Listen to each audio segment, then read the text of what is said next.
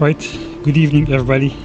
Welcome back to Gleba, where we seem to be spending most of our time post first 3 planets. So yeah, the whole reason we are here is the planet eventually deadlocked. It has run fine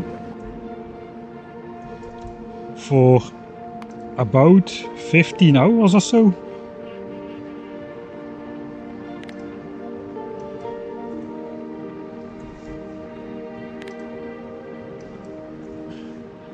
Until we came back to automate carbon fiber. Apparently we did something wrong somehow, because everything just deadlocked. It turned out to be 2 pieces of spoilage sitting on this underground belt right here, which disabled these inserters to take from this belt. So hopefully we fixed that now. Yesterday we flew off into space, only to see that something else deadlocked after we were out there. So we reloaded, went back to Gleba to fix that thing as well. I don't even remember what it was. I think it was copper. Copper died. We started up copper again. And then I ended the stream saying I would simulate the game for a couple hours. Which I've been doing this morning. I left the game running for like 45 minutes or so on up to 4 times game speed. Things look okay. The last hour has been stable again, just as it should be. It has been stable for the last 3 simulated hours. One thing was going wrong still, and that is sulfur. So basically this thing backed up with spoilage in here. The spoilage cannot get deleted, so I had to manually take that out. But yeah, basically once this is full, the main inserter no longer, or as this spoils, it can no longer go here, and then it basically deadlocks. And nothing is happening anymore, as it's out of nutrients, no new nutrients can go in. Fortunately this machine runs on spoilage, so the solution should be just as simple as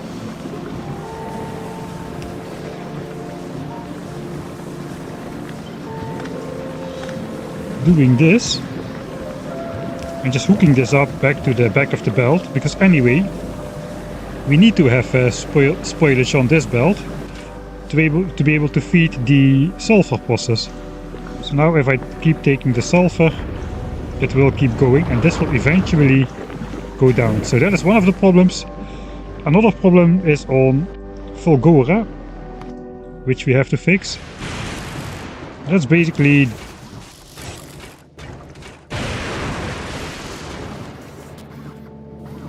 I remember now. I did not put carbon filters on. I didn't put the carbon filters on these outserters, leading that to put spoilage on the belt, which is basically limiting this machine over here. Although it looks like now we are currently out of ice cubes because we're out of everything. Probably because Holmium is full again. Yeah, Holmium is full again.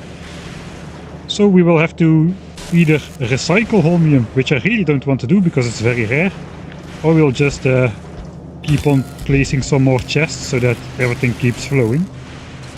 Or we just make more science packs. I don't know what to do. I think we'll just store it. So those are the 2 issues I found with the base.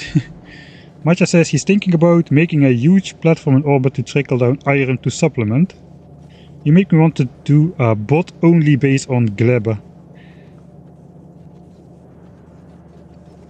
I think bot bases are probably the way to go on Gleba. You can basically output everything in a chest and let the bots sort it, instead of manually trying to input and output spoilage and nutrients and the product and byproducts just from every single issue. Yeah, let's not. Alright. So this save is 122 hours in. The actual end of stream save was 119 hours in. Just jungle main boss and burn it in the end. One of the problems seemed to be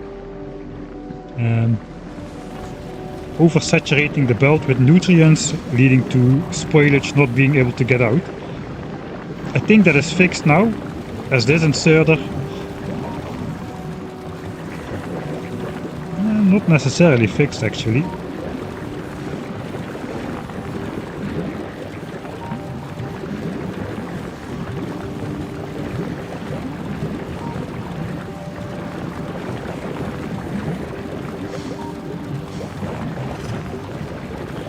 No, it's fixed because this inserter will let maximum half of this left side of the belt through to over here. And it sends some off over here. I guess if I do this I will be even safer.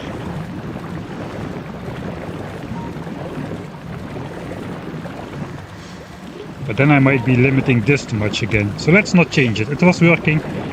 If it is not broke, don't fix it. It was working for like 3 hours without locking up, so I'm not going to touch this. In fact, I'm just going to load my save again, and I'm just not even gonna look at it. Also the check mark to trash unrequested items. Quality recycle plates. No. No. I'm not going to quality until we're going to go full legendary quality. So before that I just don't see the need. We've got our mech armor, it's standard sized, it's good enough, it gets the job done. There is no need for better stuff at the moment.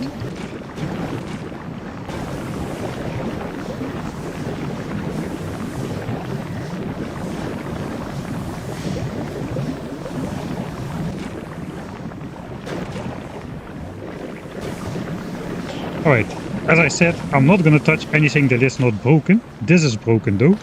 So we take out the spoilage here. Let's apply the changes we did before. First copy the filter, then delete it, then cut this one. Then paste it again. Alright. And just put it at the end of the belt. Let's just start it up a bit.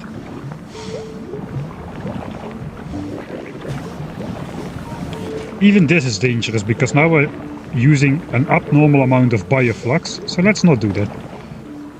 Let's just let it go its natural course.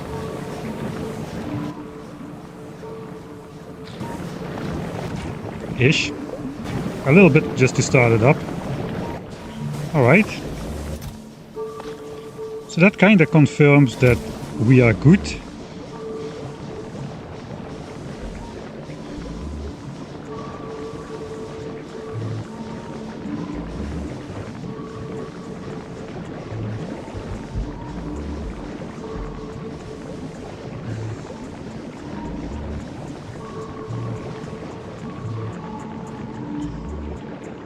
Alright, so no other changes. This should work. It worked for 3 hours in the simulation.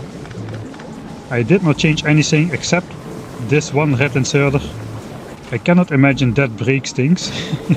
Famous last words, but we need sulfur supply because we need to make blue chips on this planet, which needs sulfuric acid, which we are getting none of. As a side quest though, that netted us a nice couple full chests of red chips here apparently. So yeah, that is nice.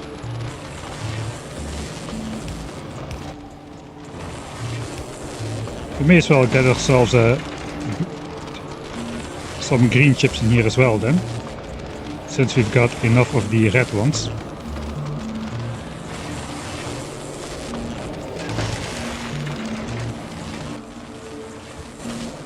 That should just affect copper consumption. Alright, that means we're gonna be out of here. This time definitively. Where is my 3 garbage inventory chests? Everything goes in there. I didn't think I took my good bots here, no. Okay, this rocket is just about to fill up to the Glebski Express. So I guess let's wait for that rocket to launch, and then we'll just head out ourselves.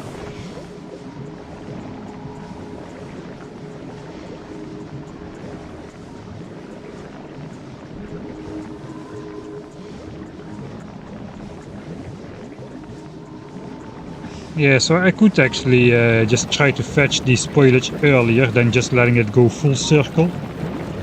I'm kinda doing that by bringing some out on this belt again.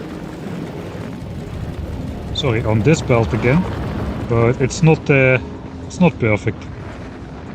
But hey, for a first base on Gleba, I'm amazed that it has kept working for at least like 15 hours or so before something went wrong, and that's only after I messed with it, placing this carbon fiber automation in place. So yeah, change one thing, that changes the balance of everything, and suddenly the whole ecosystem comes crashing down. Alright, out with that science. Up we go. Let's make a save. Up we go. We go to the Yamamoto 3000.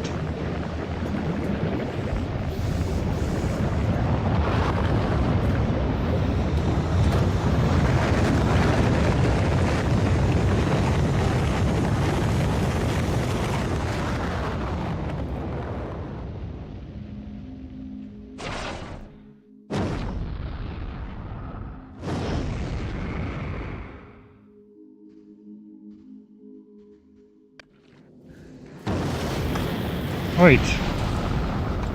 I forgot to enable science insertion again, which was something which effed me over previously.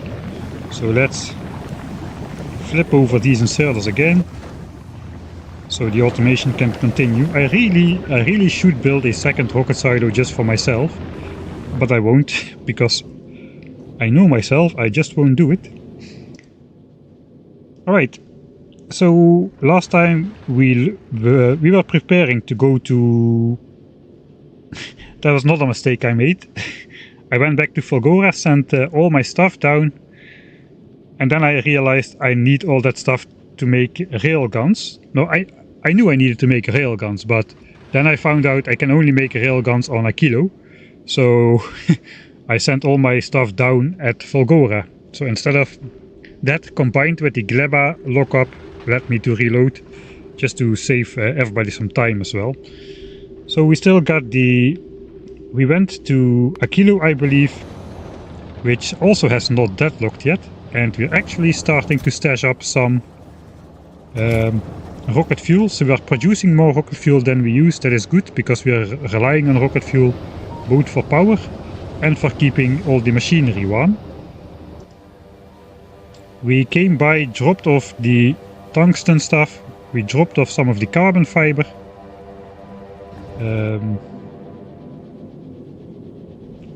And now I remember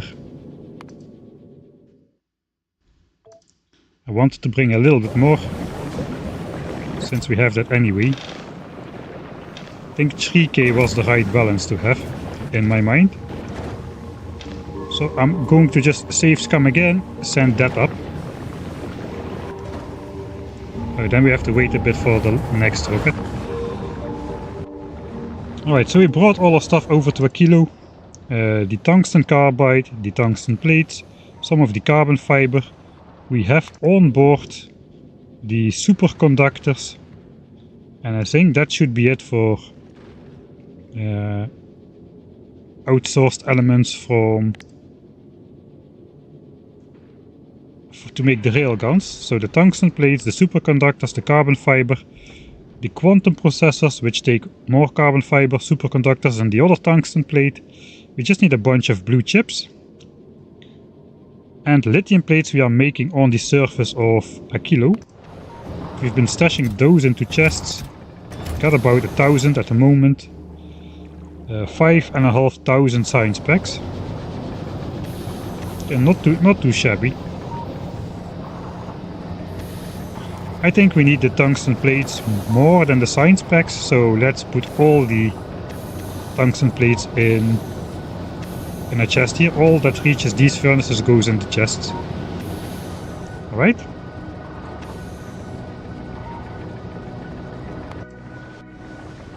This time, let's go up again. I this time will rotate these science inserters again.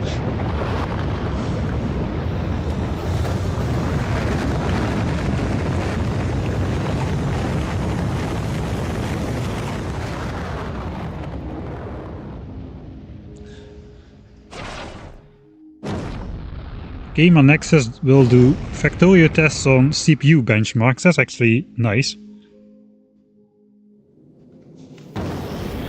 Then at least noobs like me will have something to go by whenever they make the decision for a next system to work on. Alright, so as we saw, to make the rail guns,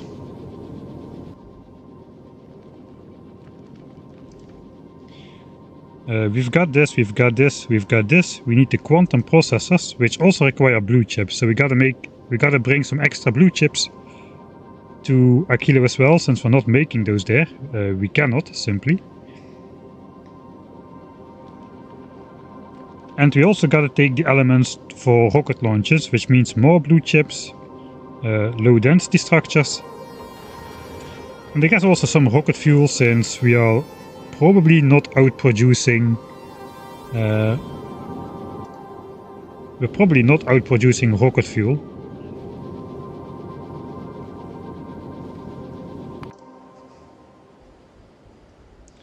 Just wondering if we should drop by at Vulcanus for that purpose, because we've got tons and tons of the stuff hooked up.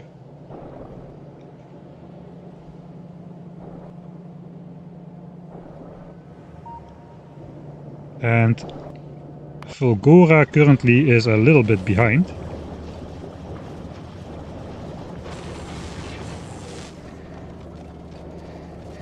Especially in terms of low density structures, I think. Actually no, this is full again.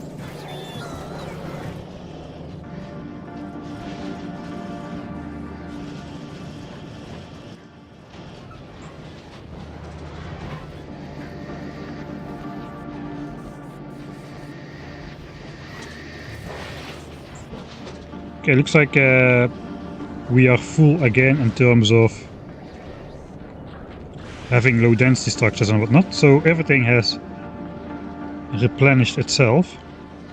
Alright, then I don't really see a reason to go to Vulcanus. Let's go back to Fulgora, save ourselves a little bit of time. There we go. Full speed.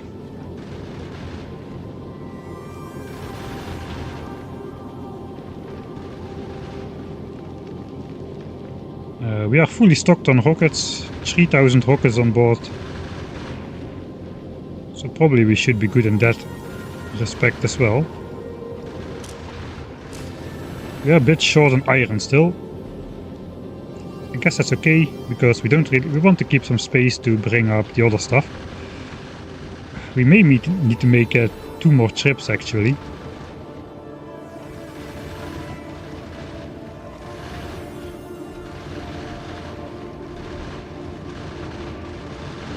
I guess the blue chips and low density structures are quite compact in terms of what we still need to take, but the rocket fuel is pretty bulky. So we need like 50 rocket fuel per rocket. I think we had only 200 stocked up here. Yeah, about 200.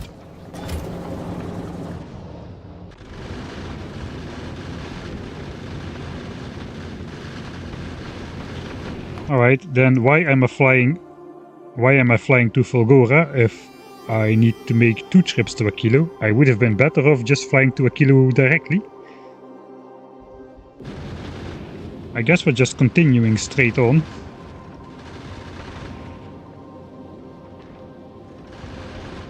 Oh, we may as well load something on the ship then, if we're at Fulgora anyway. Let's drop down. My Gleba base is more spaceship shaped than my spaceships.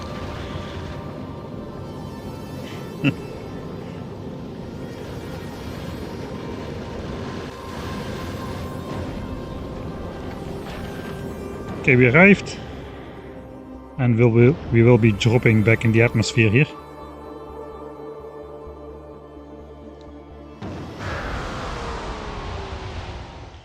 So I guess first thing we do...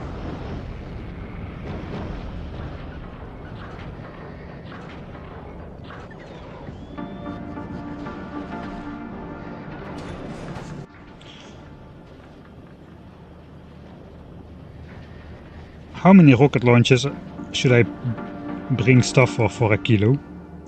We've got like 5k science packs. I brought stuff to make 50,000 science packs, which is like 50 rocket launches. I think that's a bit optimistic for now. I think for now we just need to... For now, the goal is just to get out of the solar system. And for that, apparently, we need to research the Prometheum science pack, even though we don't need to make any. We need that to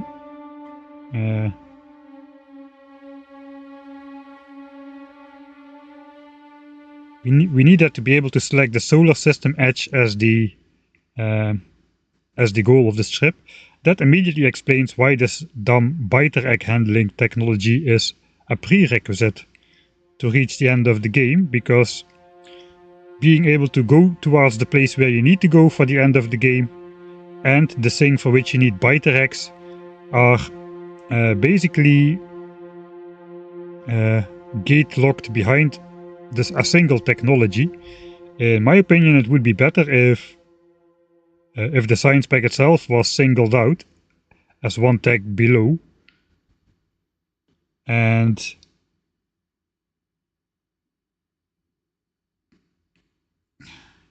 maybe the shattered planet could be grouped with this. I feel like the solar system edge perhaps could be even unlocked at the cryogenic science pack, or maybe as a separate technology behind the cryogenic science pack. Because the biter eggs don't have anything to do with reaching the edge of the solar system where you go to win the game. That's a little bit weird. Alright. So let's say we need... I was counting science packs, that's why I was here. I did not account for fusion power, which is 2000 science packs, and the Prometheum science pack, which is 2000 science packs. So that means we need to make 4000 more science packs, which we already have. But that is 4 rocket launches at the minimum. 4 rocket launches at the minimum. We also need to look how many railguns we can send in space. 1 railgun can be sent into space per rocket, okay. That is not a lot. That is really not a lot. Okay, we will need to make 2 trips then, because we need to send a lot of rockets from Aquilo, and we need to ship everything in.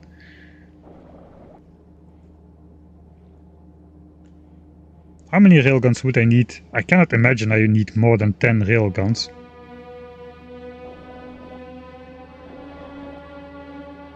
On the other hand, I brought stuff for like 20 railguns at least. Okay, that's 20, let's say 20 rocket launches then to get the railgun turrets.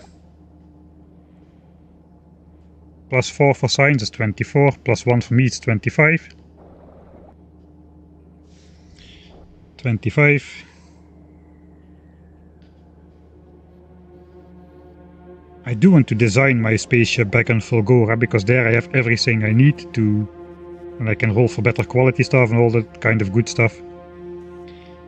20 railguns would consume 100 megawatts, which actually is the same as the output of a fusion reactor, which we were planning to build, if I remember correct.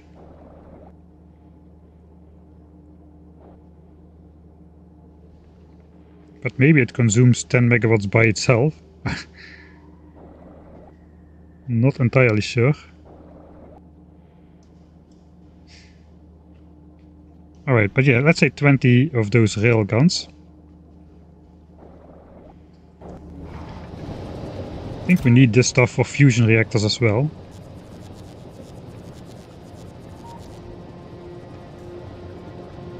Or at least for the quantum processors. 250.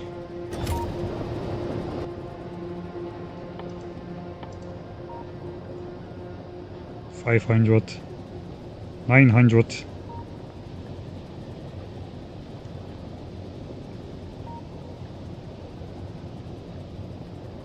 Oh wait, we need to make these on Aquilo as well. Okay, so we need to make these on Aquilo. Okay, I guess we don't need to send stuff into space for that. I guess these also will be only 1 on a rocket, that is correct. These go 5 on a rocket though. That's 2, 3, 4 rocket launches, so we're up to 30 at least. 30 rocket launches at least.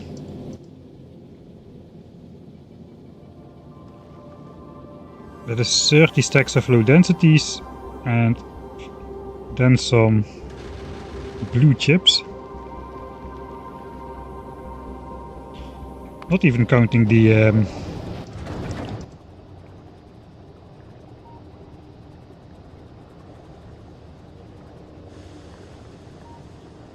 rocket fuel. I think we'll do we'll send up stuff for 40 rocket launches first. There's gonna be 60 slots. 1, 2, 3, 4, 5, 6. The rest I fill with rocket fuel. Then I can go down to the surface. I can first empty this out in chests. Then send the stuff down from the platform. And then I can use my rocket fuel with some of the other parts to launch myself back into space. We'll go back. We'll pick up another bunch of blue chips and whatnot.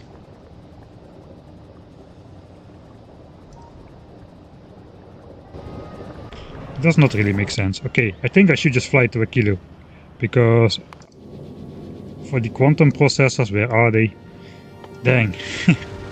All over the place again. Quantum processors. We just need to bring some blue chips in. So the second trip is just blue chips and rocket fuel. I do want to bring a lot of rocket fuel though. Alright, no. Let's do it.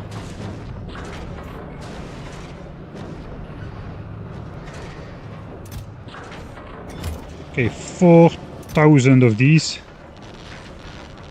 2,000 of these. Is 40 rockets.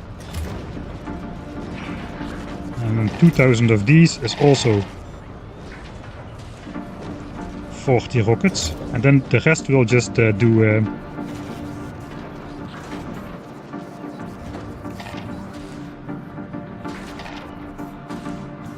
Oh god.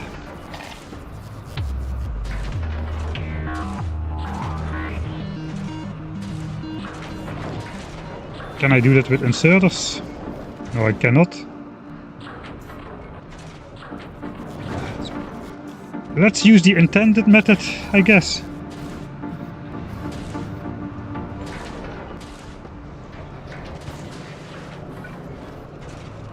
Okay, let's use the intended method. 2,000 low density structures, 2,000 blue chips. We request.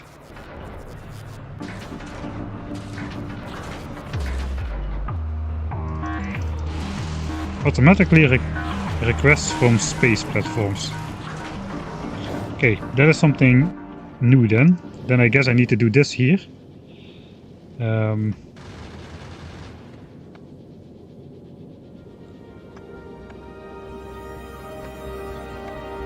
Let's just add a new section. We request up those 2,000 blue chips from Fulgora. We request up those 2,000 low density structures from Fulgora.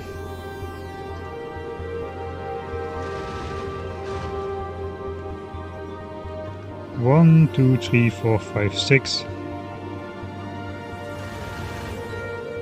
We request up 200 rocket fuel for now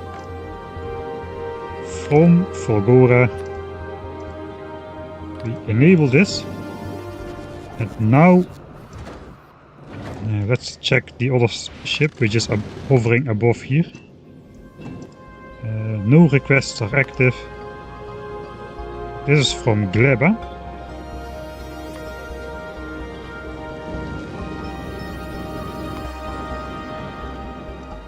This is not requesting anything. Okay, so we're good.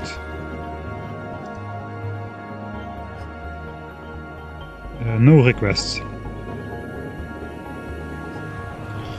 Alright, so if I do this, now the bots should load the rocket.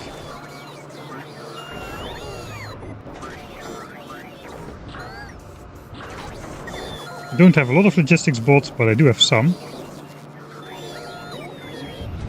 Okay, there it goes.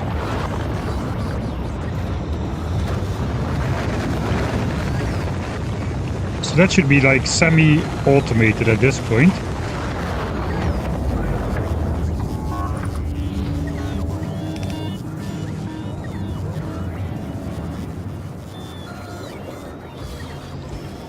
Can you not make rocket fuel on Aquilo? Yes, I can, but at the moment it is pretty slow. I don't really want to change out the base a lot, because that will cost me all of my rocket fuel to heat the rest of the heat pipes up to operable temperatures, I think. So to launch 40 rockets in reasonably quick succession, I will basically need to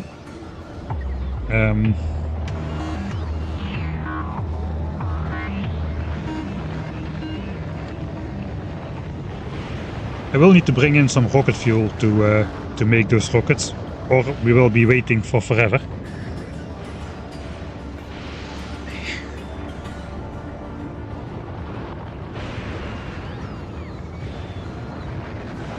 Farm Promethium? No, I have no idea even how to do that.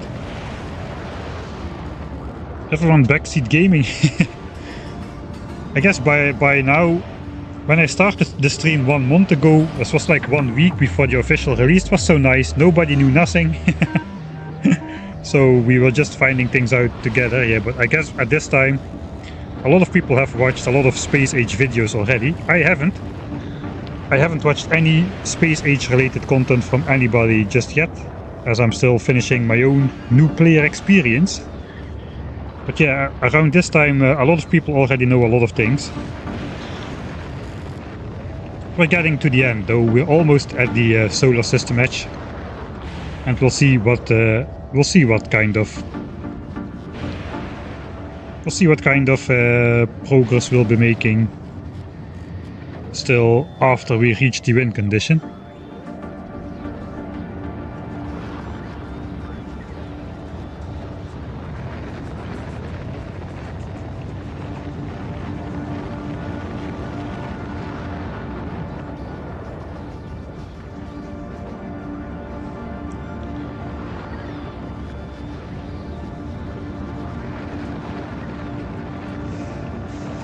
I think I'm going to use the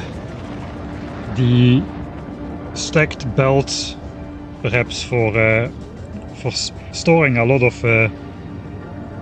railgun shells. As you can see in the mouse over, one piece of belt can fit 8 items on top, and that is when they are not stacked. So if we research the maximum belt stacking, which is up to 4 tiles high, and use those stack inserters we unlocked, these things, you can use a couple of those.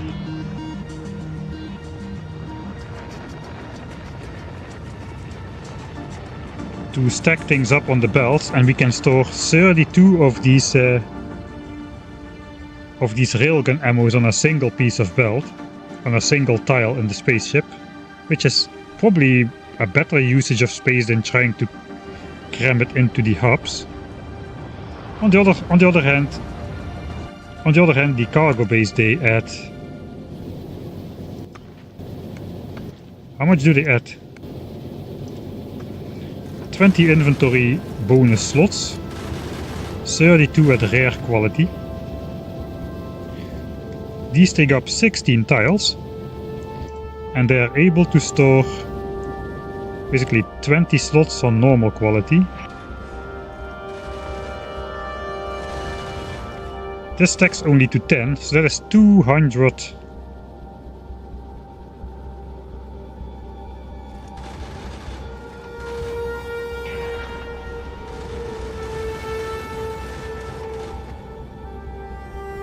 200 railgun ammo on 16 tiles, whereas if we use belts, it's gonna be 32 times 16, which is like 512. I think it's 512. So that is 51 storage slots of railgun ammo on 16 belts. If we just weave that if we just weave that belt around on the same space, we can fit 512 railgun ammo on the same space as this thing, which gives us only the space for 200 railgun ammo. So that kind of seems the way to go.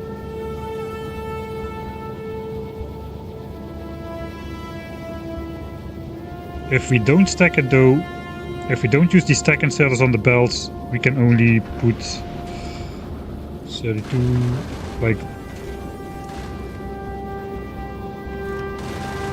8, 64, 128. Yeah, there's only 128 shells on a non-stacked belt, so then it's better to use these things. We can get maximum the rare quality at the moment, so 320 seems to be the way to go. Even legendary cargo base cannot store as many railgun ammo inside as just a stacked up yellow belt. That is quite funny.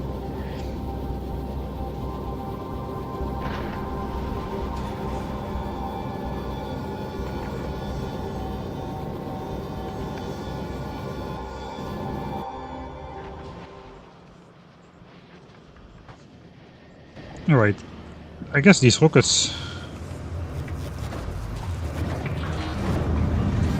looks like they are done. We have got on board the 2000 of these things, and rocket fuel. I do normally have space for like 2000 iron on board, so I really should not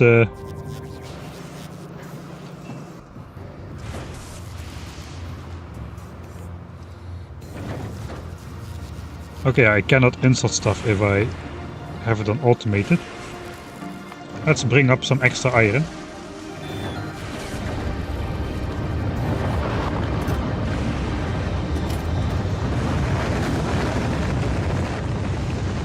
Alright.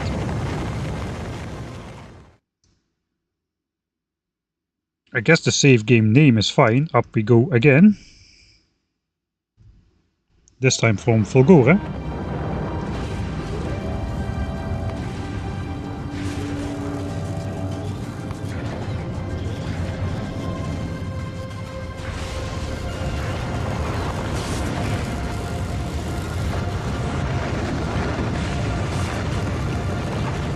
Yeah, so I'm not sure they will let you stack the railgun ammo. I don't even know how the stacking works. That's just what I'm assuming at the moment.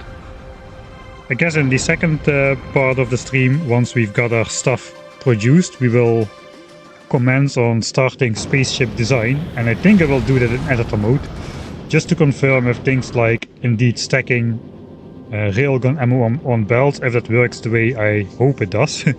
Because if it doesn't, then I either will be in trouble.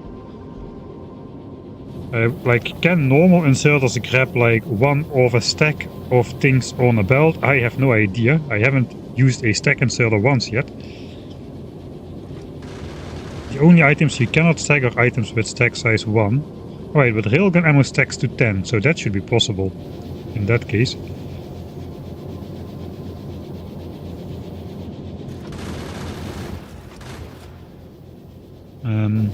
Alright. So I'm on board. The ship is kind of full enough. I think we're going to be on the way towards...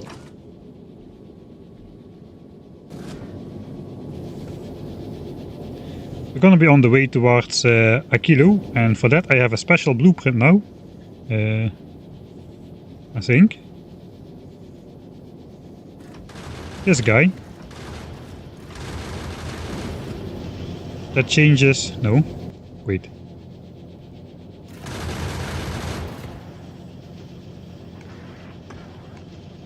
This guy, I think. Maybe I already made that.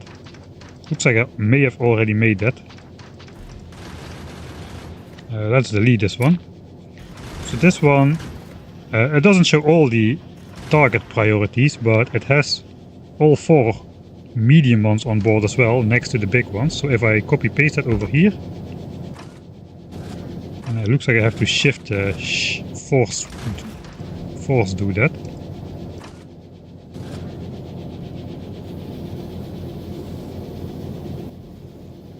I am pretty sure that this is supposed to have all the asteroids.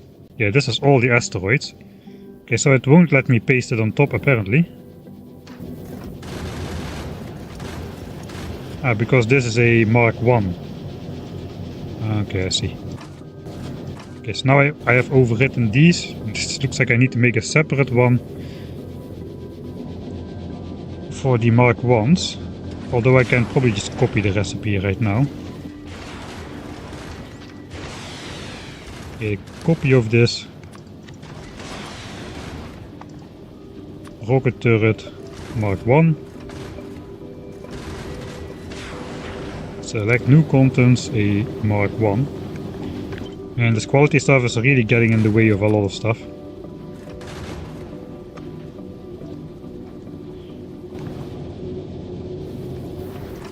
Alright, so now can I do it? If I select the right quality one, okay, now I can do it. But I can also just copy and paste the recipes along. Also to the gun turret, which is bad. If I accidentally do that, it will just shoot things which it cannot destroy.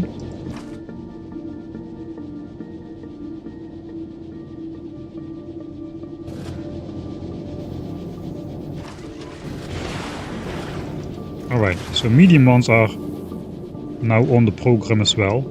That is good.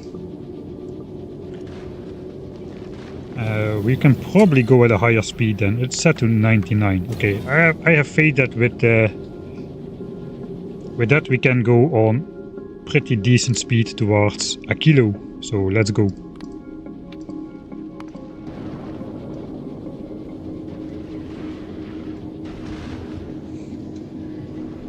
This is actually the first Space Age content I've watched myself. Didn't want spoilers, but also wanted to watch your streams.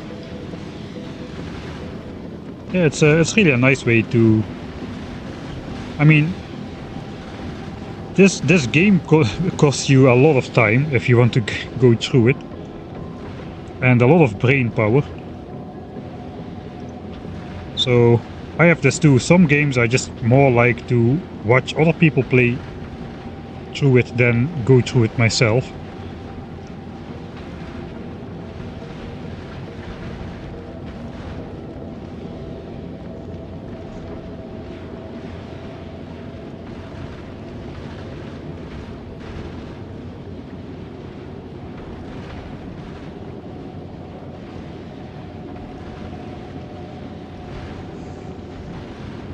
Classic Mike not labeling his blueprints. These are disposable blueprints.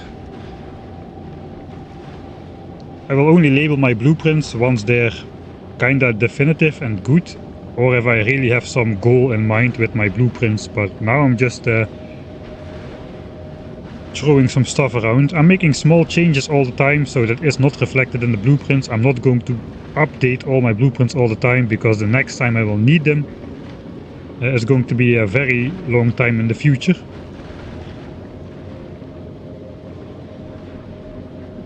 And if I want something, I can just basically now copy this entire ship and just paste it on a new platform, instead of using a blueprint I made 20 hours ago, and which I'm not sure if all the new updates and tweaks and bug fixes have been incorporated. So that's why I'm not labeling the blueprints right now.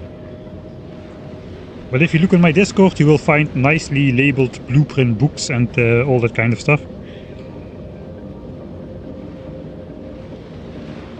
Legendary biters. Apparently you can get legendary biters if you make a legendary captured spawner or something. And then let it return to its wild... Basically let it return to nature by not feeding it bioflux.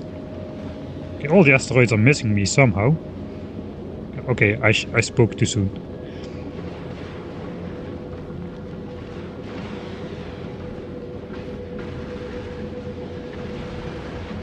So that way you could get legendary biters, which means like behemoths with like about 9,000 hit points or so, something really crazy.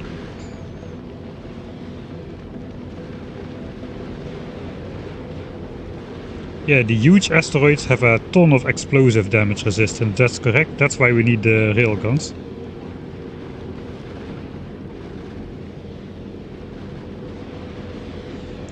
I also was thinking about an ablative spaceship design, just using a lot of walls and platforms in the front which just get repaired. But we did a trip out to the solar system edge as a break screen when I went on break. And the very first huge asteroid just went straight through the ship, and it just didn't stop. It went just all the way through. So it looks like those things have infinite piercing and barely take damage by going through your spaceship. Which means even if we had a huge chunky wall in front of the ship to absorb impact, that still wouldn't be enough to deflect even a single huge asteroid, it appears at least. Ooh, getting a bit close there. I guess we're at the highest density of asteroids now.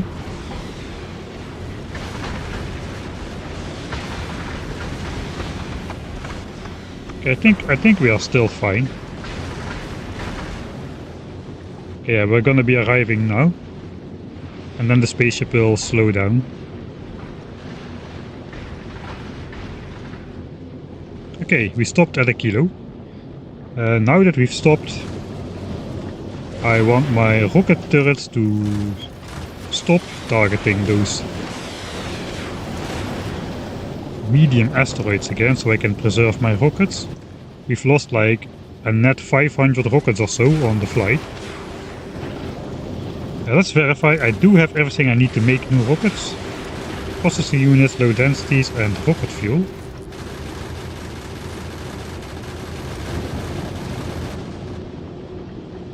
So I first will send myself down to the planet. And I won't get soft lock, hopefully.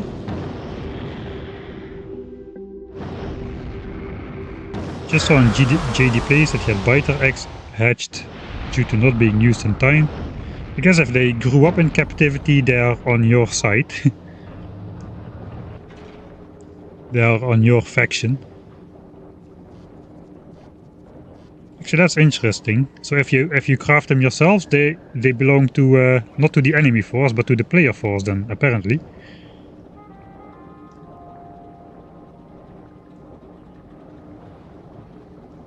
Maybe they are neutral. Is there a neutral force? There may be a neutral force. I don't remember.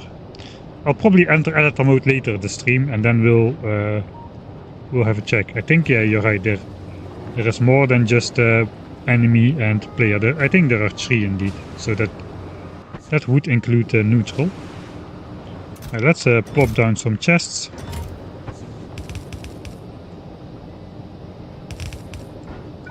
We'll keep the chests warm as well.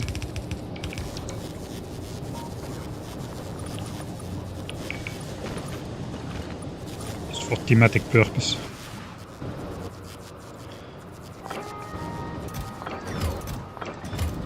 Okay. 3k of those chunks, 3k of these chunks. We will have 3k of these as well, as soon as we send those down. And some iron for personal use.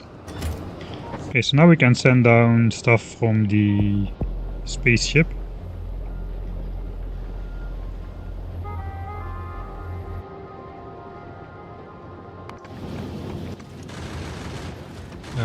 Let's start with these.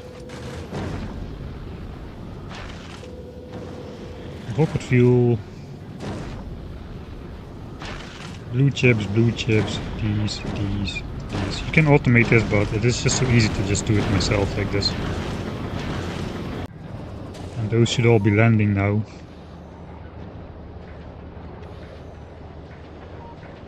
Okay, there comes all the goodies.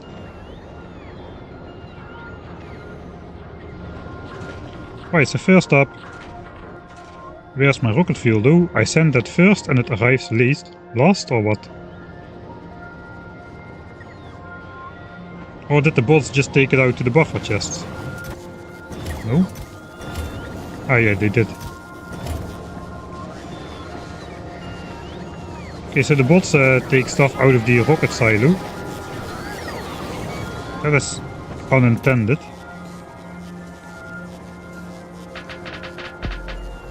And bring it over to these buffer chests.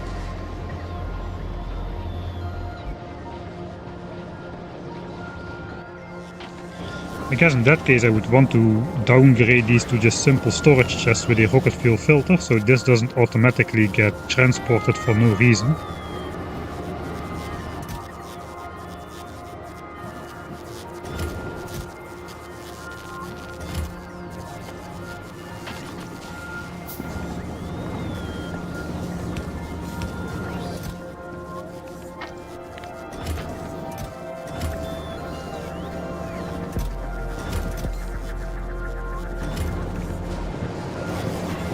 Because that costs a lot of power for these bots to fly and recharge themselves on this planet, which is absolutely not necessary. Using up more rocket fuel in the process. Alright. I think I should put 200 rocket fuel in here. We'll match it up with 200 blue chips and 200 low densities, so we can make at least 4 rockets. We're going to want to have a rocket ready to launch ourselves up into space.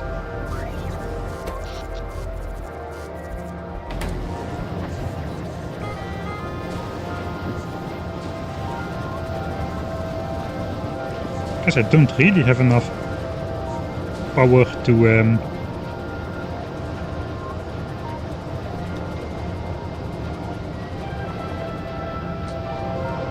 put speed modules in here. Don't think we need to though, we will be on this planet for a while. Okay, so here's the 3K carbon fiber.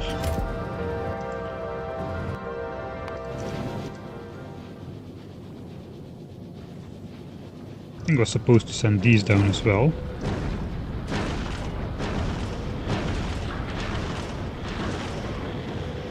And these?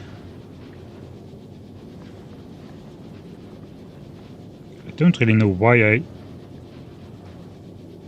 send these over. But let's just bring them down. I've got those on Volgora in quantities that are insanely high anyway.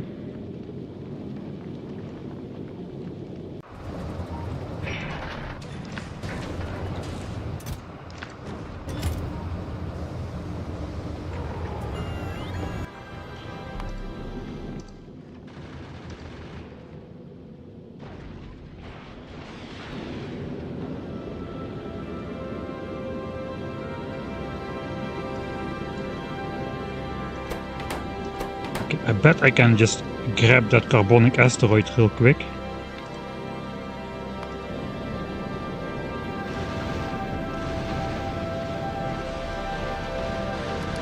Back to Aquilo, okay. Good. Now we go back to Aquilo. And we stopped again. Guerrilla tactics. Quickly fly out to grab that carbonic asteroid so we can make some more rockets out of that. Those things are rare in this over here.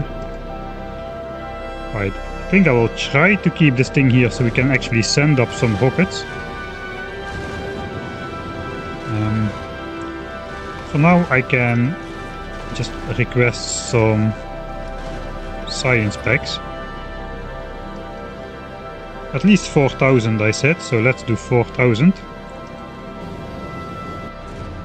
And we can actually let rocket launches commence.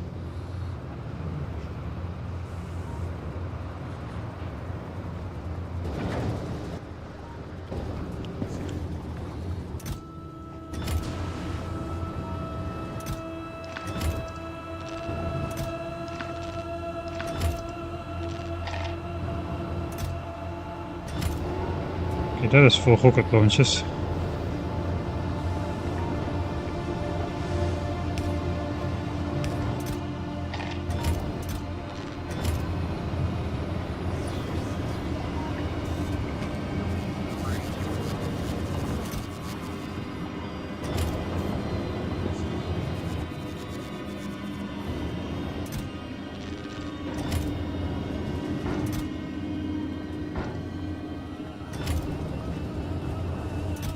I'm gonna put a chest somewhere else because those I will need to use frequently. I think I should first just launch myself up here.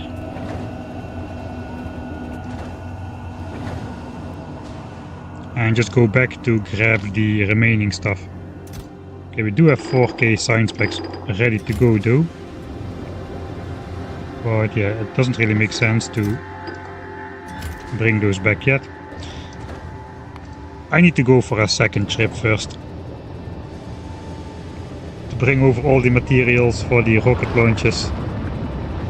In the future, a lot of rocket fuel I want to bring. I want to make this entire network glow up to 900 degrees. That's gonna take a lot of power.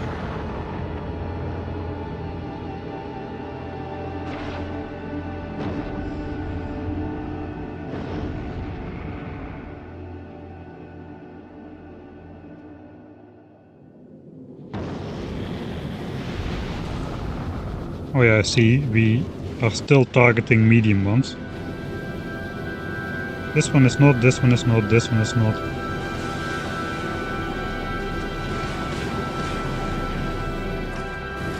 Oh no, they are not targeting mediums. Dang dude, that's a lot of asteroids. Just being so close by.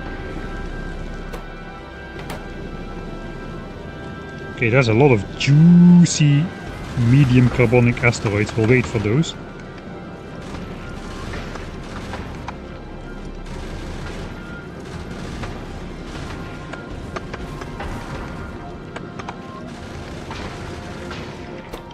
Okay, nice. I need to get out of here. We will need to do the same where they target mediums again. Exactly for that reason, they should not be doing that most of the time.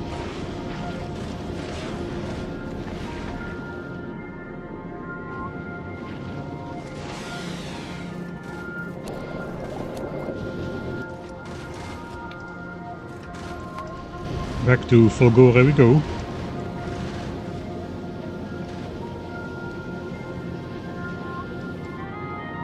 It's always a little bit nerve-wracking because we start flying very fast and it takes a little bit of time to get down to the speed. The thrusters need to consume whatever fuel is inside. Looks like we did it.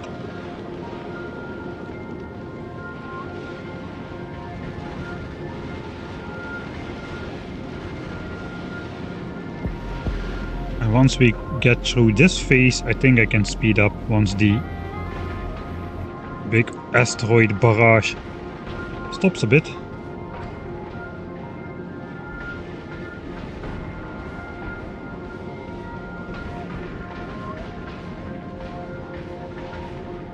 Still a lot of those guys coming in though.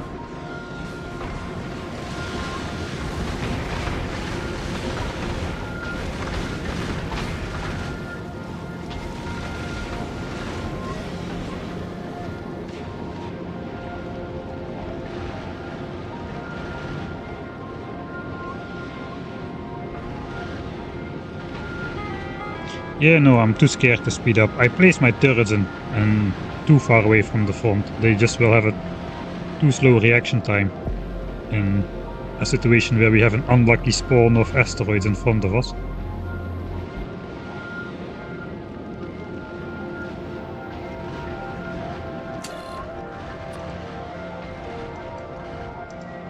Let's try to go a little bit faster.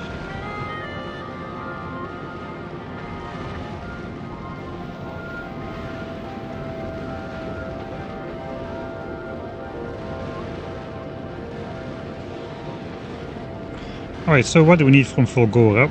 We need to basically blue chips to make the quantum processors, those we didn't account for yet. So it is 1 blue chip per quantum processor. We are going to need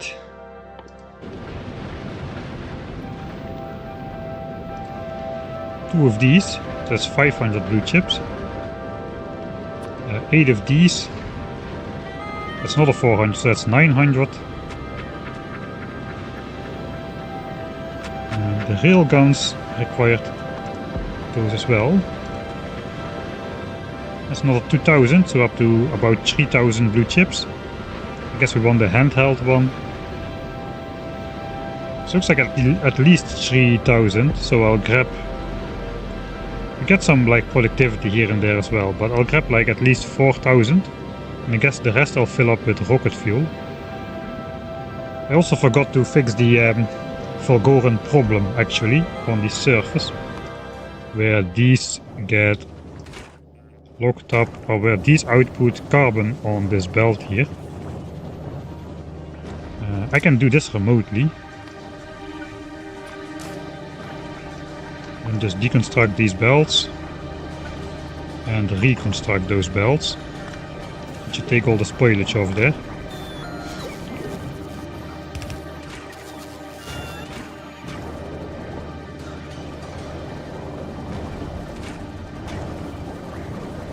I guess this was already backing up because of that.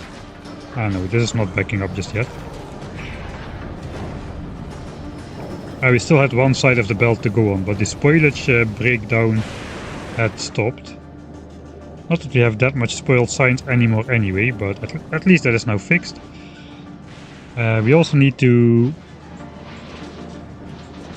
There was one more thing.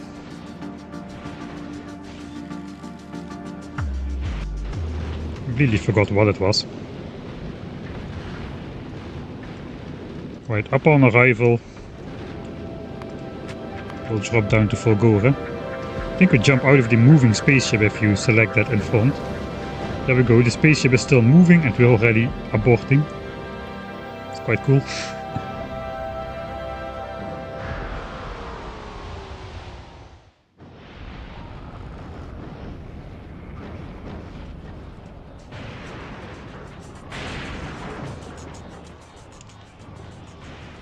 Right.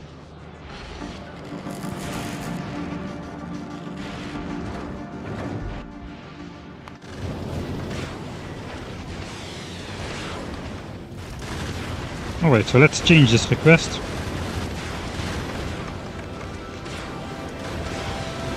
We want at least 4000 blue chips.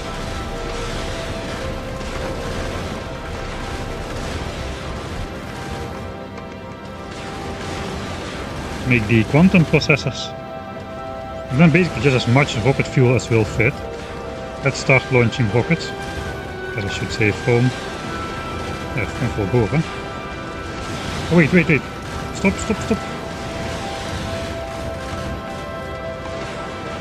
It is... was going back again. Looks like we just jumped from the ship and the ship just moved back to... Aquilo, come back please. Yeah, thanks Toller boy. I didn't even notice.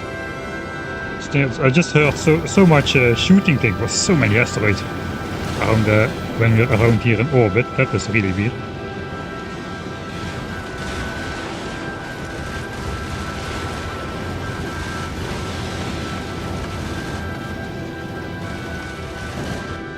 Right, all medium asteroids will only be targeted by gun turrets again.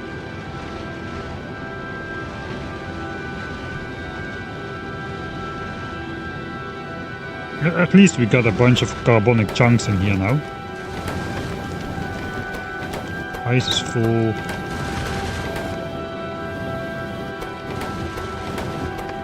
This side is normally full. I think we have to integrate the carbonic chunk, or like the asteroid chunk reprocessing on the final spaceship design. We'll see. We'll see how that goes once we get to that stage.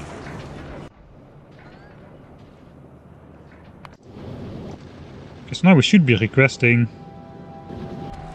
chips. So if we do this, the bots will automatically start bringing over some blue chips again.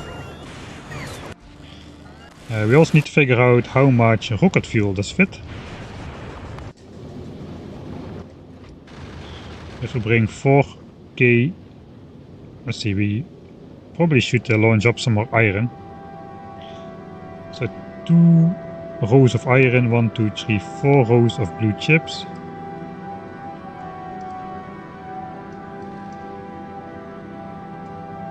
One, 2, 3, 4, 5, 6, 7, 8, 9, 10, 11, 12 rows of rocket fuel. That's 12 times 200. That's not a lot actually. 2400 rocket fuel only.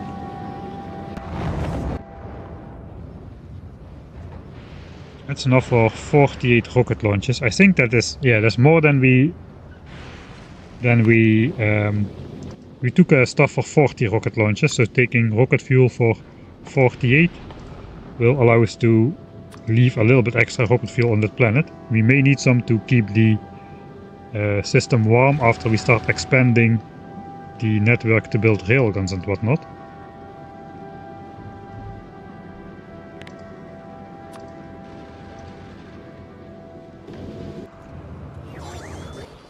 Alright, so if I also manually 960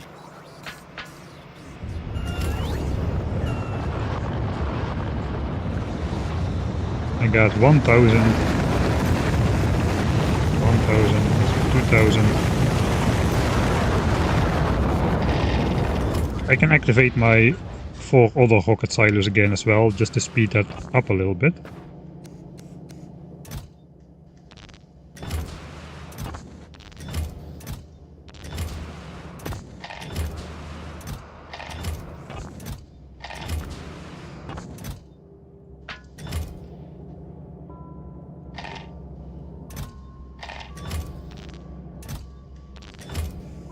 $500, $500, $500, $500, $500.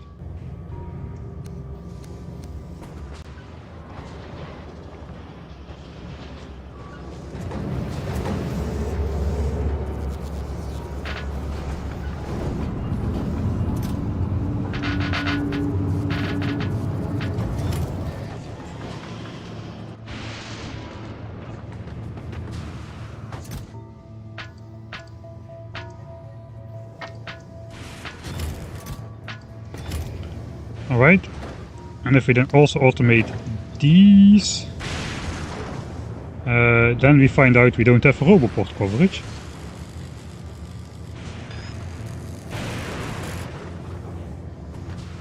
So let's try to take care of that.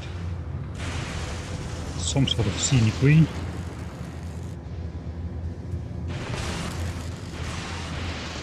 Okay, we still have more Roboports, that's amazing. We probably need some more logistics bots to fulfill all the requests here. It looks like we first need to finish up the rocket silos before we actually will be bringing stuff over. I'll also just grab some of this rocket fuel.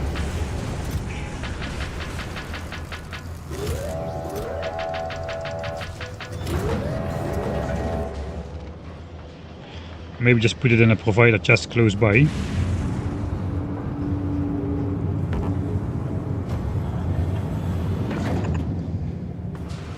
There's actual oil ocean here, okay.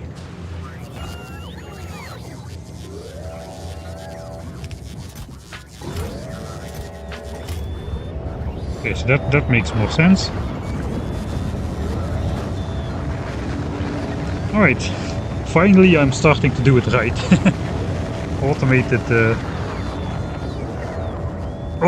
rockets with bots, who would have thought?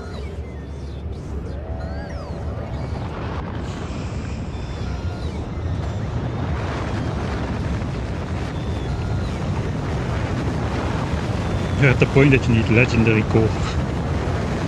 Does that even exist? Okay, rockets are flying out all over the map now. It's starting to look like something.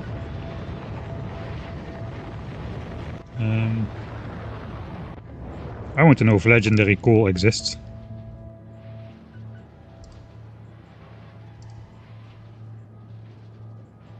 That is bollocks. No legendary coal exists.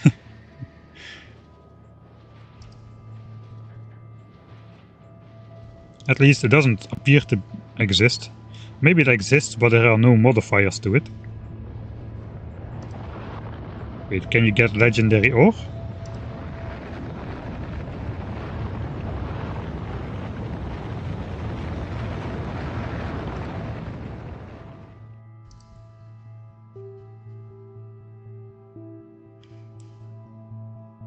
It doesn't say what modules it accepts.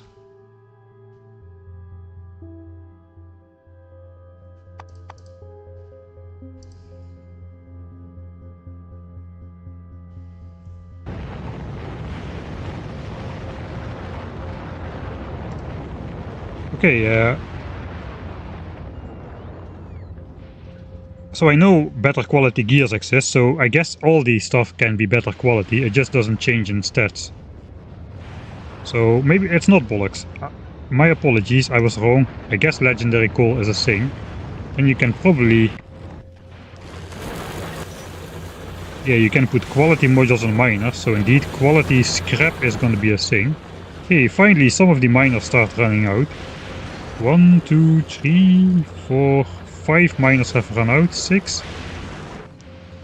We have finally mined up 21 million scrap out of the 80 million starter patch. I'm still thinking this patch is gonna last to the end of the game.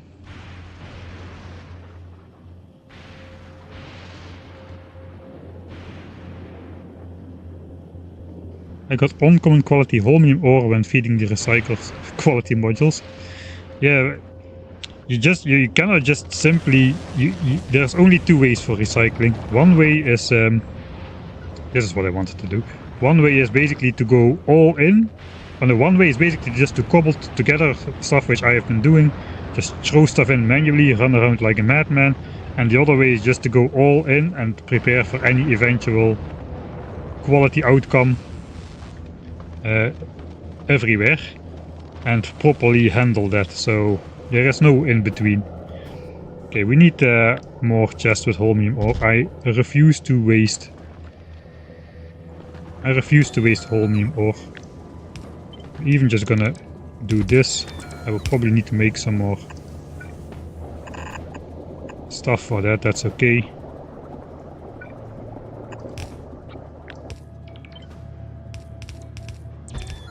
There we go, and then the rest can just fall off the edge of the cliff. That probably won't work.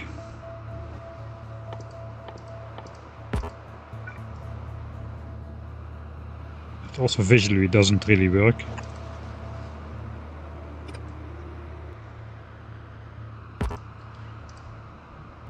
Yeah, if I put something there, it will just keep bugging me all the time. Alright, we've got a job to do.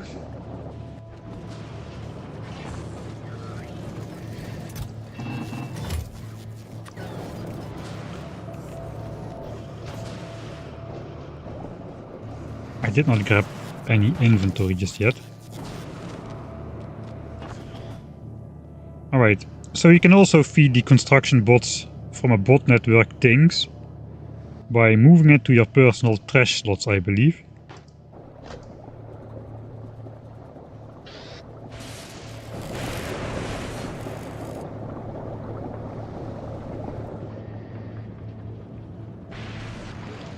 And I guess standing in the range of the bot network, I am. Alright, this works, but I have to stand in range of the logistics portion. And then the construction bots will come out to grab it from my trash slots and place it over here. It's kinda weird. Okay, let's downgrade all of these to normal ones. Because those are what I have in my inventory.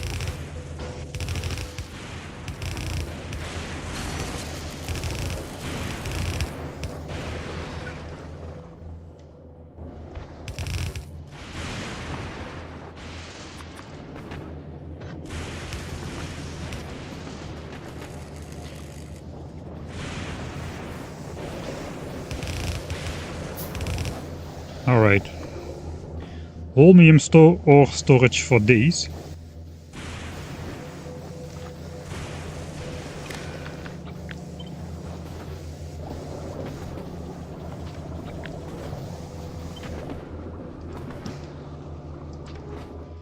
And then we'll hook all of them together.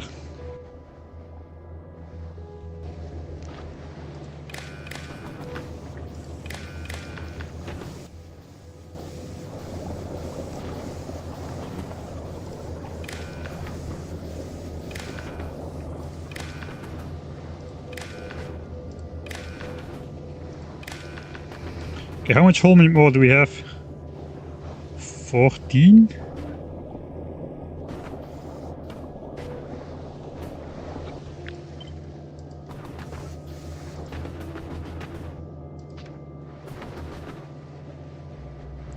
$41,000. Okay, that is a lot of holmium ore.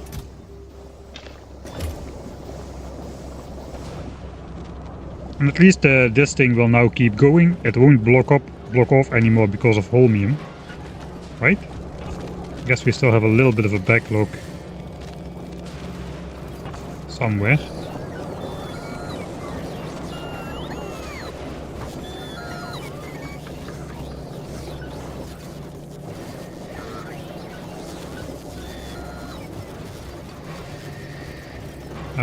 Guess iron gears are...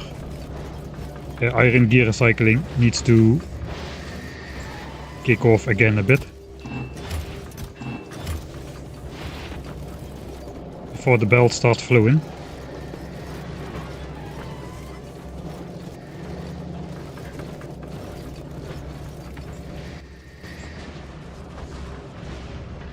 Alright. Are the automated rocket launchers done? No, we are out of blue chips, at least out of blue chips that could be automated.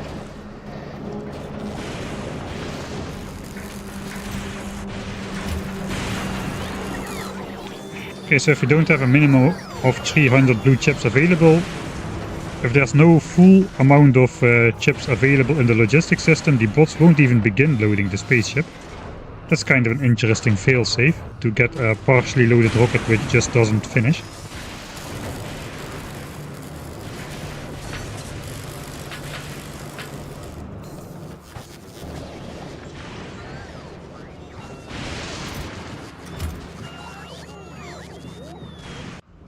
Do we have the rocket fuel on board then? It looks like we do have the rocket fuel on board, we're just waiting for blue chips really.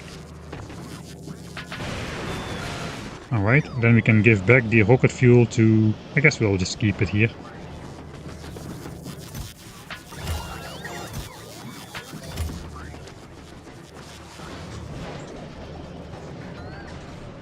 And the question is, should I bring stuff for a second rocket silo on Aquilo? It's a little bit late to think about that.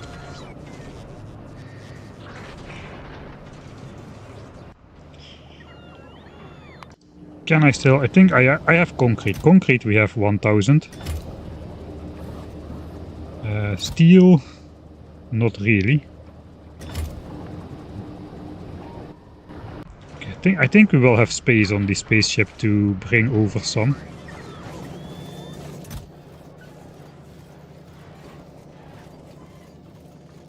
I can also store steel as steel chests and recycle it, but that will give me only 2 steel per chest, which is the same as 1. Okay, no, that doesn't make sense. That is the same yield. Okay, so we don't need concrete, but we do need the steel, the blue chips, the electric engines. And if it fits, also the 200 or the 100 pipes.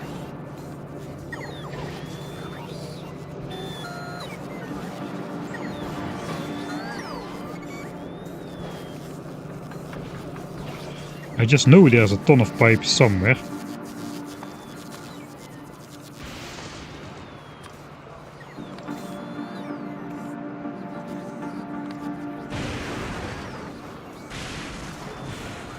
I have pipes, okay, never mind.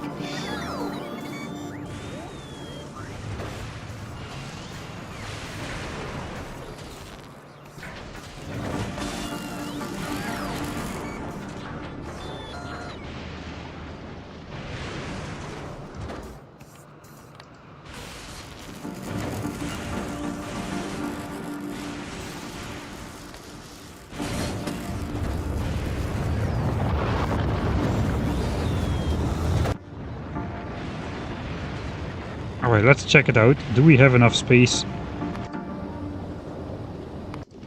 to bring up a rocket silo? We're gonna get like 3 rows more of blue chips. 1, 2, 3. A row of steel. 200 electric engines, blue chips, pipes. And then we have 5 slots remaining or so.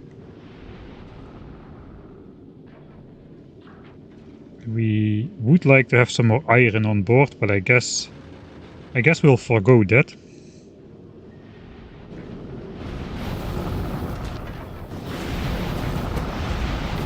We do have enough asteroids on board to make iron.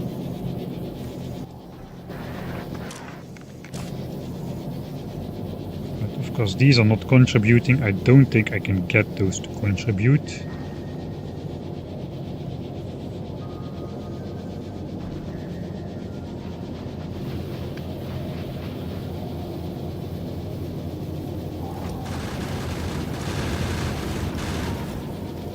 This is already contributing.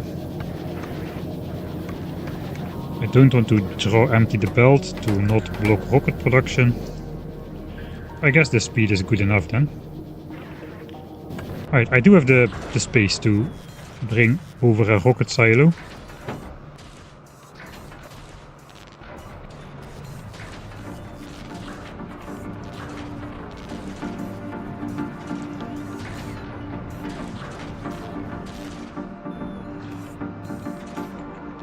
That is weird.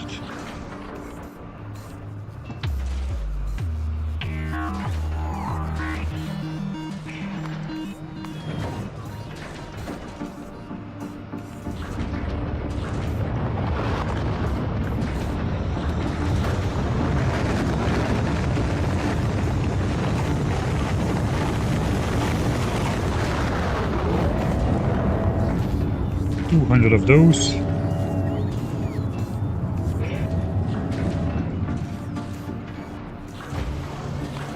And 200 steel. I have a little bit of steel over there as well. I'll just use some steel from over there.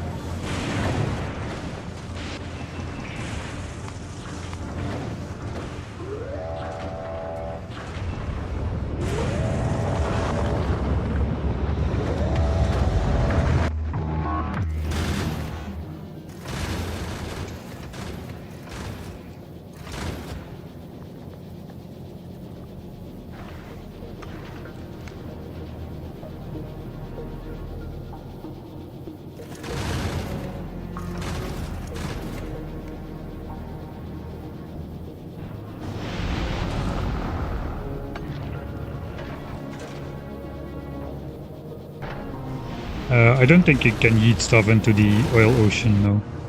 It was just for dramatic effects where I tried to set it up. You would need an extra long-handed inserter to reach this, I think. Because yeah, we cannot place it visually close enough to... Oh wait, this actually fits. Let's try.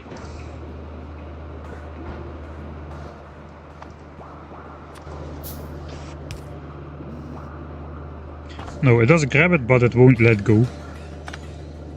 Okay.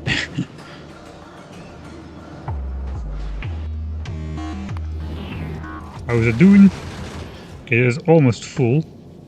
We do have 4.1k chips on board. I guess we only sent full rockets.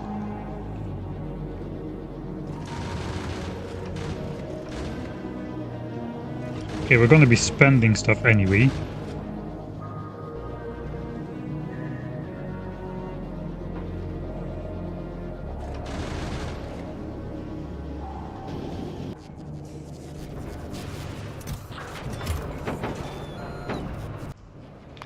Let's replenish the walls perhaps. We have 89 walls, we need 11 more.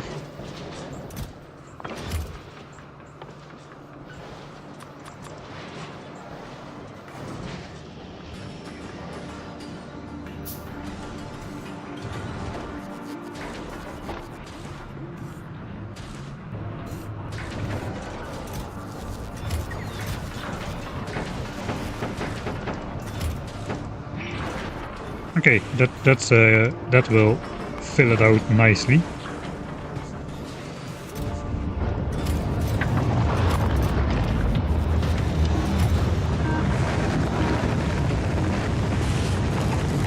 Alright, that should be the last rocket. We'll switch off everything. I'm just gonna delete these requests.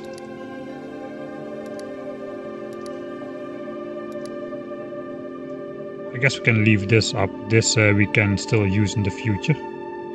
Okay, 100 walls, 100 platforms, some asteroid collectors to replace those, because those are the most likely items to get busted. It's either the walls or the asteroid collectors in Frontier which get destroyed. Unfortunately, we cannot replace those with the same quality if they break, but at least we will have something if we sustain minor damage. We also got a stack of repair packs. Okay, so that's good. Let's get off with this planet before everything fills up beyond what it can carry.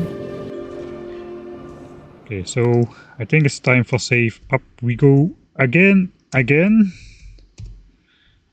Volgora.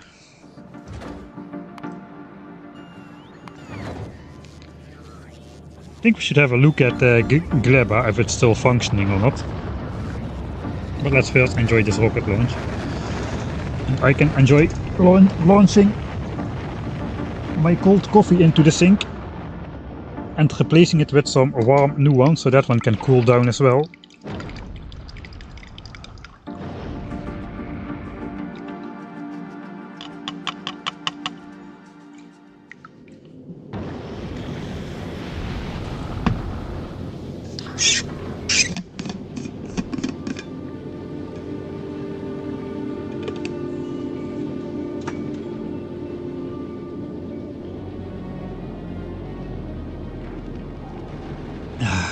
At least I've gotten one sip in.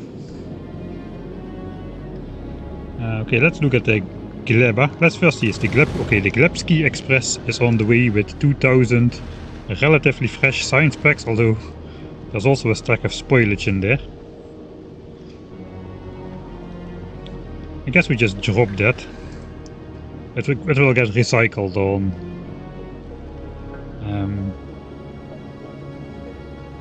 Volgora. It is on the way to Gleba. Everything is in plenty supply. How is it going on Gleba actually? First, okay, copper is still going. Iron is still going. This side is supposed to be not working. Blue chip production is still going. That means sulfur is working as well. Nothing is backed up in sulfur, except sulfur, which is good, but no more spoilage is backing up. Science production still going. There is no spoilage on the end of the belt. There hasn't been at any point. I think it was just a random occurrence. So these things can grab spoilage off the edge of the belt because they have stack size. If they see, this is how it appears to me now. They just see only the two items which are on the back of the belt, which are on the visible side of the half belt. But if they start grabbing, they also grab from the underground portion of the belt. From this, if there ends up being two spoilage on the end of the belt, these inserters don't look beyond anymore. And because sometimes in some configurations they skip grabbing the first two items of the belt, it looked like that went wrong at some weird point in the game. And that is what caused the X to hatch, and the turrets, of which I thought they would be useless, actually came in clutch to take down the hatching X before they basically destroyed most of my base here. It's kind of good I put that precaution in place. Alright, so Gleba appears to be doing well. Meanwhile, we can head off to Aquilo once again. It's a little bit annoying. I need to set up these rocket turrets every time. I guess we could do that automatically.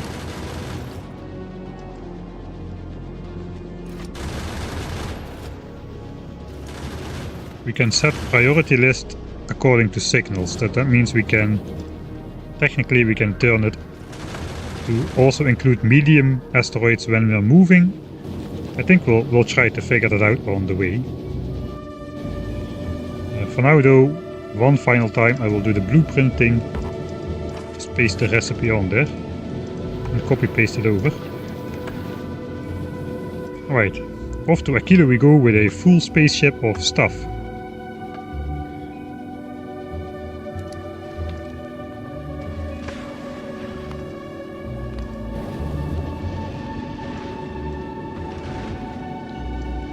So the first half should be fairly tame. Let's try just hooking up one turret.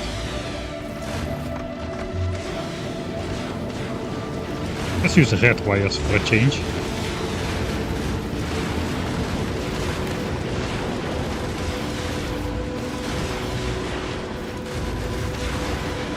Set priority list.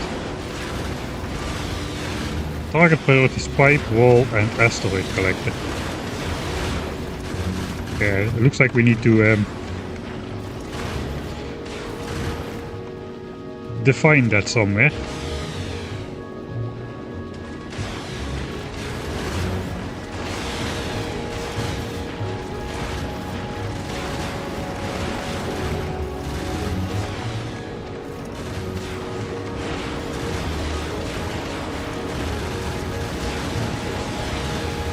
That requires some combinatrix and stuff, so I cannot really do that at the moment, because I don't have anything on board to do that with. I thought it would work with maybe just a simple wire condition.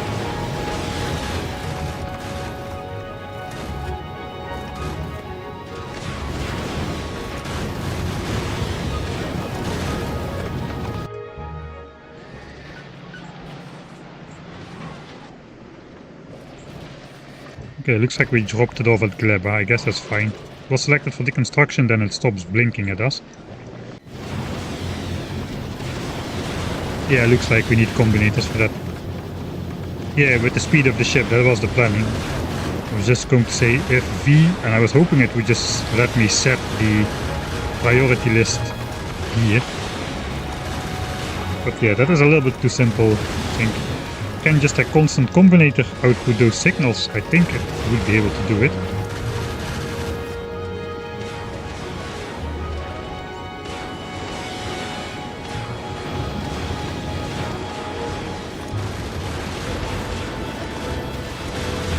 Okay, so we can basically connect it to a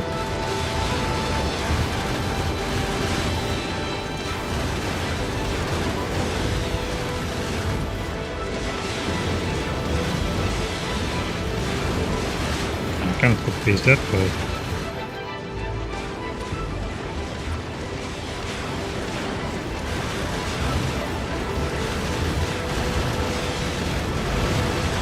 let's try. Maybe it works with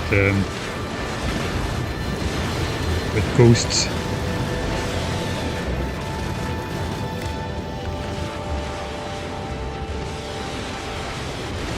No.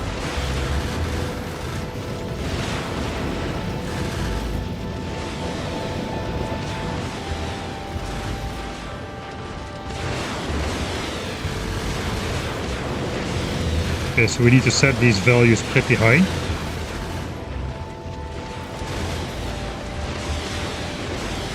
So they are the first values coming in. They're sorted by value.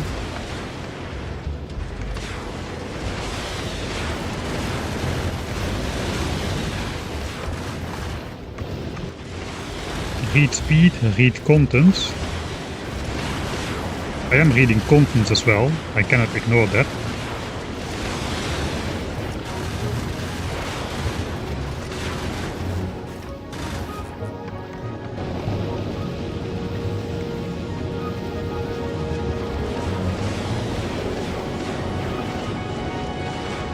And was the last save? Actually saved a lot this time. Oh, we already stopped at Aquilo.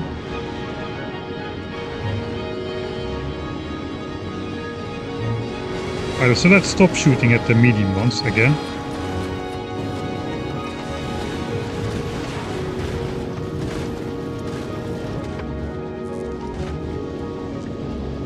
That was a lot of rockets.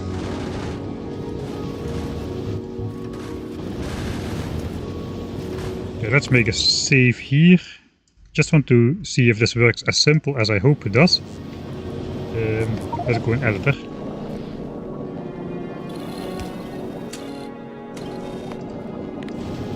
Just play time.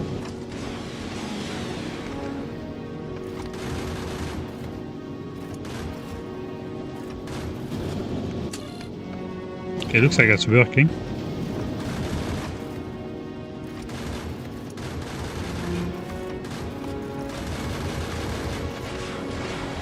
Pipe wall and asteroid collector. Why is that though? Why it's specifically pipe wall and asteroid collector? Sorted by signal value. Pipe wall and asteroid collector is pretty low on the list. Does it have to do with... No?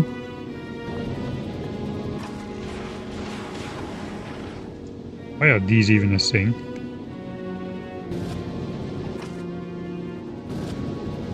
Okay, we're on the right path though. I guess I could just push out those things.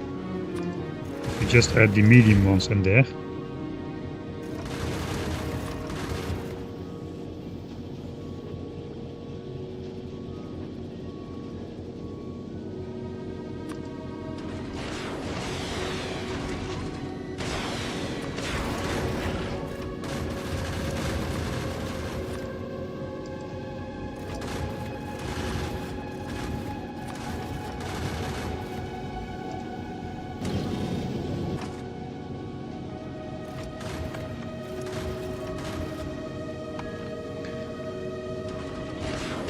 You could technically shoot foreign forces stuff with the rocket turret, it would be PvP. Alright, so these are the only placeable entities I'm carrying. The rest is all like intermediate products. Those are not targetable. That is why those things are on board. The problem is I cannot really... Can I hook it up to... just a different part? No, I cannot hook it up to the cargo base. So as long as I'm reading the contents, no, this is a white screen. As long as I'm reading the contents, I will always read those things as well. I guess that's just a technicality. It won't actually show my own stuff.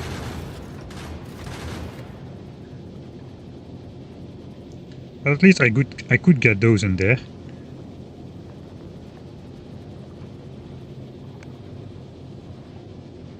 I cannot do it with a simple... I need to compare signals. If V equals 0, then set priority list only big asteroids, and if V equals not 0, or if V does not equal 0, then set priority list other one. Alright. Not for now though. Let's load back into the actual save. Yeah, I think that is yeah, one single decider.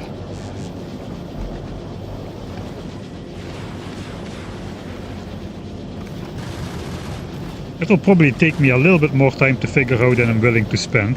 As I eventually can do this kind of things, but it will take me a lot of time, and getting lost in combinator things is probably not the most engaging part of the playthrough. We arrived with tons of stuff. I think it is time to drop down to Aquilo once again. I'm going to try to keep the spaceship around here, so that we can start sending up science and any of those railgun turrets we make.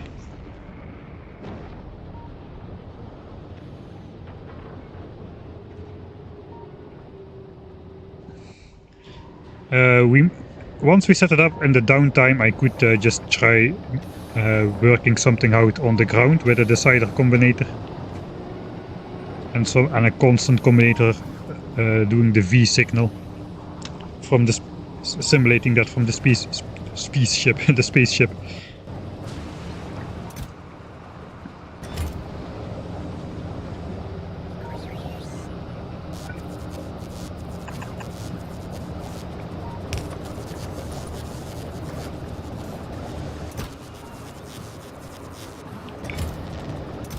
Alright, it's time to sort these in their individual chests.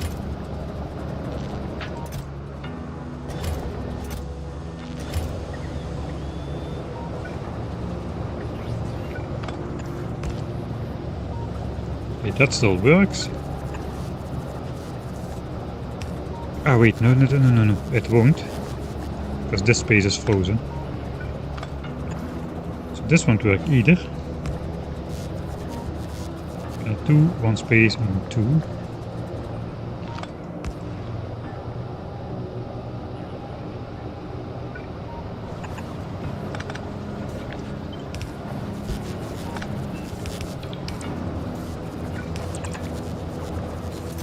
$47, $47, $47.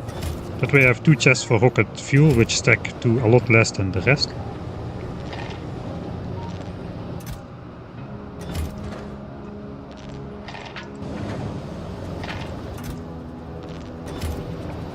$975, $975. The first rocket is ready. Second rocket is ready. Half in here, half in here. No, that's not correct. All in here. All in here. 1850. I brought over 100 chips too many last time. Okay, we need the stuff down here. This thing is empty, so we can basically send the full spaceship contents down, I think. So, guess let's do it properly then.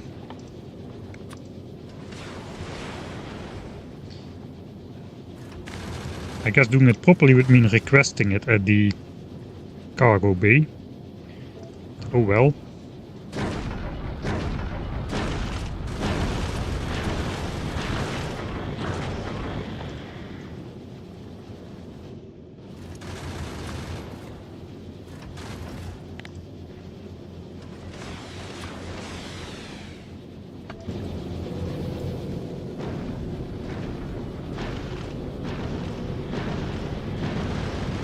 There goes all the capsules.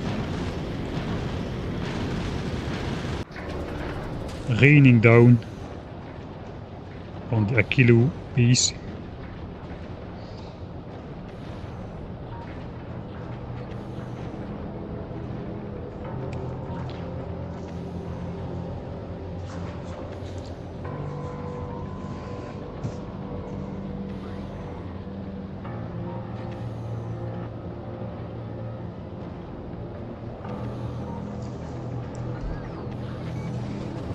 Alright, so first order of misses, match up this 1850 rocket fuel.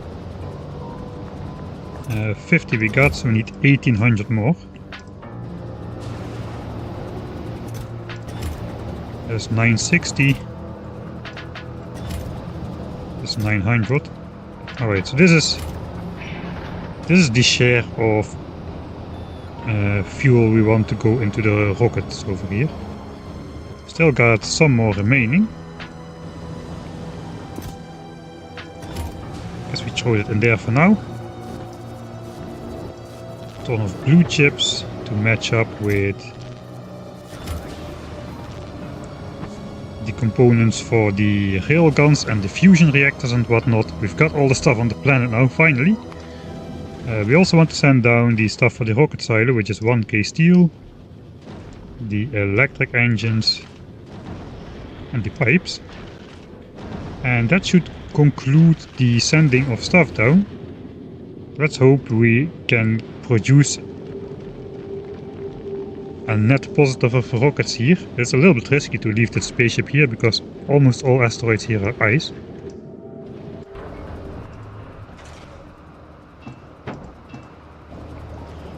Alright. And that together with some concrete can make us a second rocket silo. Which will probably have to go on this side here. I think I'll just copy this.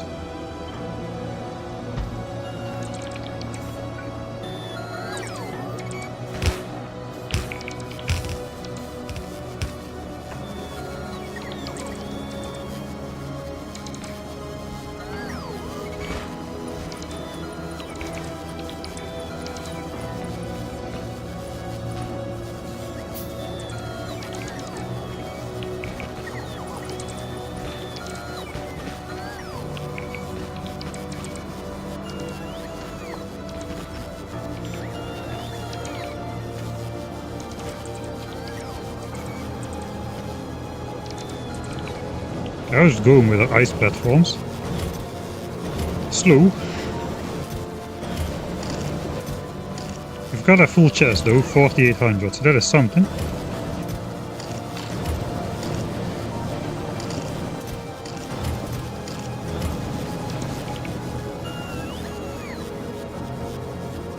Alright, so I've got this thing. And I guess we got a whole bunch of normal chests, so let's put those there.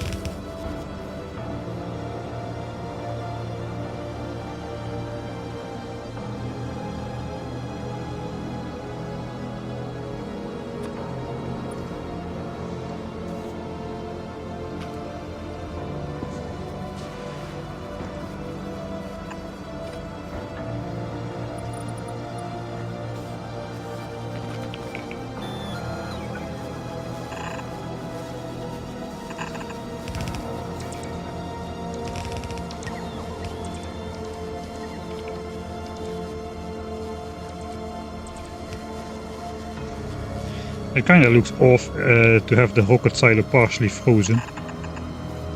That will add some concrete. We'll do a little bit of ice platform around it.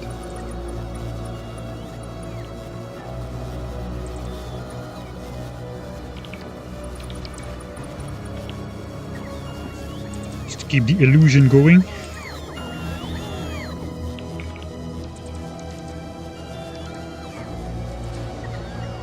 Alright, that does not even look that bad.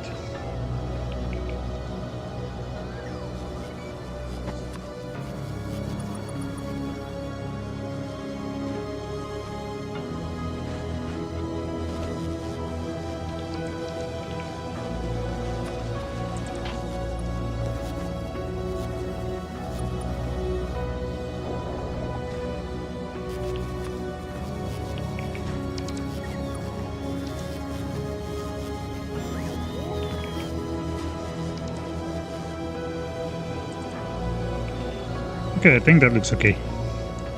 Right, let's stop worrying about how it looks and start producing some like railguns and stuff.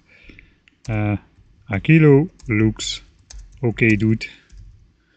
Let's go do something functional.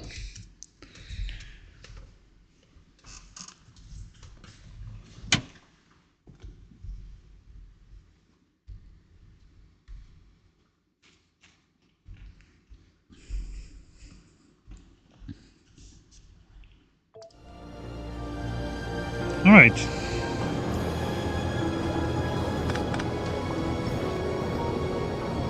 Now I can save that, it looks good.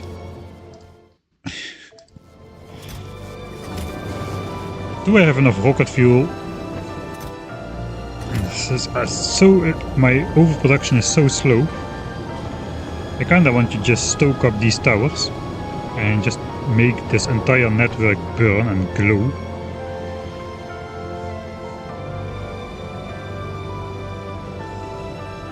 Alright, what do I need to do?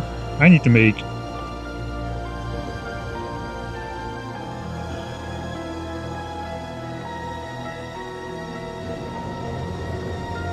I guess the first thing I need to do is send off some fusion reactor or some science pack up into space. We can do that without going back to Fulgora ourselves. So we can at least research the technologies we need to make these things, because we need to make these things especially on this planet. They cannot be made somewhere else. The fuel cells can be made everywhere, but we do need ammonia and holmium plates for that, as well as some lithium. So I guess we'll just leech that off the holmium we brought over here for the 50,000 science packs. I do have the 4K science packs ready and waiting. Do I need to research anything else? Technically I can now select the stack. I can see how the scales 1000, 2000, 20% per level. So to get double shooting speed you would have to invest 31,000 science packs.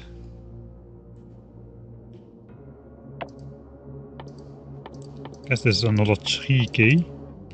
Would not be too crazy. Damage is absolutely not needed. You do get 40% damage increase though. I guess if you're gonna fight big demolishers with railguns, which seems to be very easy to do, then it would kinda make sense.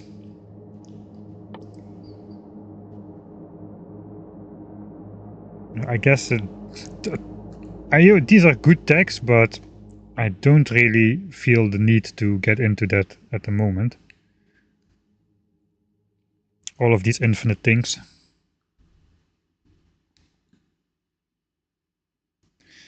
One thing is the stack inserter thing. You need to research some levels in those, I think, to get the belts to stack absolutely full. This is only Gleba science.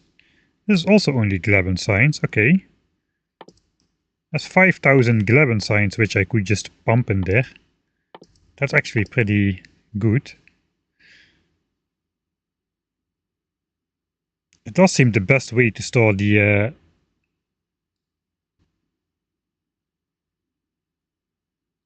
it does seem to be the best way to store the railgun ammo in space. The question is though, how do I get those inserters to always stack 4 pieces on the belt?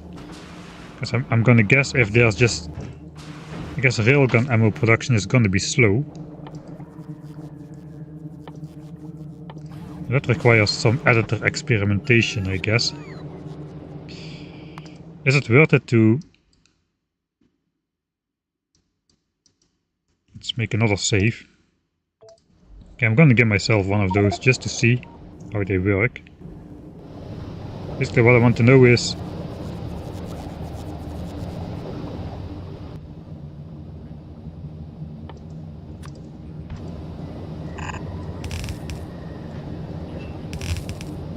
It's probably not the best surface to do this on. Let's go somewhere else.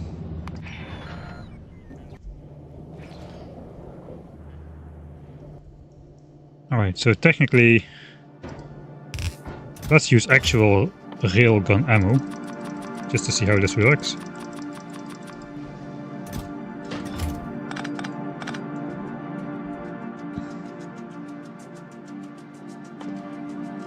Where is that thing?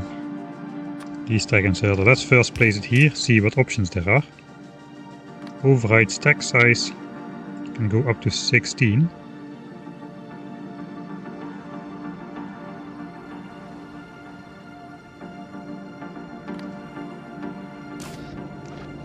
So if I do this,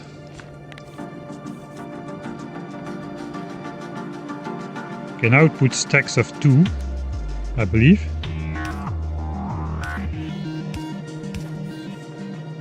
Or is this just 1?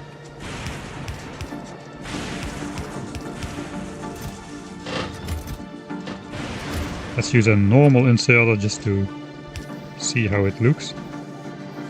Okay, these seem to be stacks of 2 high.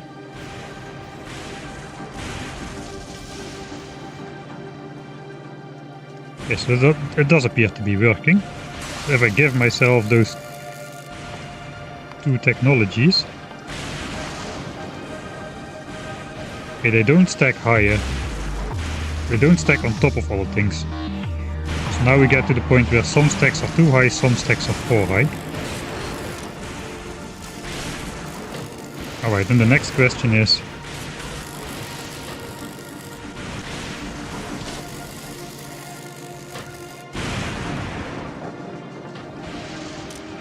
Okay, it is waiting. It's automatically waiting to make a full stack, so it won't I thought I would have to do some wiring to get this inserter to work right, but it appears that if resources trickle in, it will basically just wait.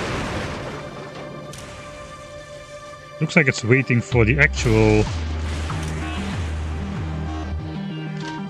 Waiting for more items. 7, 8. Okay, looks like 8 is the default.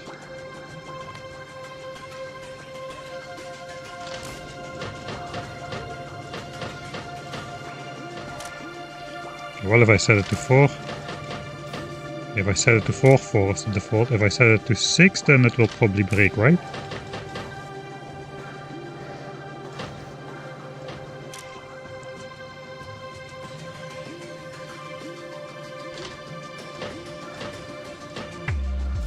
No, if I set it to... Wait, what? Okay, this time it did break.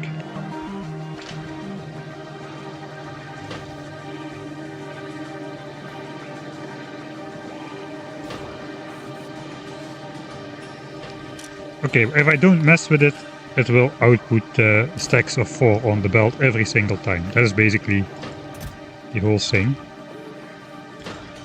Even if these trickle in, it will just put stacks on the belt. So no wirings required. If some wiring was required, then you quickly would lose the benefit of this being more space efficient. But that basically means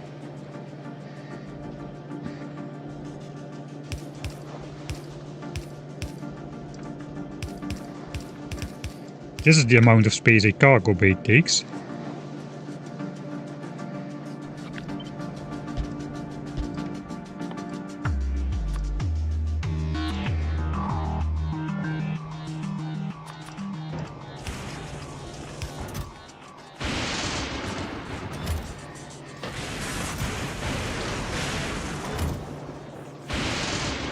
That's a little bit dumb.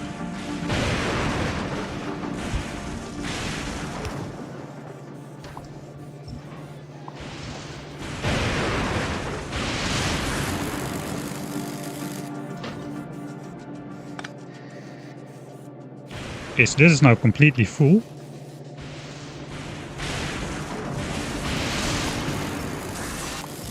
Alright, so let's delete everything from my inventory. Okay, there is some like bending in the belt, so not each belt has 32 items, but this belt has 32 ammo on there.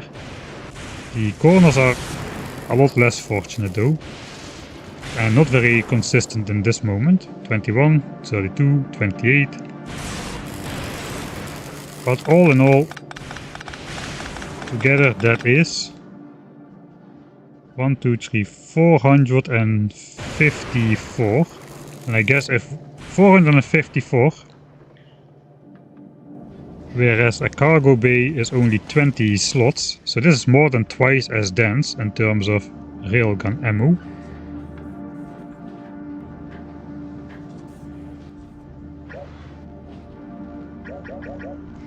Where was I building that over here?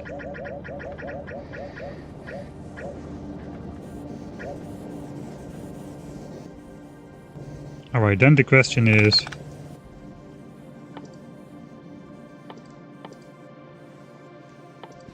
if I have a railgun turret... Oh, that thing's huge!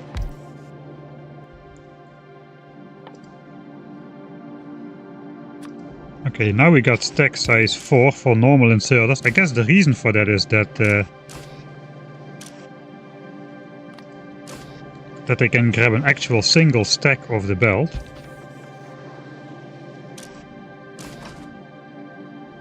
It does appear so. Alright, so if the stack size is 4, it will always grab one stack of items. Even if it cannot put everything in. It has 10 and then there's 2 left in the hand. Which means we basically only grab full stacks of the belt. So we won't be left with partially filled stacks. I guess if I put stack size on 1, that would be different. Then all of these stacks would soon become a different height and we would lose the benefit. Yeah, some of these stacks are lower than the others. This is 3, this is 2. Oh, sorry, this one is 4, 4, 2.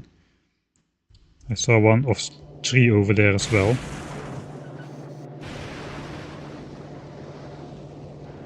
There we go. This one is 3, 4, 4. Okay, and this one is 2. Okay, so that kind of messes things up.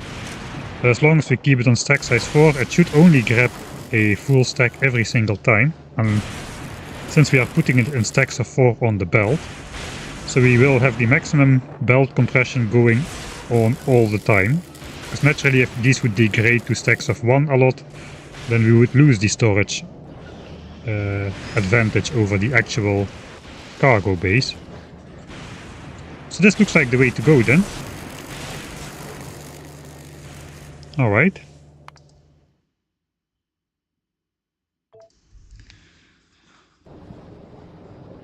You can also stack 16 high.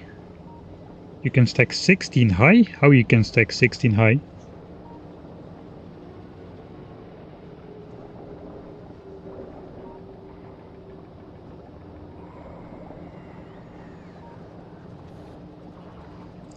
Yeah, circular belts have always stopped if you put items on them in some sort of way where the belt basically overcompresses. That can sometimes happen. Then there is no space for any items to move forward and it just will stop. Yeah, the inserter.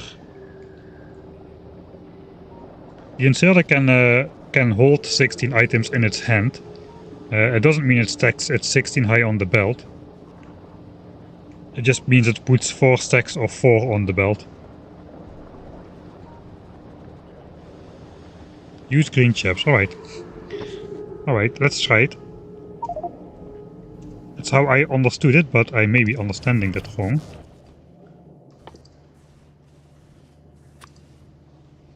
Actual stack inserter, actual chest, actual green chips. I'm gonna bet it doesn't work like that though. It will put stacks of 4 on the belt, that's my prediction. Let's put exactly 16 in there. So we can actually see it. We'll run time at a quarter speed for extra dramatic effect. Let's go. 1, 2, 3, 4, okay, 5, 6, 7, 8. Now it actually puts 4 stacks of 2 on there because I forgot to research the technology of belt stacking. Now I've got all technologies, so we can stack to 4 high.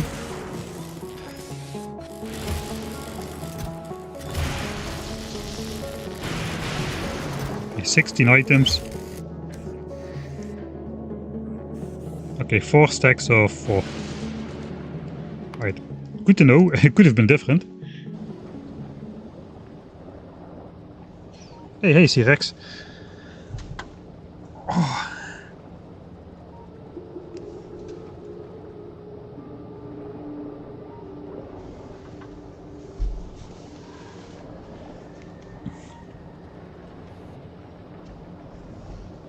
Then you might use green belts.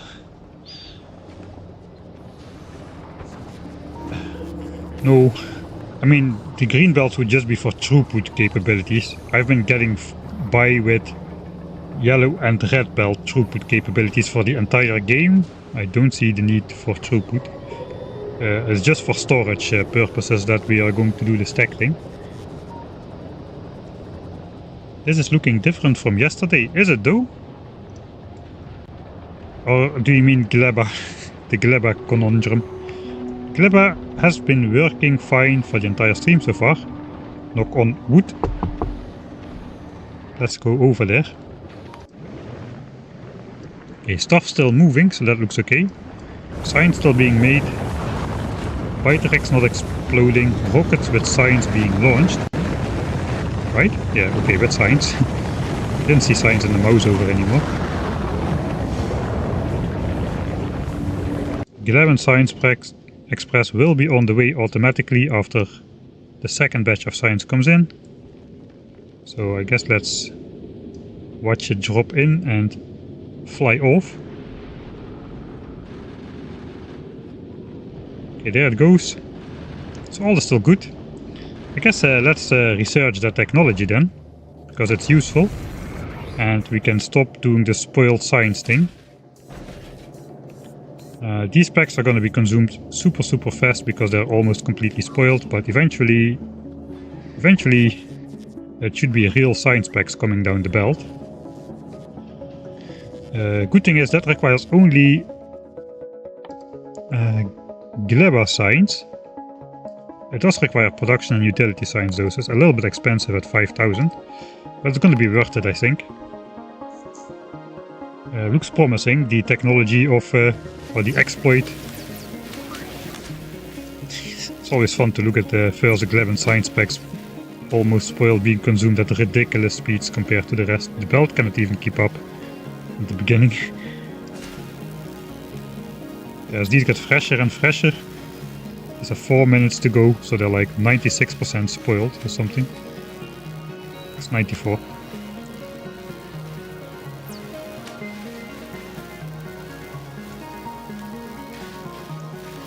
Okay, this one is 7 minutes on there, so this is already getting us some real science. So that way we will get rid of the backlog eventually. This kind of seemed to have its merits to at least upgrade the agricultural science belt to red though. At least up to this point. I don't think I have red belts in stock here. Yeah, I don't have those.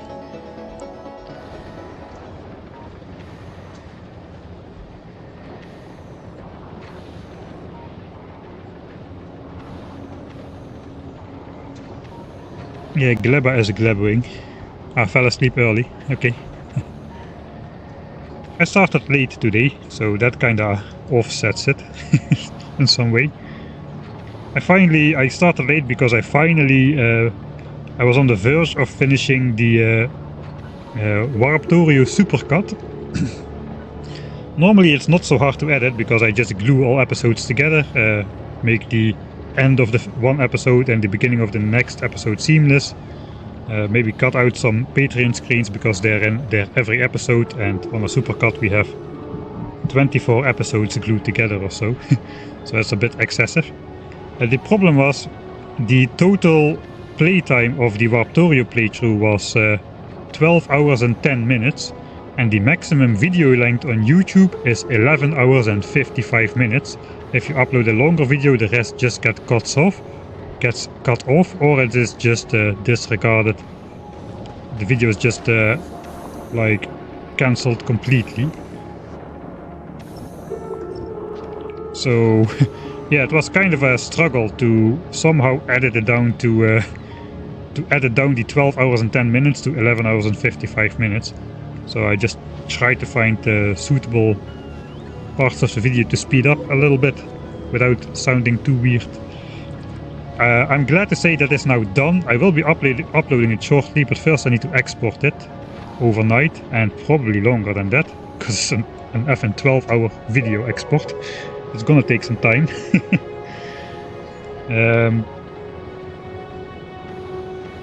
Yeah, the entire video came in at 11 hours 54 minutes and 58 seconds, being 2 seconds under the under the maximum video length of 11 hours 55. So that's nice. I didn't want to upload it in two parts like the Ultimate Death World challenge. The 1000 days super biter Death World 600% blah blah blah thing. Alright. Speaking about blah blah blah things, did I already do something in the last 20 minutes? I don't think I did. Oh, we figured out the transport belt capacity, I guess. Right. So, yeah, send science packs up in space. How many? That we were looking at 4,000 at least for fusion power and the ability to even fly to the edge of the solar system. So I guess we'll probably just put those at the end. I do not have the fission reactor. I did not gather the uranium for it, but I guess I'll unlock it anyway. Just so I can make it once I need to. Dang it, I should have probably just grabbed the... It is so annoying that for the entire fusion power you do not need any uranium in any step of the way. But for the personal fusion reactor you need to insert a fission reactor all of a sudden. Even though they are... Well, they're both nuclear things, but they are completely different. So it's kind of weird that is a prereq. I would like to see that gets removed from the recipe, but yeah, for now it's in there, so I cannot make it. But that is 5,000. What other cool things are there locked behind here, which we need to have maybe? I guess legendary quality, but that's too expensive at 5k at the moment. I don't have that many science packs queued up.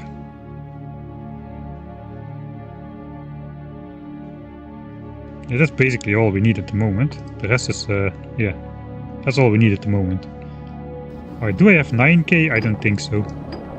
I have 6.3k. Yeah, we need 5k then. 5k for those stacks. Alright, that's 5k science. We can load that onto the spaceship. The bulk inserter, not stack inserter. And if I request that to my ship over here, not 4k but 5k, that will automatically be launched once it is ready. And I do have enough stuff on the planet this time to launch other rockets off the surface and not get stranded here. But basically if this runs out we are basically doomed. So I don't want to do this with bots because I want to control myself that I have at least one rocket remaining. Do not get stuck here.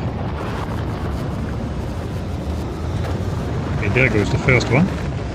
Alright, so that is set in motion. Let's make it a save here. At least it will feel like I made some progress in this save point.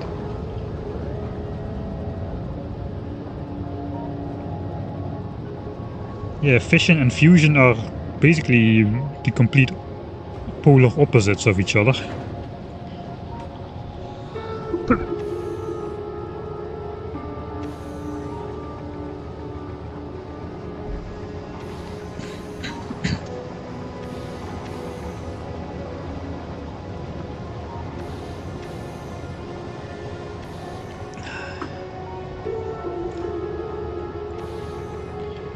Remember that you can nest underground. Oh yeah, actually that I discarded nesting undergrounds for that purpose. Because yeah, you would think, okay, if I place 4 red belts down or 2 red undergrounds and 2 yellow undergrounds, it doesn't make a difference. But it does, because the underground portion also stores stuff. As you can see in the mouse over, there's 4 items on this belt. There's only 2 on this belt. That is why the Gleba thing got stuck, actually. There's only 2 ones on this one, but there's 10 on this one. So 4 on this belt, 4 on the underground, and then the first 2 in the underground section of this one is displayed over here. 10 plus 2 equals 12. That means if we do the... I guess the bots will place it, that's a bit annoying. But yeah, if we do this kind of thing,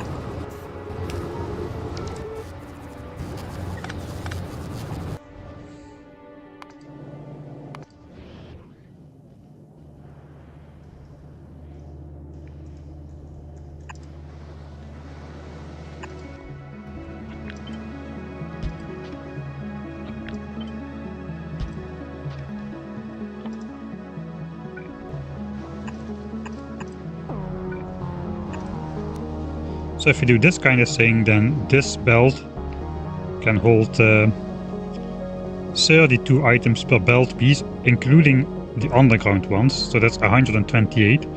But let me bring that over a bit further.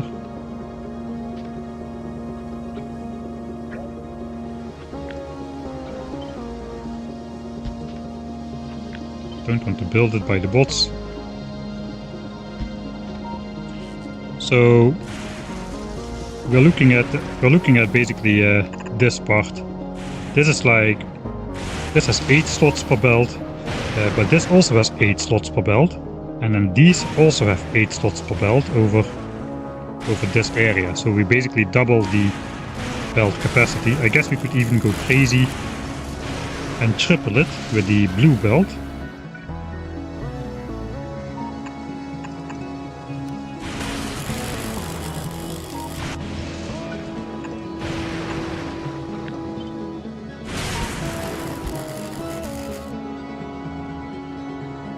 So basically now we have 8 slots per belt, but this one has 8 slots per belt, the red one. Then the yellow one has 8 slots and the blue one has 8 slots as well. Unfortunately, that's as far as we can take it. We cannot add the green ones to the system, because that would... the yellow one is too short to spend the distance.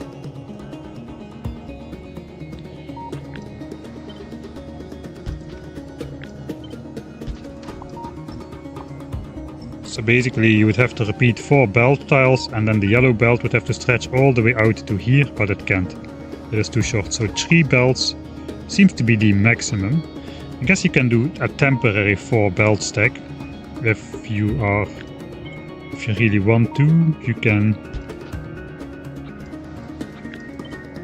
probably get away with having 4 lines go under the same area. Here we got yellow, we got blue, we got green, yellow. Okay, let's not get into this now.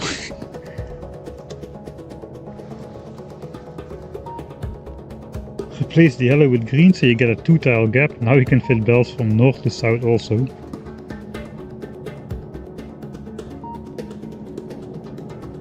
Killerim finally started the quality module loop, that's nice.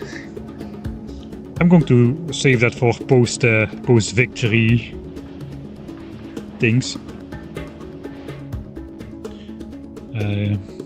Dang it, I don't want to get nerd sniped into belt weaving. I will not allow it. Let's go here. Alright, so yeah, we're slowly making the rockets with the Mark II efficiency modules. I guess I should actually...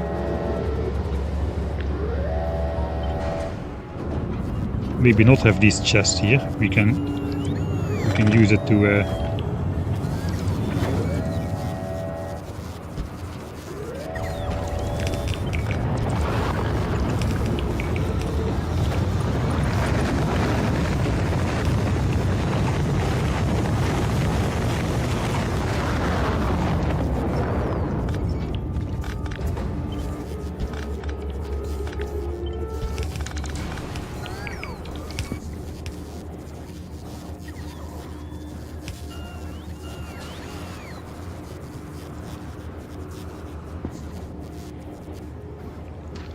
okay, place the wrong stuff here.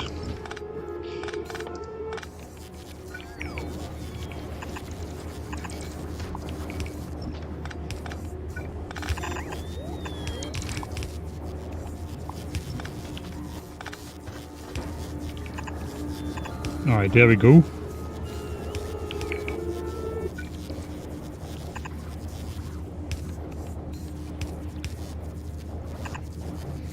I guess we'll do it like so then.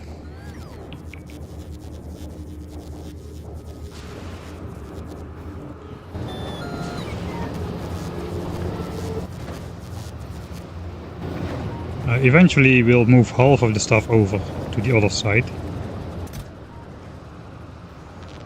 I guess for now we'll just give it this.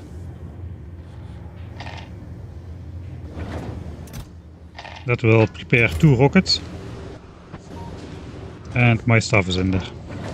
Alright. I guess this is going to be the last rocket of science. We probably want to send the spaceship over with this. And then just call it back afterwards.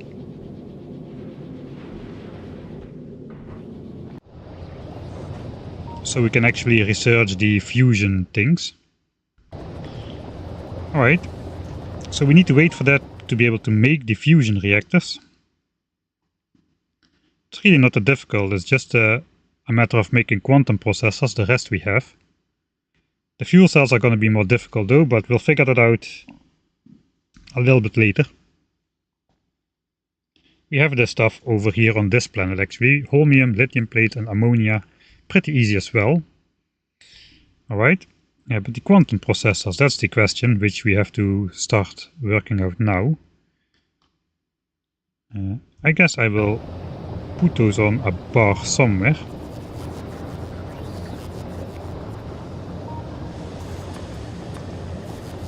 So I can just quickly look up the recipe every time.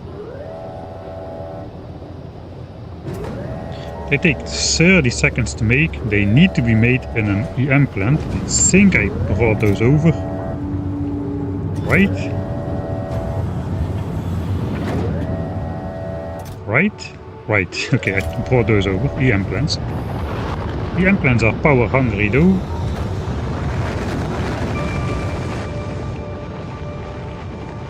Okay, I'm just going to put this up on a separate island. Some concrete. Some heat pipes, just to make some sort of design without having it actually be connected to my heat pipe network. I do not really want to break up this though, it looks nice. Is there anywhere else I could go? I could go on this island over there. It would be too crazy. Not too crazy far.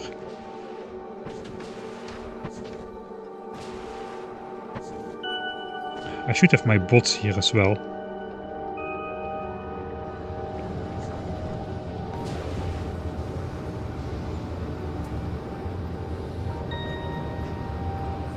I put my bots into the bot network, so let's make myself a stack of new ones.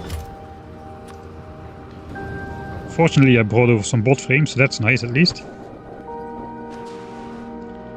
Alright, so we want the bots, so I can do this. Because these things takes forever to hand mine. Bot power is very expensive though, so I'm just standing as close by as I can. And yeah, since I'm running my armor on solar power, my batteries will just deplete after a while. So I should be a bit careful with how I spend my power. For instance, I should not be running around with 5 legs all the time. That's a bit wasteful. Alright, so that's kind of empty. Okay, so EM plants can make the quantum processors over here. That needs that fluoriketone fluid. The rest we can probably just supply from a chest. Because yeah, anyway, all the resources are coming in from chests, except lithium plates. It also has that cycle where it needs to cool down the hot fluid afterwards, so we probably want to do that in a... we need to do that in a cryogenic plant. So we also need to make the fluid then. Is this do we lose fluid here? Yeah, we also lose half of the fluid. Okay, that means we probably just want to... do it over here somewhere. So I guess we can maybe start to make a little bit more of this fluid if we are gonna connect our build up here. Perhaps we will just be placing these up here. Connect some pipes to this cooling process and call it a day, except I already speed modeled this up to keep up with science. But we are not using that now though, because we are only mining 2 of these lithium brines, and I have a feeling that it is just going to be fast enough for the rest of the playthrough. I mean, I just sent over the 5,000 science packs I need to finish the game. I have some productivity in the lab, so it's probably already 1,000 over the limit which I need. And we're still making more. Also, I do want more lithium plates and chests if I can help it. So let's not make more science packs now. I guess lithium is actually coming from the lithium brine. So if I want more lithium, I should probably go out and connect up this as well. That is a pretty decent distance away though.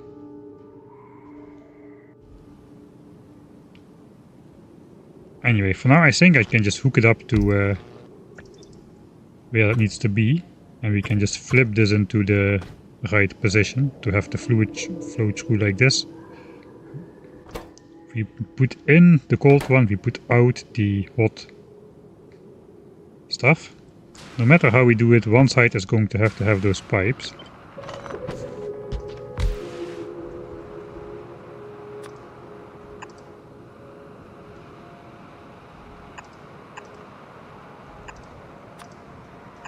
I guess like this would do. Yeah, we're just going to be feeding from chests really, so we don't really need to worry about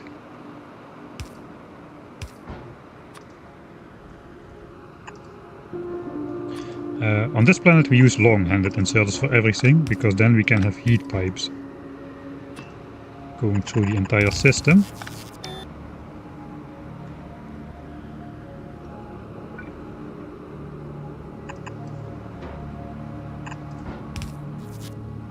Alright, let's switch off the roboports.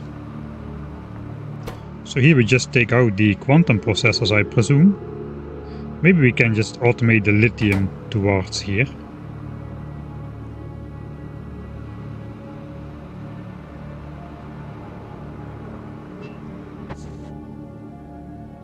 But like this we can have the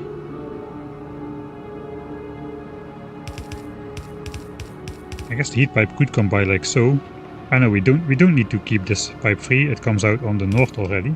So we can literally just do this. And that would heat up everything we need. And if we would like a belt to come by,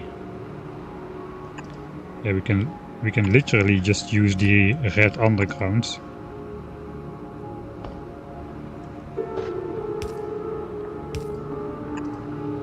Bring that in, although those also will need to be heated.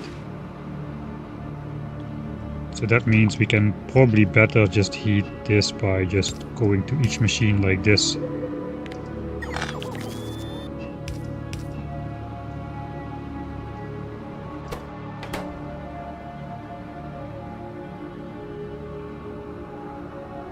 Okay, I think that's done.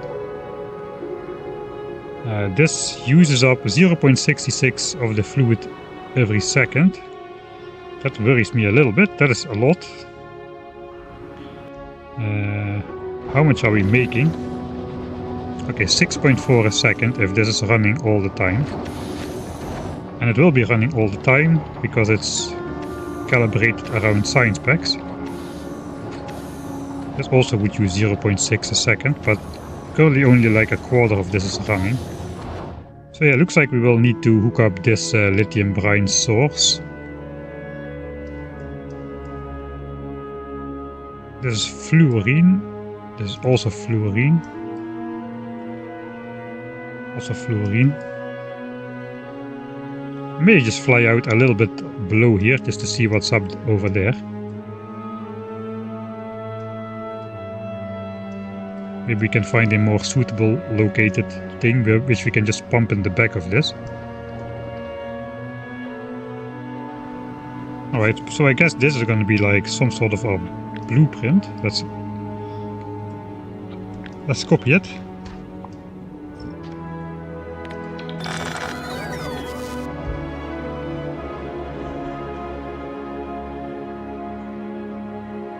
Yellow, red, blue, yellow, green. Red, yellow, blue. I'm gonna get sniped. We're gonna do it.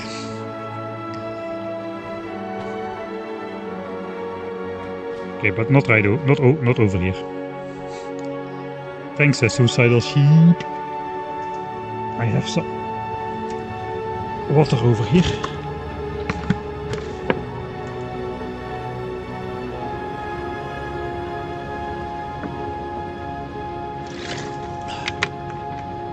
Do you have any challenges in mind with Space Age going forward? No, a lot of ideas are kind of running through my head. One of the ideas is to do a true minimalist run, kinda like I've been scraping by right now, but to the extreme, similar to the vanilla minimalist run I did. But yeah, I would need to look if that works with space age.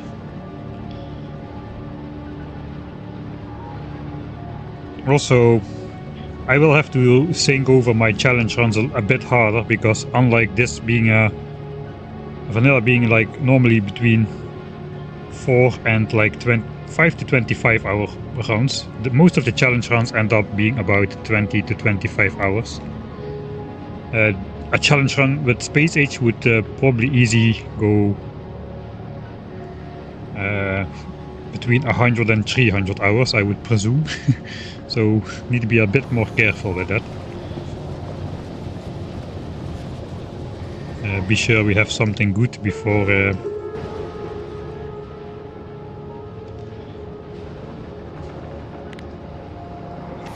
implementing this. The problem is the base bots are gonna build this as soon as I stamp this down. So let's take them out. There's only like a couple. So I think that I got 3 row ports in this entire grid. All of the bots are over there, alright. Good to know. 0 construction bots in the network, so now I can safely do this.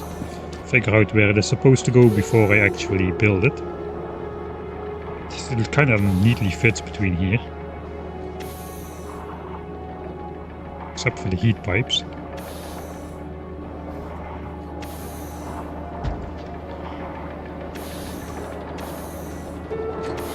I do need to connect the lithium plates though, I feel.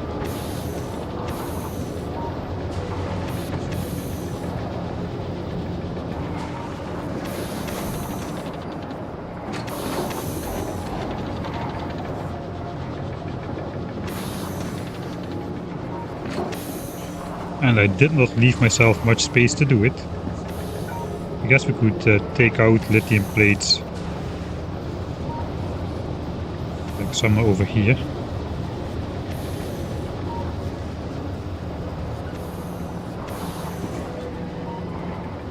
Or just literally over here.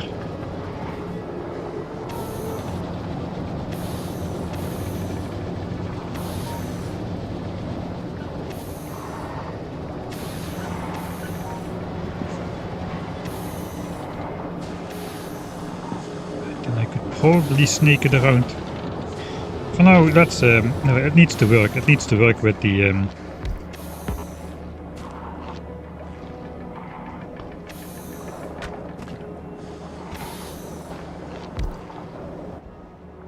It needs to work with the belt, because I'm not going to move it after it's done.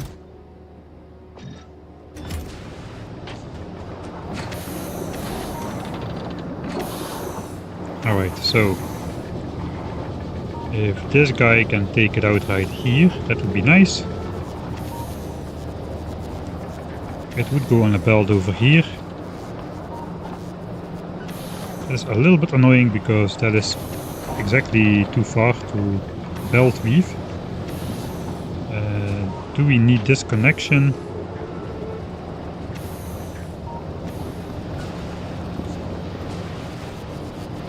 I guess the heat pipe connection goes all the way around there. So it goes all the way around there, it goes here. I can probably just hook this up as well.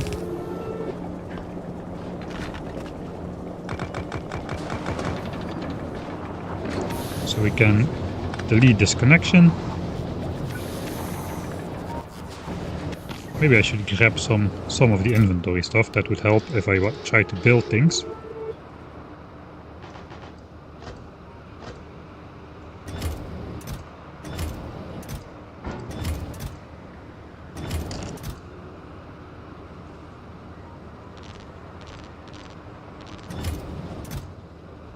Grab the modules. Maybe I should place. And the radar did scan. The radar did do its scanning thing. I'm not going to be needing more. We've got more lithium.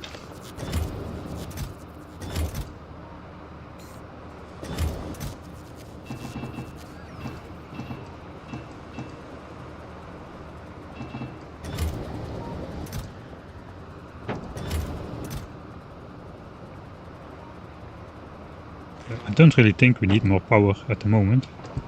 We do want all of the pipes and stuff.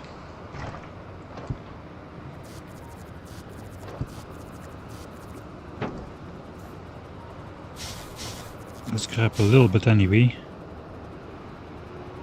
Accumulator bank does not really seem necessary. Long electric poles we might use if we want to extend out. A lot of heat pipes. And then a lot of concrete. And I guess also a lot of those ice platforms.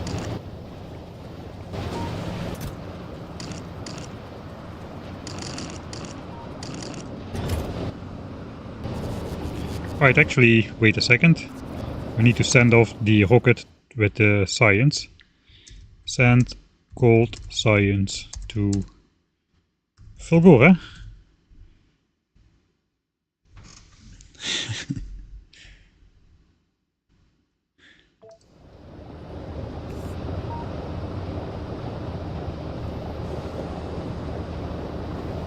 Aquilo spaghetti is like double spaghetti. You have belt spaghetti and heat pipe spaghetti all in one.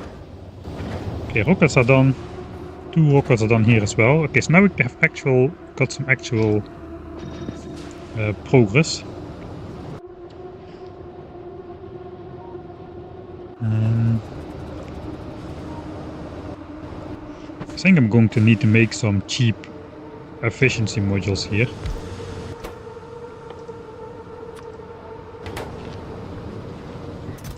We do have a lot of chips. So I can replace those sets of 2 efficiency Mark II modules for 3 Mark I efficiency modules in machines where that will fit. I think that's probably a good idea. Alright, space thing. Big asteroids are a thing. Did not get a chance yet to put the recipes in place automatic. Keep pasting it to that gun turret, which is bad. Okay, now that is done. Temporarily pump out the fluid. The spaceship is really well, as a first design, what can I do? It can go slower. I'm not inside, so let's just have it go at a leisurely pace. I don't need to watch it. Wait for a clearing in the asteroids. Probably we should be good. There's no group of large ones coming in. We've got 2,000 rockets on board. We got 5,000 science on board. That should automatically be dumped. And I guess I could automatically load concrete and heat pipes on board once we get back. Which we might want to do. We'll see once we get there. Okay, let's head out here before more of those huge asteroids spawn, because we're gonna run into those full speed.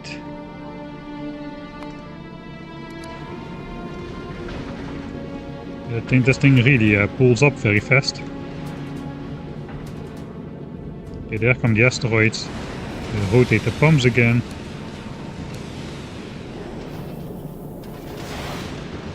And now we actually should continue pretty gently through the rest of the trip. It still will be a while before we have transport capacity to research as well.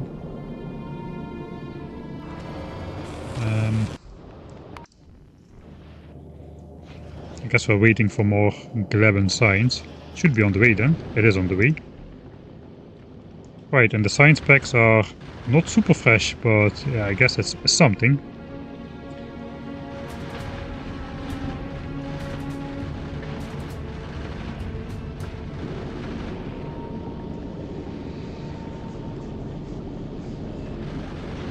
Fast enough for our needs.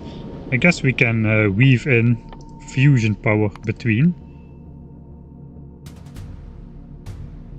It won't really help much, but at least this is also Gleba science. Okay, so everything requires a Gleba science. So yeah, then it doesn't make a difference.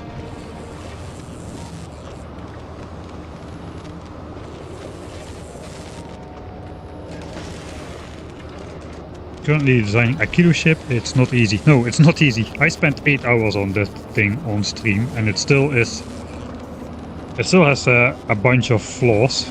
Mostly the turrets being located too far back. Don't put your turrets too far back. That's my advice for the moment. Alright. So can I build this how I intend to? We first need to, we first need to figure out the lithium plate things. Guess those could go out over here instead then.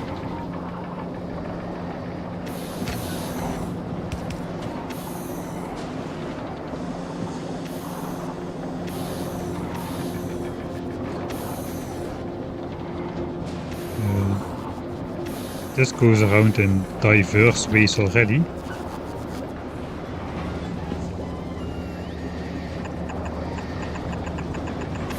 Could even make it go over here.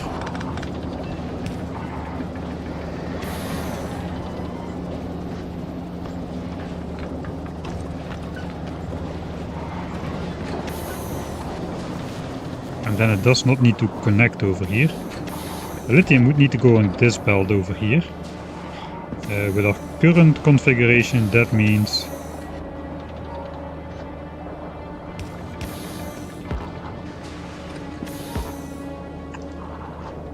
we also need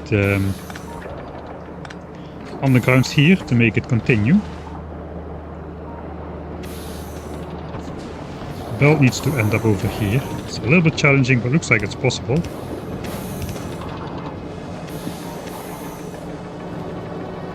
So this thing goes here, has to go over there, but like I said, this does not have to be connected, so it can go over here. Lithium is actually on the right side of the belt, so we can do some cursed side loading straight into this edge over here, and it will go this way.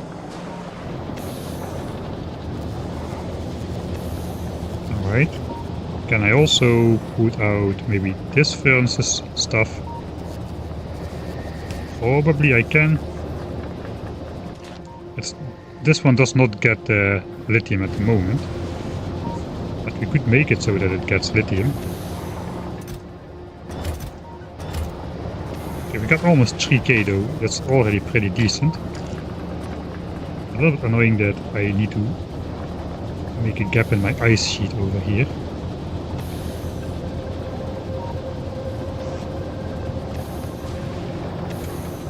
Which side does this get output on? That's a good question.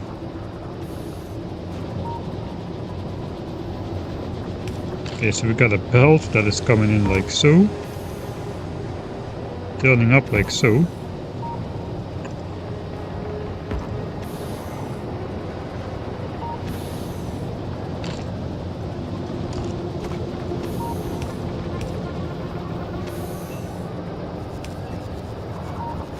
Okay, if something lays on the ground here. Ah, I got put on the left side, that is annoying. Now what if it was put... What if the belt was actually straight? Okay, then it gets put on the right side.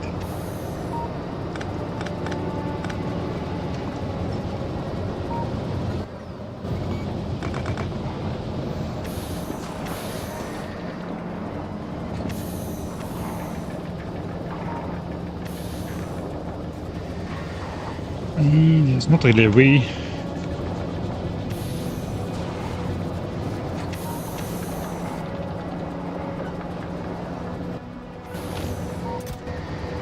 Or is there? Guess this does not need to be connected either.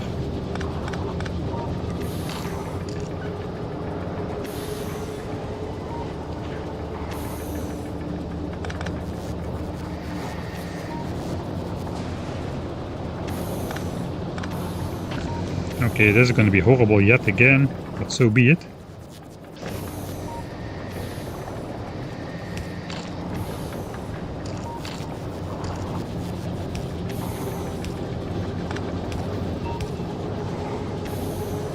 There, it works. That gets put on the on that side. Now this actually can be put straight in.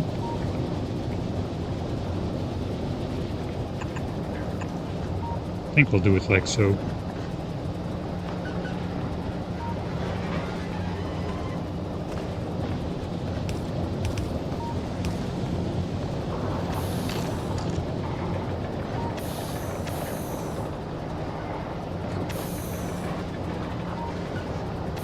Yeah, I'm not gonna put a belt piece there. This is really slow enough. Okay, there's already some lithium amassing.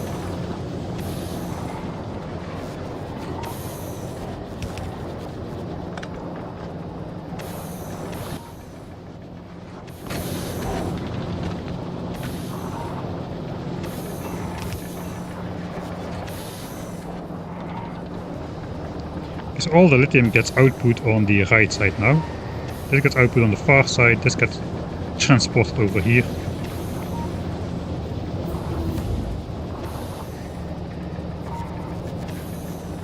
It works.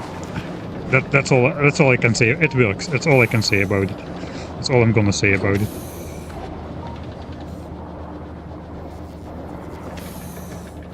Alright. Then this mess. Let's try to build it with bots. I think it's gonna be in this position.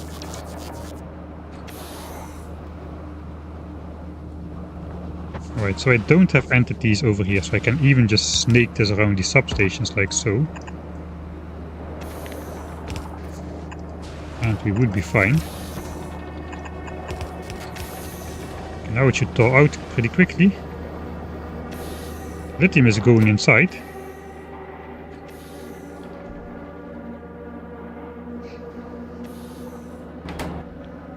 I do want to go like energy conservative.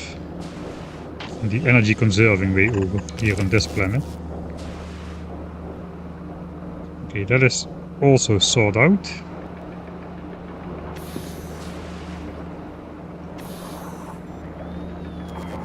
Alright. 0.1 quantum processor a second. I forgot to deal with the hot fluid output and the fluid input still. Okay, that is actually a problem. That actually may be a problem. Unless I go all the way around me, maybe.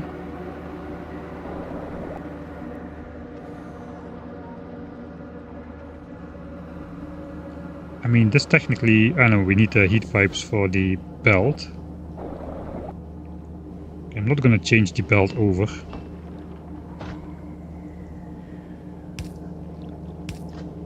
But we could pipe it around over here.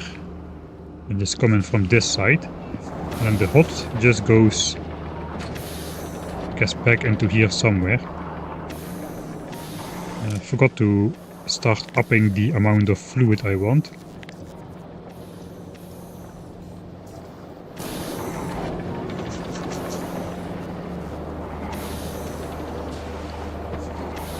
Yeah, I think that's the way to go. We literally can just plop it straight into there, I think. Can we do then this heat pipe is not interrupted.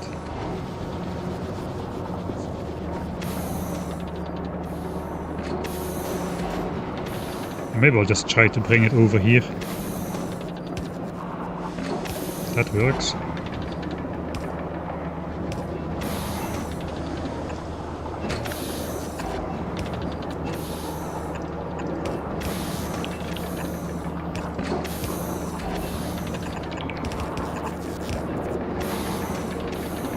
Right.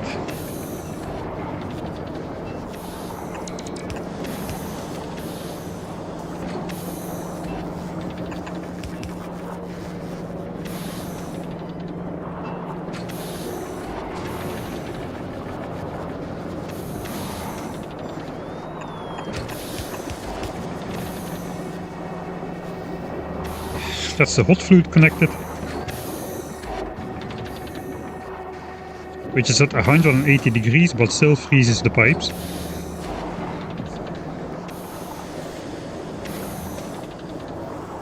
do regret not massing up ice platform and building neatly in the wide open ocean. I guess you can still use the starter island. If you're anyway gonna concrete everything over, it will look the same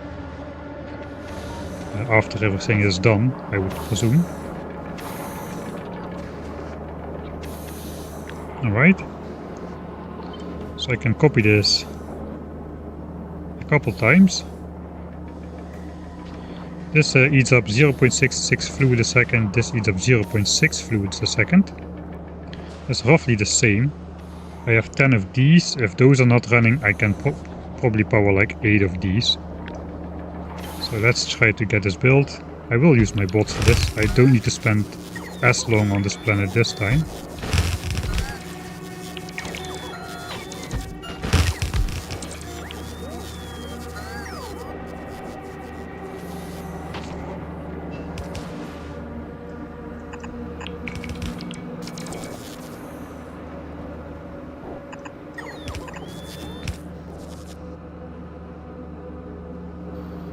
I do see why the devs did not make the heat mechanics the same as the new fluid mechanics. I was kind of wondering about that after the well, they made nuclear reactors so nice to work with the fluids, but the heat system could have gotten the same treatment, just instantly spreading the heat over everything. But now I've arrived on Aquilo, I see why that is not the case. So we can do this. I think we should just at least ice platform in all these gaps as well, just to make it look nicer.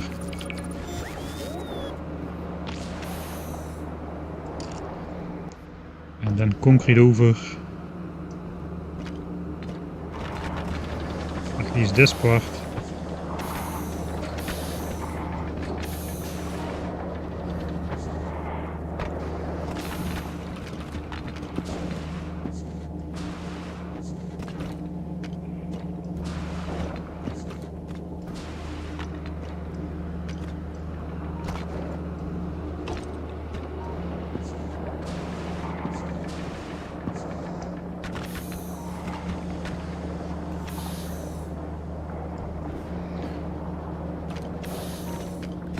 I guess there's just concrete here.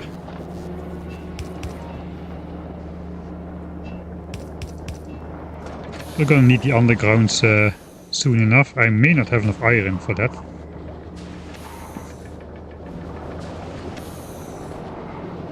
Hey, where are you from? No, not from Denmark, but from another country which does not have much in the terms of elevation changes.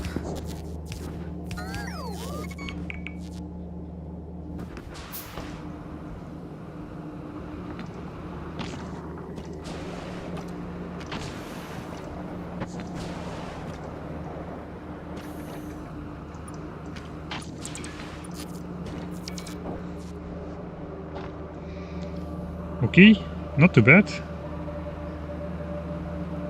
The netherworld. Yeah, something like that.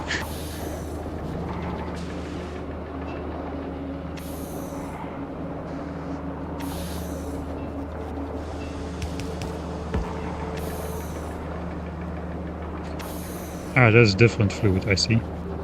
Okay, then we're gonna sacrifice one.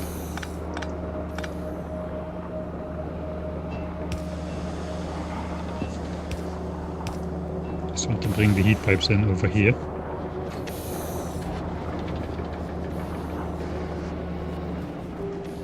Okay, this is not too bad looking. It gets the lithium. It does not get this fluid yet. Ah wait, I now blocked my... I know the fluid was going to come in from the left side. That fluid only needs to go in, it gets consumed and it spits out hot one. The hot one is already connected to the tank over here. So that's good. Now we just need to get this guy out of here. We also need space for some heat pipes to go out there. I guess the heat pipes can still come out through the belt somewhere else. This probably would work.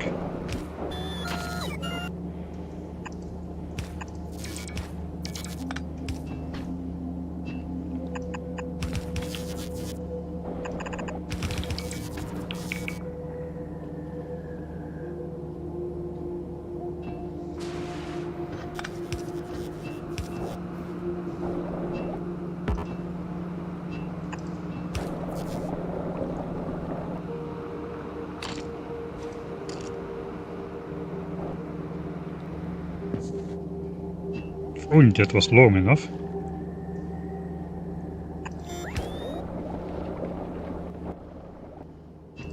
Famous last words.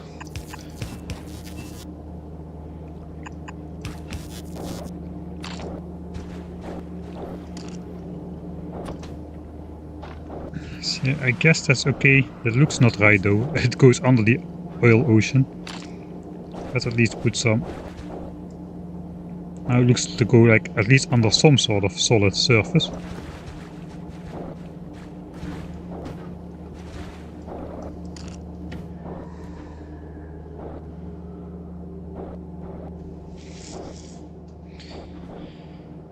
Alright, that is the fluid, the lithium plates and all the 4 other elements we basically brought over from the planets. So we're ready to start making some.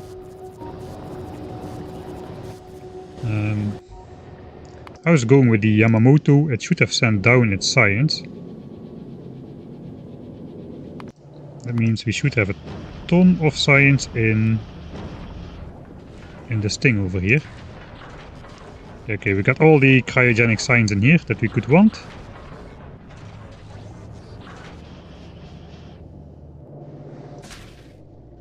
Yeah, but just the Gleban science is basically the limiting factor.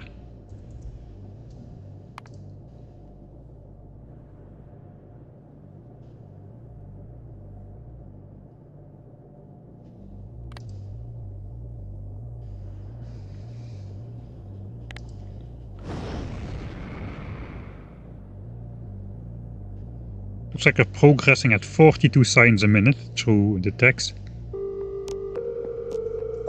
That's limited because these arrive about half fresh at the moment, it seems. I may try to improve that by just simply letting the Gleba Express fly again with every 1000 science packs instead of 2000. That would make the science arrive much fresher. Basically the first batch of science gets pretty hard pre-spoiled before it even arrives. The issue is I could not really produce enough ammo.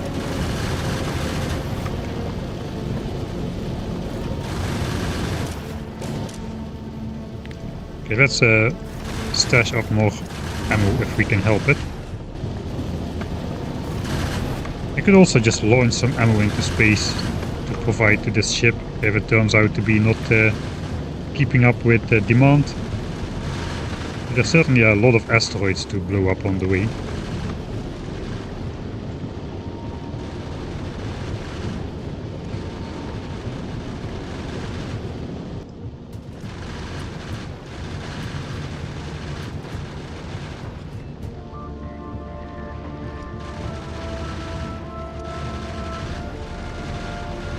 I guess it will automatically wait for more.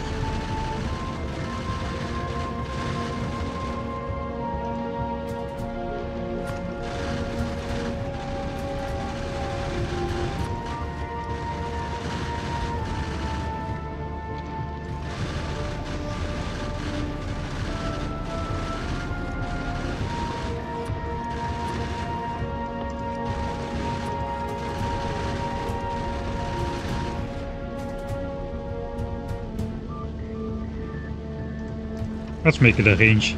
Maybe it behaves differently if it's set to infinite.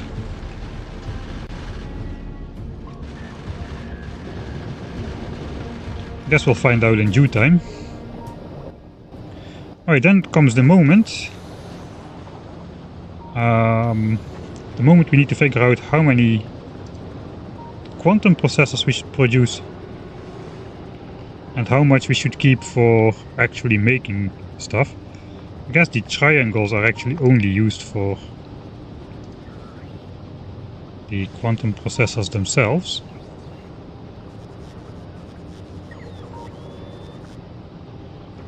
But I don't want to make only these quantum processors. Okay, quantum processors are used in these things. We're gonna make 2. That's 500 quantum processors. 8 of these, that's 400. That's 900 quantum processors. These we're not gonna make. I guess we're gonna make a railgun for ourselves. Let's disregard that for now. 900 and 20 of these is 2900 quantum processors. This thing is 2920, 2970, 3170. 3170 at the max, I think. Maybe we'll want 2 of those. 3170, 3220, 3420. So if we make 3600, we should have well enough for all that we want. With the 50% productivity bonus, that comes down to needing to have ingredients for 2400. 2400 quantum processors with the 50% productivity bonus inherent in these machines becomes 3600. So 2400 over 8 of these becomes 300 ingredients per chest of all the types.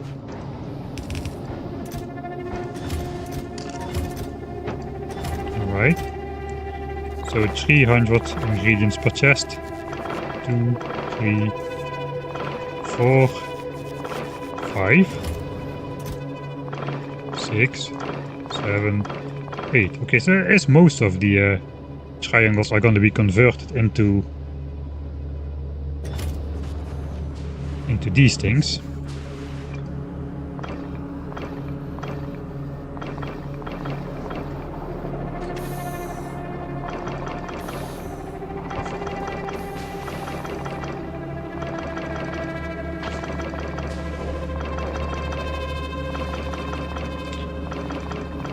Hand feeding Hendrix is added again. What can I do? Looks like it's just my playstyle. At least for figuring out some new mods and stuff. Hand feeding Mike is at it again, folks. Hand feeding Hendrix. Yeah, it's in my name.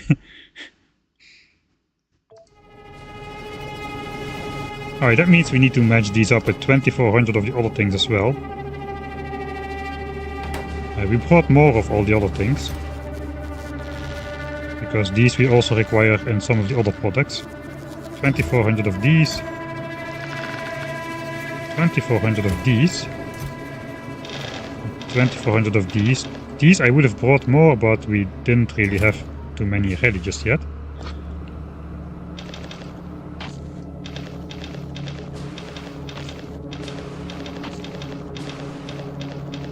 Alright. Stack and a half.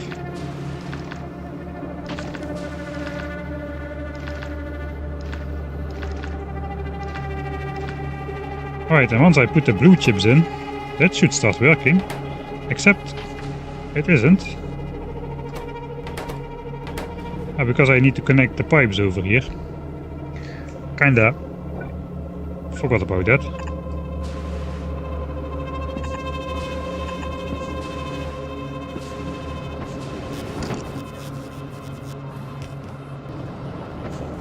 And those pipes need to be heated. Oh, there goes my nice windows.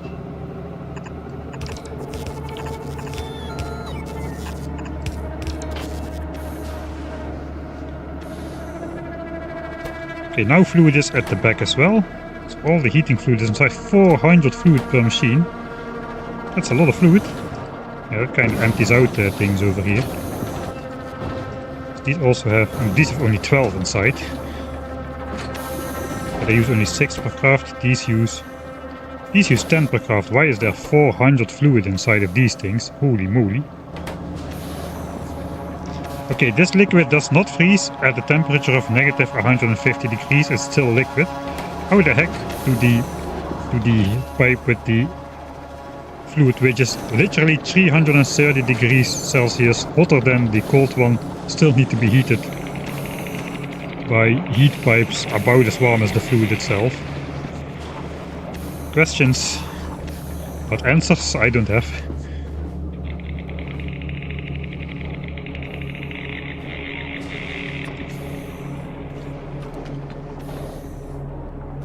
Alright, I guess it's time to just do this. And I should also insert some modules, which I forgot to do. I literally am one module short. How is that even possible? But that will spike power production quite a bit.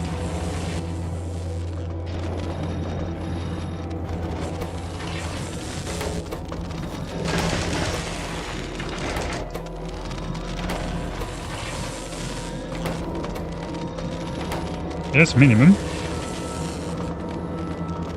The quantum processors are coming out. We're producing as many quantum processors as we ever will. It's now out of lithium. But not really. Got a secret ace up my sleeve. We'll also just feed some lithium to these chests.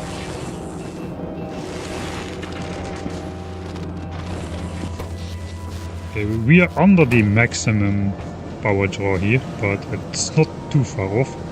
I think this is yeah, this is using the most power now in the base, those EM plants. Although I got 9, I got 9 because I got some more over here.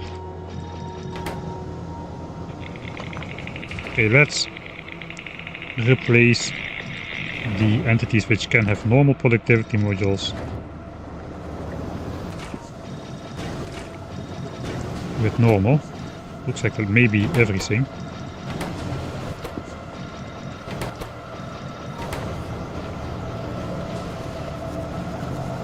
Okay, these can only fit 2 modules, so those are allowed.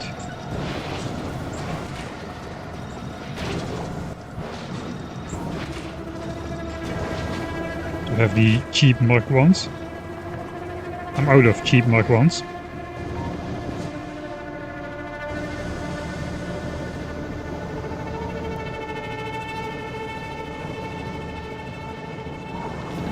Ah, there's 5 in here. Alright, I see.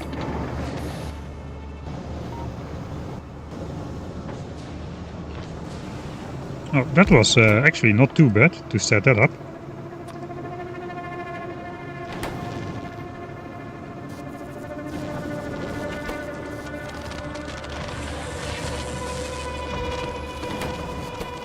I'll just let this thing turn a bit more. Makes minimalist run sounds like Factorio Redux. Factorio was not really minimalist, especially not the ending. I did a playthrough which is called Factorio Tunnel Vision, or Factorio the Minimalist, which basically from the very start of the game selects the technology of rocket silo. And I had advanced research queue or something installed, which automatically just queues up all the recipes or all the technologies you need to get rocket silo, but no more. So everything that is not required, absolutely required for the technology of rocket silo, was not researched. And that included not having things like turrets, you know, military, basically. I'm not talking about military technology science tech, I'm talking about the basic military tech which gives you the machine gun. I had to do the entire playthrough without. Logistics was suddenly locked behind blue science because the advanced research queue mod decided to put some blue technologies in front of basic logistics, so I had to do most of the run without undergrounds, that kind of thing. It was really very minimalistic in that way. What's the SPM goal of this run? The goal of this run, it is the new player experience. I don't have an SPM goal. I just am enjoying the game, looking at everything and just figuring stuff out as we go, and the goal of the game is to win, to get to the victory condition.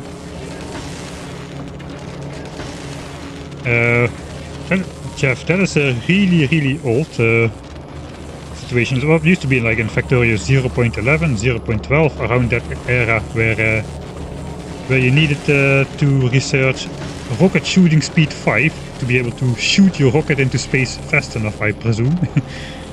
That was before military science was even introduced. That was still in the era when you had red science, green science, then blue science, and then that was it. Then you had those alien artifacts for the purple science after you No, the alien artifacts were required as well, but that was all the science packs you had to automate. Military science as the grey science pack has never been required on the way to rocket silo. It also is not now. So if you look at rocket silo, it does not require... Okay, this has changed a lot, but you don't no longer need yellow and purple science either now, but at least in Space Age. In Vanilla you still do, but military science is not on the way here. So it's only the first 3 science packs that you need. How many handcrafts per minute? I guess we're aiming to not get this achievement. We're aiming to not get the where is it?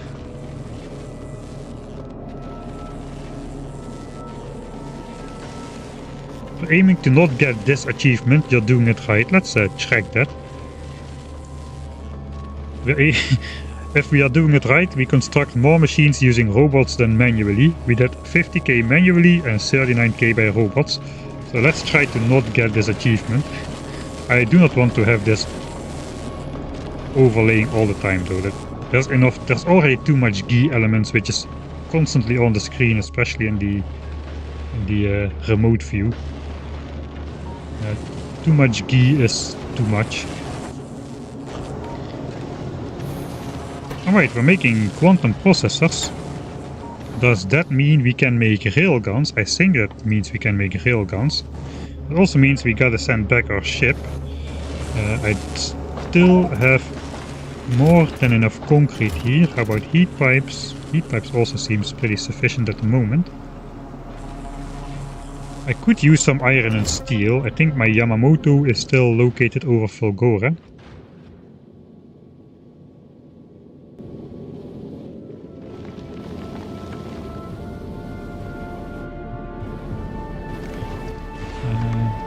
I guess we have ammo here. The problem is carbon, really.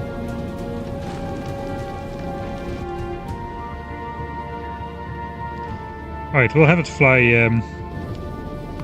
We will have it fly from Fulgora to Gleba to Aquilo. That way, there's at least some carbonic chunks. Carbonic. Yeah, there's going to be a bunch of carbonic chunks on the way towards Gleba. I guess it's the other way around. And then we can go from Gleba to Aquilo,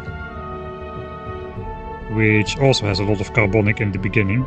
That means we can hopefully fill up on rockets a bit more, because currently this thing does not have any carbon to make rockets. This is emptied out.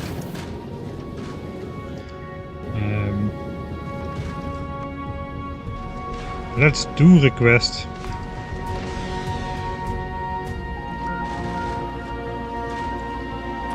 Let's request some more iron. I'm not sure this will work immediately.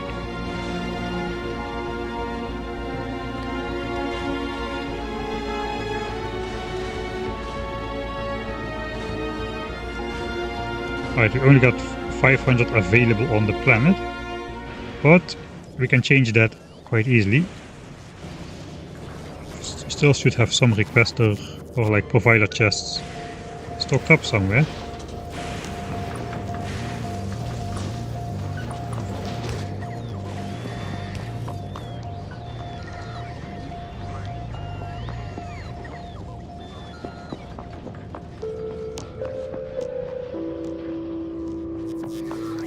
Alright.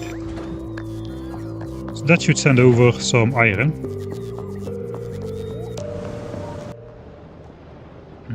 Aquilo, the spaceship, we can also do that for steel. So we don't have a lot, we almost have no steel on this planet either. But we need some steel to make more stuff eventually, I guess. Maybe I should actually look at what I need, that would maybe help.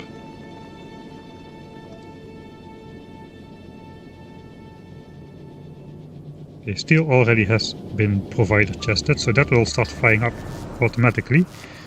So what do we need to actually make these things? Besides of... okay, we don't need steel for that. We need only these things. We have those. Man, we can already almost make this stuff. If only I had researched it already, that would be nice. But no, I'm researching transport belt capacity too.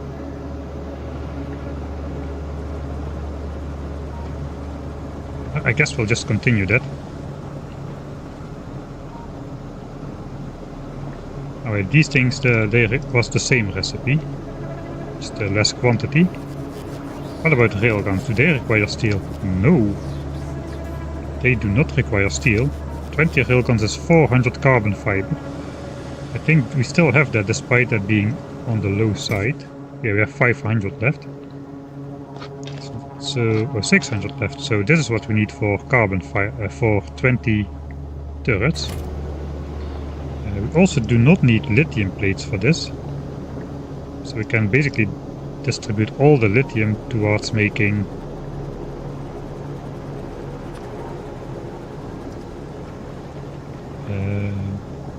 quantum processors.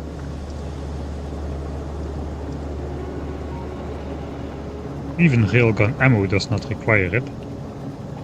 Okay, so what are lithium plates used for then? Science pack are the fusion power cells. Okay, so we need to keep some. We need to keep some to make the power cells. 40 gigajoules though, that is a lot of power.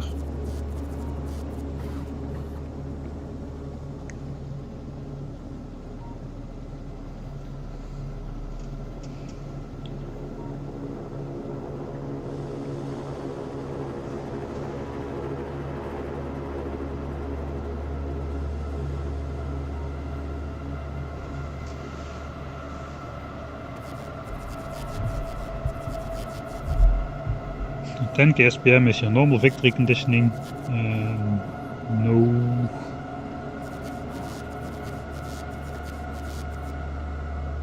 Yeah, nuclear would be a choice as well, except I don't have the uranium. I don't have any uranium at all. You don't need uranium for fusion power, so we can just skip over uranium and go straight through the super endgame stuff.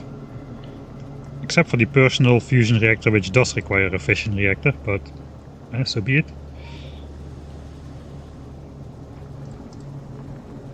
So the carbon fibers we also don't need for anything else then. We need to probably make some more rocket turrets perhaps, because all the huge asteroids, they break down into like a ton of big ones, I think.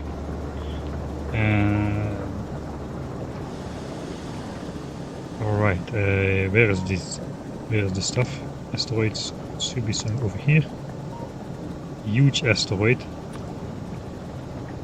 Yeah, it breaks down into 3 big metallic asteroids. Those we have to shoot 3 rockets a pop at, which makes it 9 rockets, 1 railgun shot, 9 rocket shots. That breaks down into 9 medium ones, so that's probably going to be another 9 rocket shots. Because gun turrets are not going to be fast enough to deal with this, I think. We can maybe mix it with gun turrets, but let's assume rocket. That is 18 rockets for every railgun shot. And then we get to the small ones.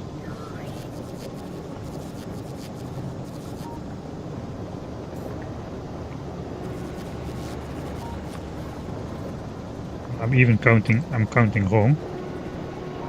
3 big metallic ones becomes 9 of these. No, I'm counting right. 9 of these. That becomes 27 of these. That becomes 54 chunks, which we can pick up.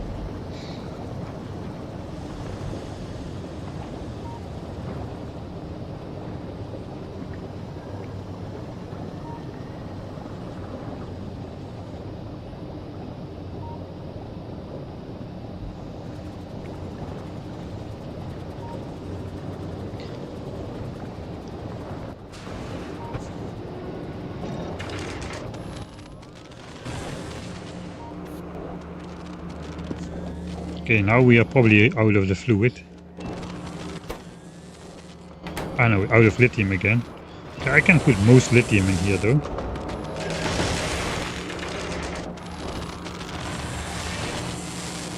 Products finished, 78.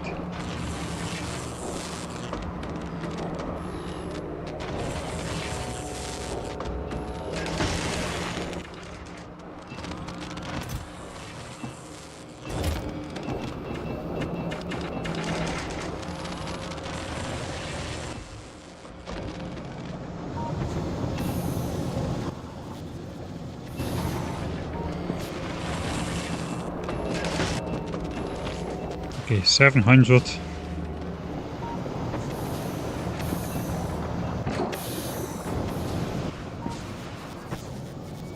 I guess this is like 5. Let's keep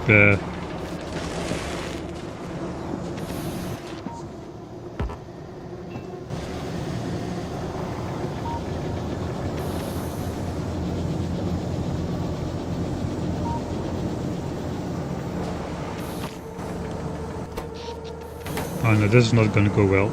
Stop it.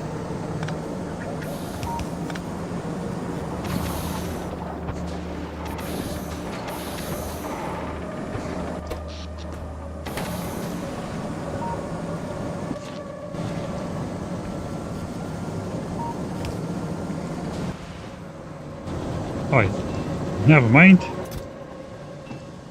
Just stash it in the chest and stop thinking about it. Alright, for now I want a lot of these. Okay, I got a lot of those already. That's good. I was working on the spaceship requirements. Then what do I need to send over? Nothing really. Nothing special. We can make the ammo on. I guess we are kinda encouraged to make the ammo on board with the rocket capacity of only 5 shells.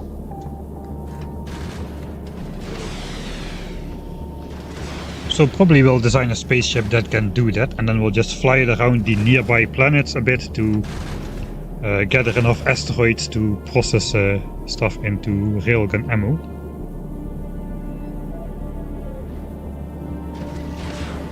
Legendary fish farming gonna be after the victory condition.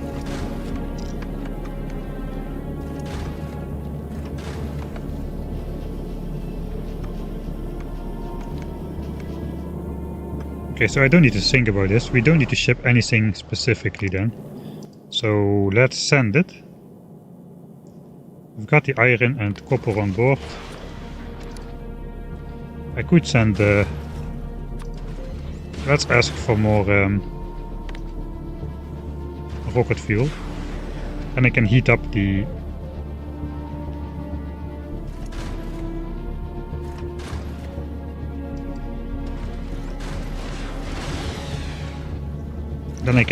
planet. 1, 2, 3, 4, 5, 6, 7, 8. 1, 2, 3, 4, 5, 6, 7, 8, 9, 10, 11, 12, 13, 14. 14 times 200. Okay, I made a mistake here. I'm shooting the medium asteroids with rockets.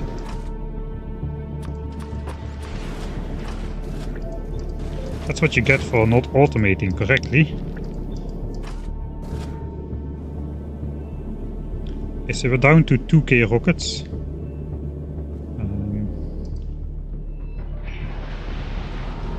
We're gonna get some rocket fuel loaded now. So that's gonna be nice. How much is on the planet available? 2100. Okay, that's gonna be enough rocket fuel available for us to fill up all these requests.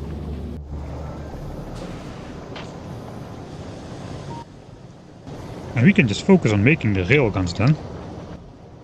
So we cannot get, let's check one more time, we cannot get productivity on these, right? These are made into a cryogenic plant. Guess we can try, but probably won't work.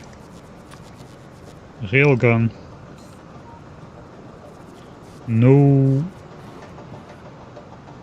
There are no productivity modules allowed. We could try to get quality. What does quality do? I guess increase the range a lot. He's already pretty heavily outrange a rocket turret, right? 40 range, 30 range. So I'm not really sure we need much more range on these.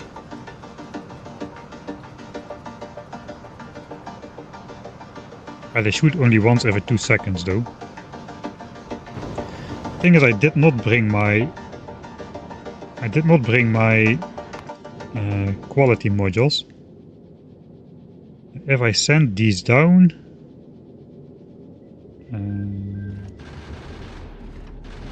where even are those things?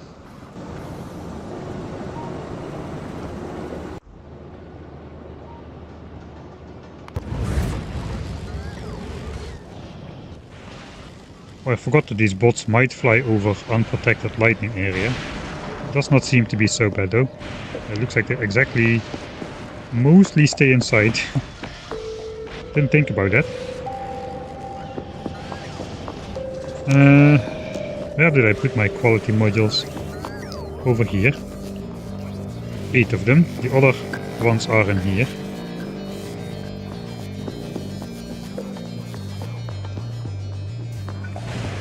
I could bring those over to roll for good railguns.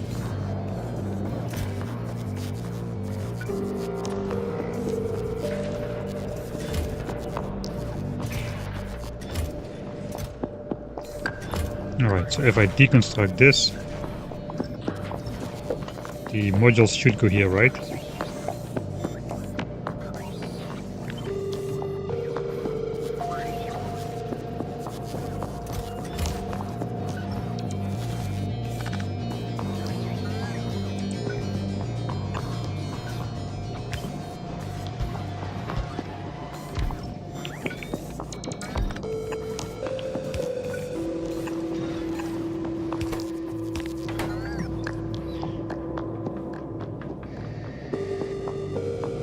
Missing modules actually.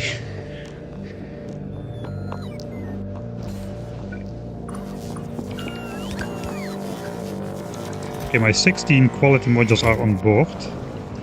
These things can accept 8, so that means we can throw 8 quality modules.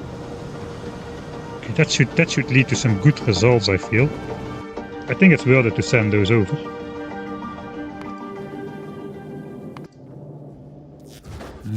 Okay, so this thing is basically, can delete this now.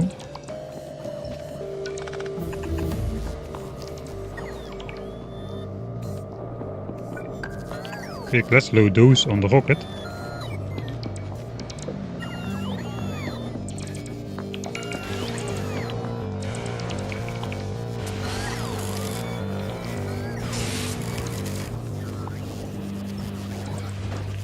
And we'll send it over to the Yamamoto. Let's hope it has enough inventory. It does still.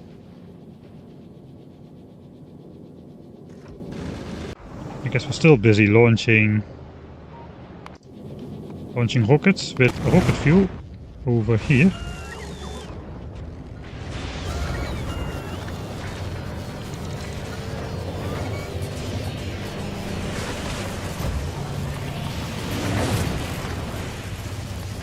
Let's also set these to automatically request. We are almost ready to go then. Okay, so I don't really want to make these just yet. Okay, these require 100 of that fluid as well.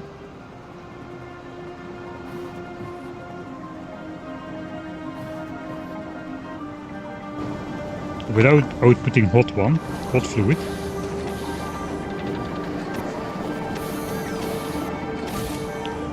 Not really too many options where to put it. I guess we can just put it right at the end here.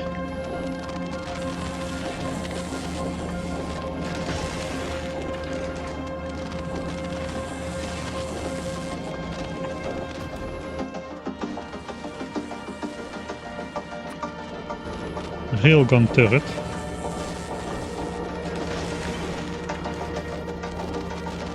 Kinda just want to fit it in here then.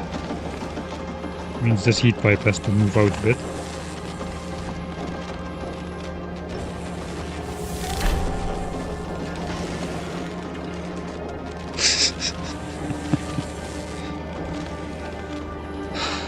Thanks, Ballas. I'm 70% sure you don't read chat to annoy me into buying super chat. Anyways, you accidentally checked the Tesla turret range instead of the rocket turret. Alright, then rolling for better range does have a lot of sense. I do read chat every couple of minutes, but yes, my screen setup is just so that I need to physically think about watching over all the time, instead of having just stuff move in the corner of my eye.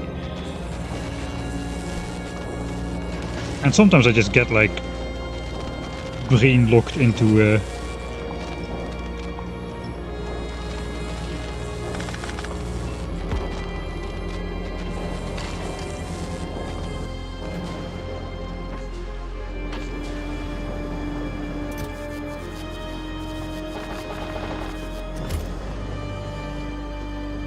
brain locked, is that a word? Sometimes I just get like too much zoned in on the design process. And this is probably not great.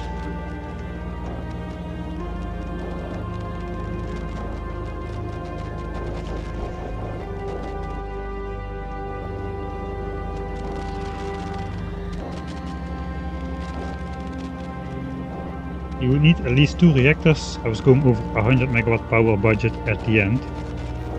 I guess I could stash... I have some nice accumulators I could stash on board as well. Just to catch that. We have the a stack of like Mark II accumulators at least.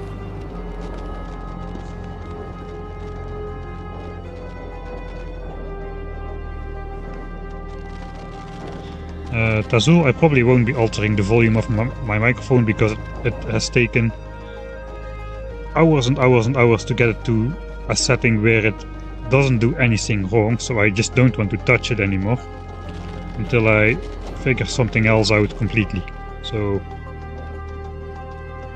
be it.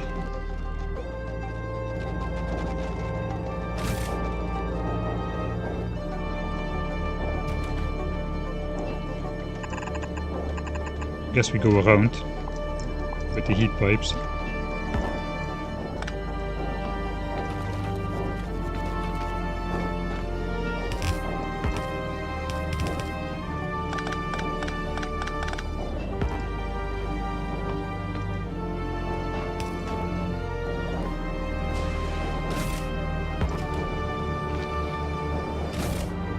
Alright, now I feel bot can fly. Railgun, a railgun turret. A railgun turret also requires that fluid, so I could make a handheld one for myself. Dang, I need more weapon slots in here.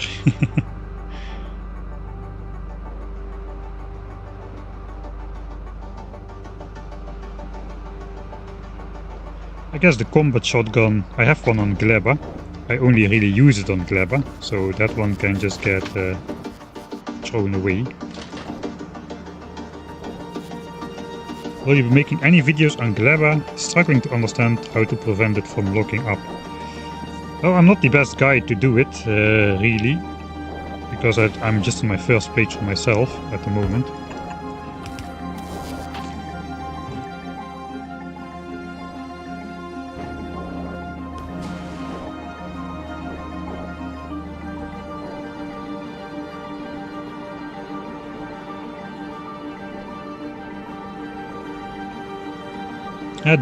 The microphone still has issues. My voice is clipping a lot at the high.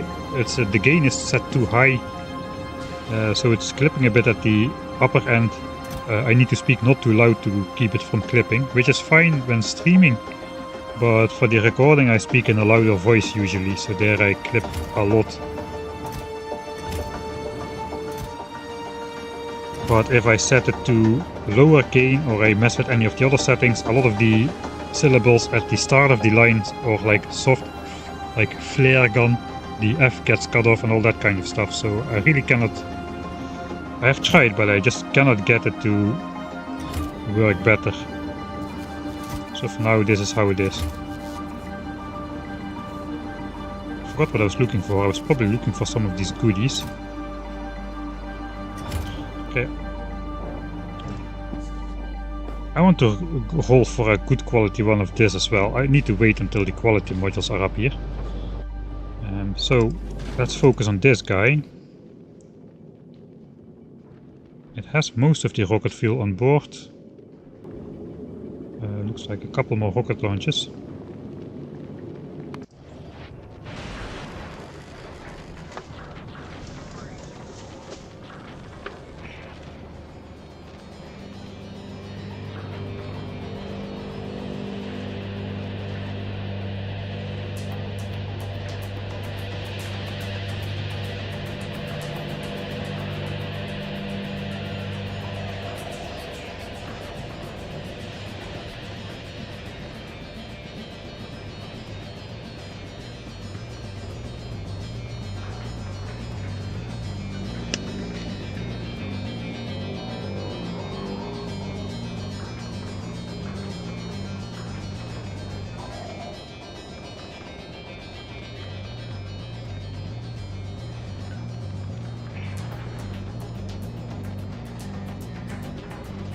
Yeah, what I have learned about Gleba so far, let's first send the spaceship on its way. I think it was about to be ready. We can maybe just ignore the remaining rocket fuel. On the way 400. Okay, if it's on the way, then we'll wait.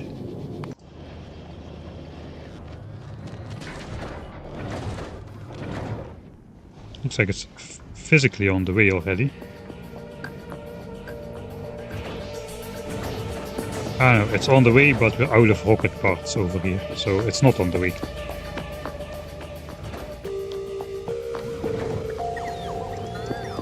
So now it will get sent to these instead, and then it will be on the way. Okay, we can wait those 2 launches. We can look at Gleba then right now. So for me, the key to Gleba is you need to think about Gleba and Gleban science packs in a different way than you do normal Factorio. So normally you just produce stuff like here. Over here I've been producing science packs since the beginning of the game. I've got 230,000 in stock. You just produce stuff and you can store it.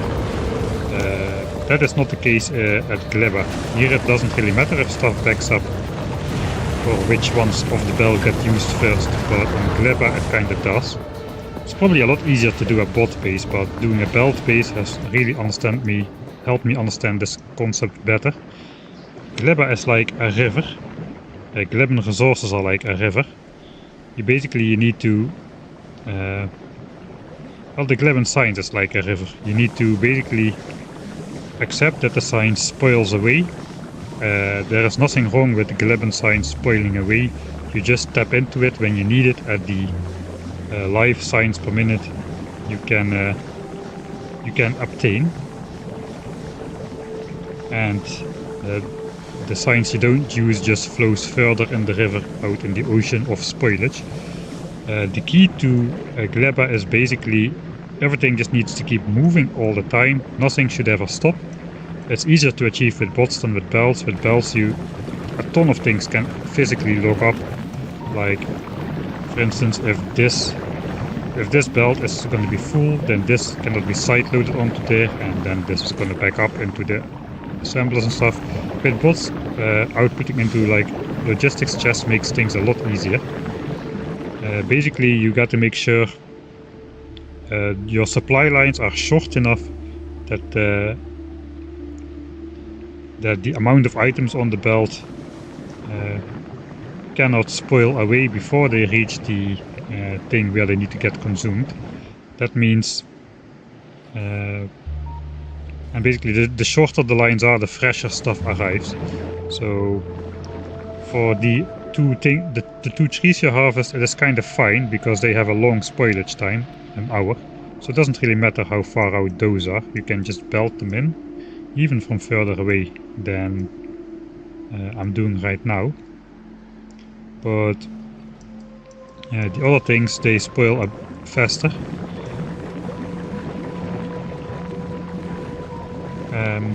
So I would recommend bots and just letting the bots sort stuff, which prevents stuff from locking up at most.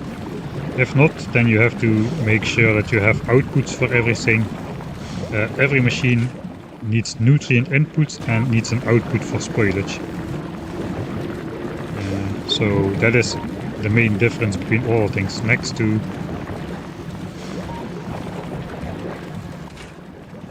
okay, how is this guy holding spoilage?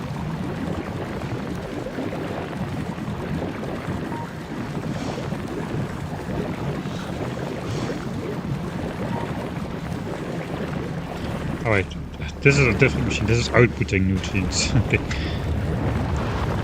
But yeah, every machine needs to have like output for spoiler, input for nutrients. I have my nutrients belt looping around. If you do it by belt, like I said, I would advise doing it by bots, because this can get so full that there is no space to output. That is a problem. And then I just keep everything going all the time, so nothing ever deadlocks. There are different solutions, but this is one that works. Not the one that works, but this is one solution that works. Basically just keep producing at all times. If you are not consuming your production, the river needs to keep on flowing. So we just recycle it away into nothing. Yeah, that's basically my approach to the planet, but people in chat probably have a lot of suggestions as well. I got a Spidertron and did the extermination method. There are no expansion chunks left in Gleba. That is great. That is absolutely great. You could go into editor mode and run this command, which you can find in the Factorio wiki. So I've been doing a lot of game speed stuff. Okay, I cannot find the command. There's a command that lets you chart all chunks, even the ones which are generated but not explored. Because terrain can generate further than 7 chunks away, which means if there's biters over here, the expansion chunks will reach to here, but you won't see them on the map. But in general, if you did the Spidertron method and went out a fair distance, then yeah, you should be totally safe. And even if not, I've just cleared an area around spawn, not even that large of an area, and I just see the first dangerous expansion towards my territory. But there's another 1, 2, 3, 4, 5 steps before they actually will be inside, so I think we're gonna reach the edge of the solar system before we need to do combat on Gleba again. Expansions on Gleba seem to be a lot less frequent than on Norvis though. My Norvis planet looks like this at the moment. It has been dead since hour 20. So we are very, very different. They're not attacking and destroying stuff because the planet is dead. Yeah, let's not talk about that. We've been doing just fine with our Volgoran base, except for 2 stealth missions to mine 1 piece of uranium to unlock the nuclear power tech tree, and capturing 1 biter to be able to make quantum processors for some reason. Right now we order blue chips, because I never inserted the rest of it apparently.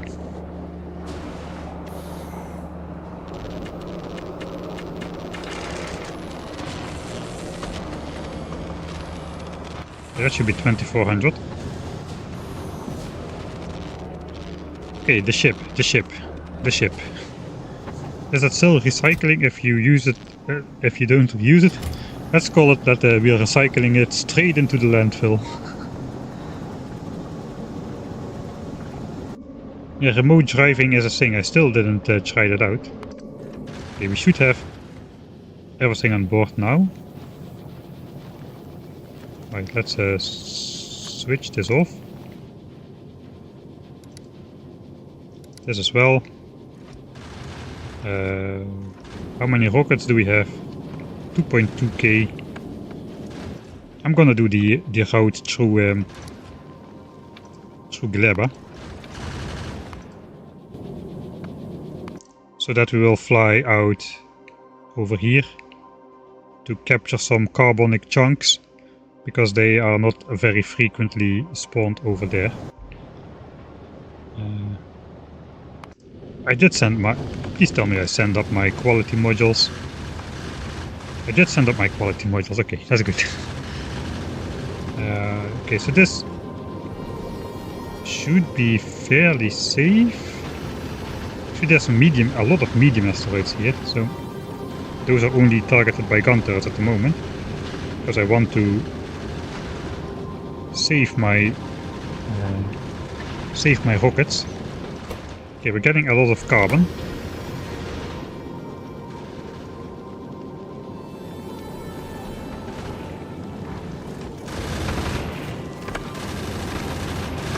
Grabby.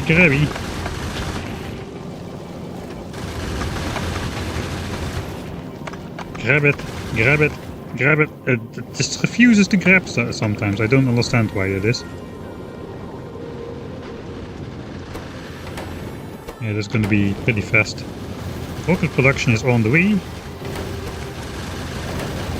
Underway.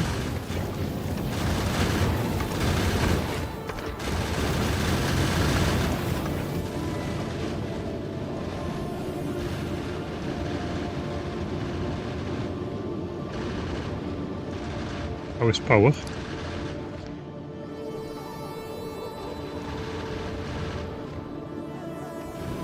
Power is good.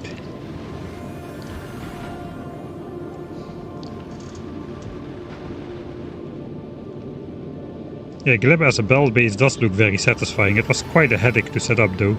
I keep saying that, but I spent less time on Gleba than I did on the other planets. Although I did have more fun on the other planets, so I didn't try to get off of it as fast as possible. That might be the reason as well. To be motivated to set up something. I did a bunch of quality gambling on Volgora. We did a whole bunch of demolisher target practice on Vulcanus, which was not absolutely necessary, so I guess, yeah, I didn't do anything on Gleba, which was not absolutely necessary, I guess. We just got annoyed, figured it out eventually, and got off the dang thing.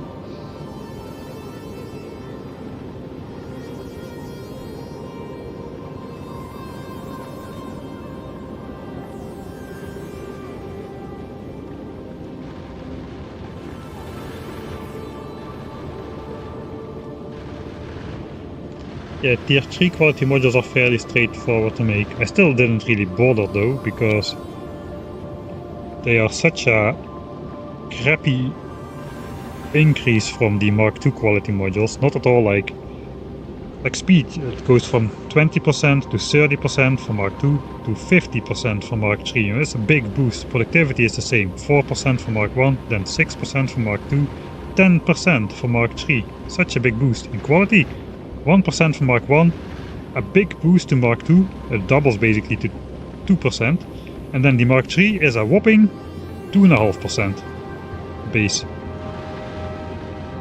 So that is quite underwhelming. I haven't bothered to make those just yet. Are we already on the way to... Yeah, we're on the way to Aquilo already. Where are we on the space map? This is not the space map. The space map is the one which says space map. Kinda makes sense. Okay, we're on the way.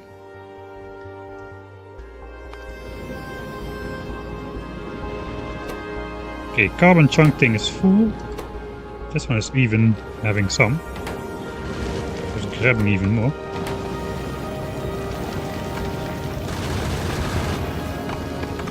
Oh yeah, give it to me. Give it to me. Sweet, sweet carbon.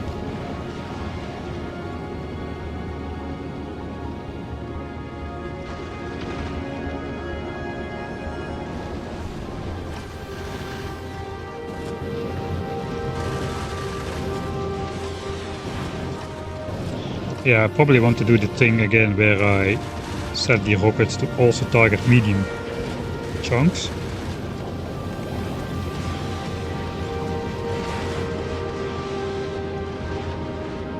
Thank you, rocket turret. That was a very functional asteroid to blow up. But we could use some help at the front in the later stages. We did survive at 99. I should have put it in 99 already. I guess the slower speed is also nice to be able to grab some more asteroids. Let's look at the front of the ship and see if nothing goes wrong. I'm gonna save here. I didn't save for a long time. If the ship blows up, I just will reload. Save, scum, save. Let's call it what it is. Because that's a lot of asteroids.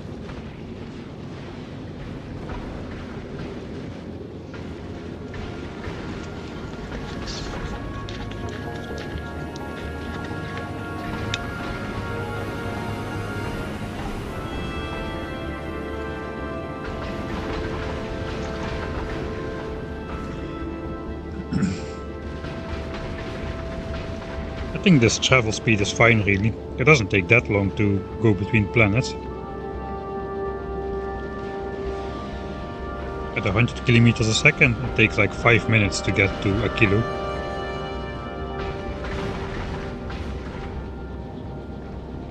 So you don't need to watch this all the time, right? I mean, I just like to get some scenic shots in the stream as well, and just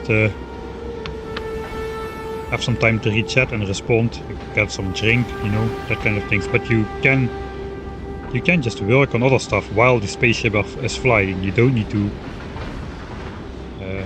to sit on it and wait until you arrive, especially not after you automate spaceships.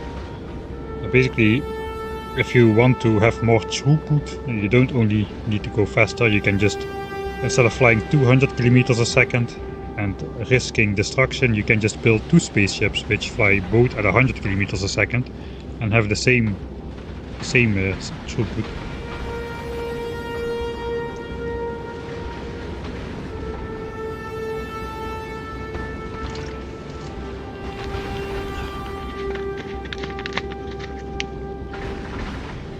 Yeah, and you can just do stuff remotely a lot as well.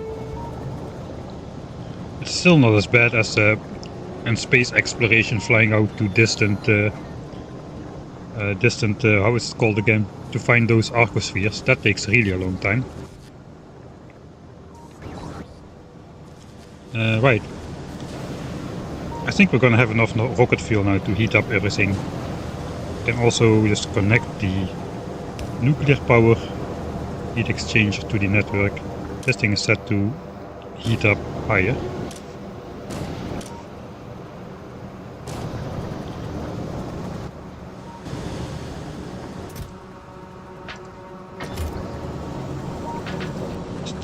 I'm not sure I want to automatically upgrade everything. I think it would be kind of cool to have sort of a cascading heat effect going on, which means here the temperature is 900 degrees and for every tile it goes out it will be 1 degree lower.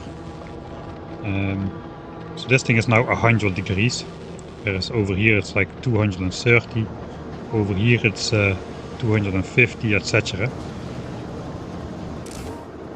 So basically I just want to probably heat the system up manually a bit. And by now the spaceship has probably arrived. Alright, the spaceship did arrive. Oh, there's a lot of asteroids. Let's once again, we'll delete the medium ones, so we shoot those down with ammo. We can send all the rocket fuel down. Let's send all the, no, not the iron, all the house iron. Okay, we do have a lot of metallic chunks. I hope we have fast enough ammo production here.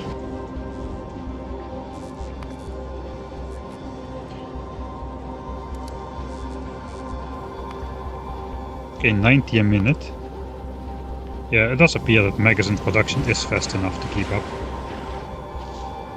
So we can indeed save our rockets. I won't send down the iron, I will send down the steel then. And the quality modules. And all the rocket fuel.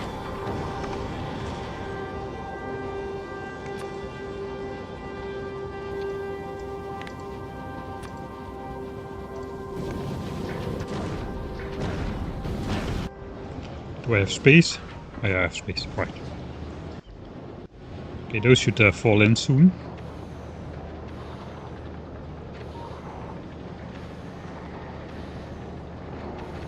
Kinda like how this base has turned out. Even the EM plants look nice and this on this planet. Alright. Rocket fuel. Tons and tons of rocket fuel. So I guess I do want to automate the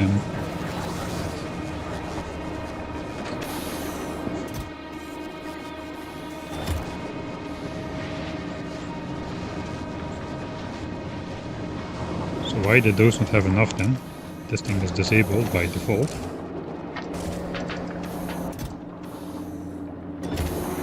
Okay, let's do automate this, or at least to some extent. 666 degrees seems nice.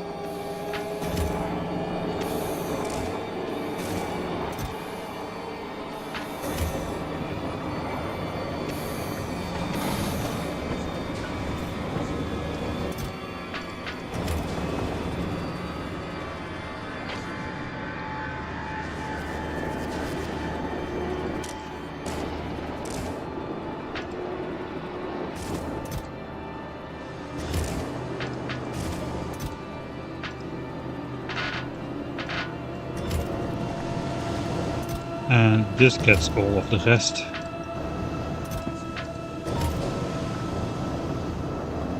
I guess I'll put this in. These are storage chests now.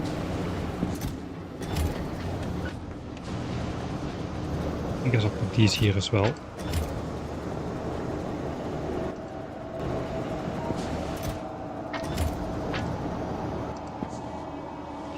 Right, and steel. That's good because we are very nearly out of steel. It's also very nearly out of copper, but we don't need that copper that much. What we are not nearly out of is obviously ice.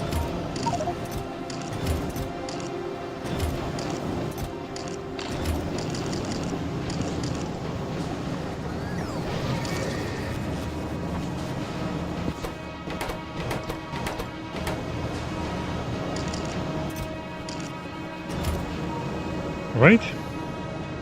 Oh yeah, my quality modules, that was the whole reason. Right, time to save quality time. Let's have some quality time together, shall we? Everybody's always talking about quantity of signs per minute and whatnot. Let's do some quality time. Remote playing is a blessing and a curse. Yeah, exactly for that reason.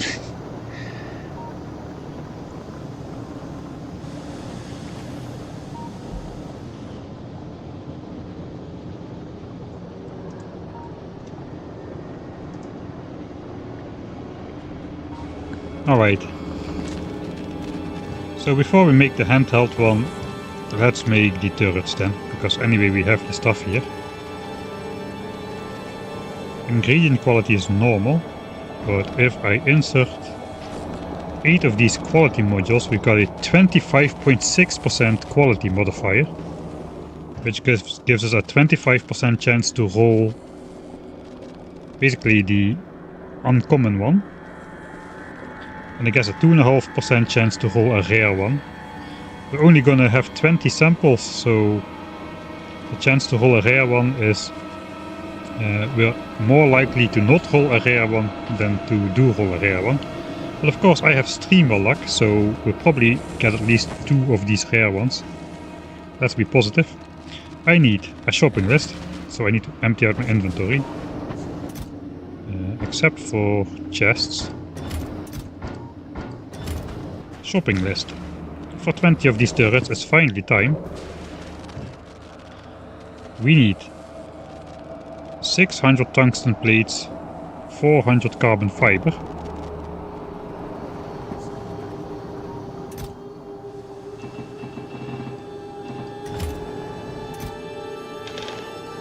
I forgot how many of those.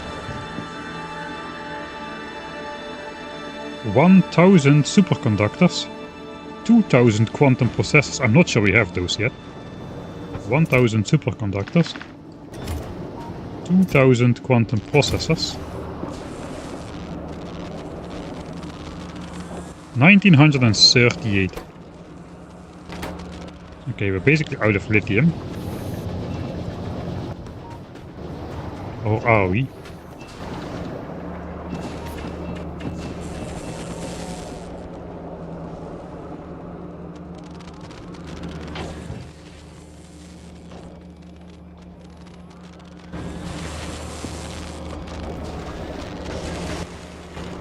Right, let's do half of them first. 1k.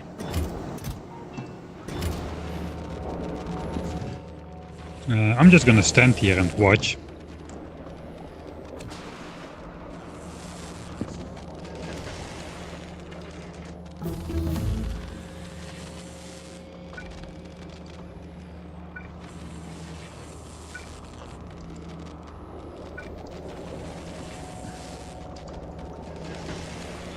Guess I have to do it this way if I want to be able to hold better quality.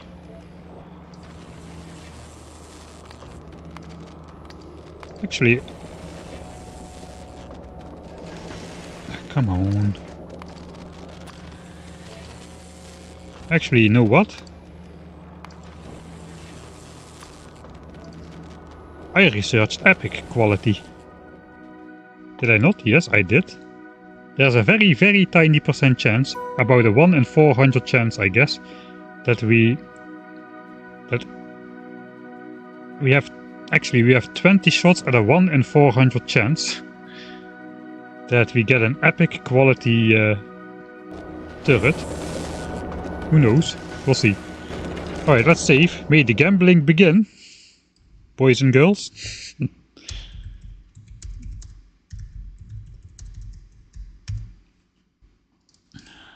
Here we go.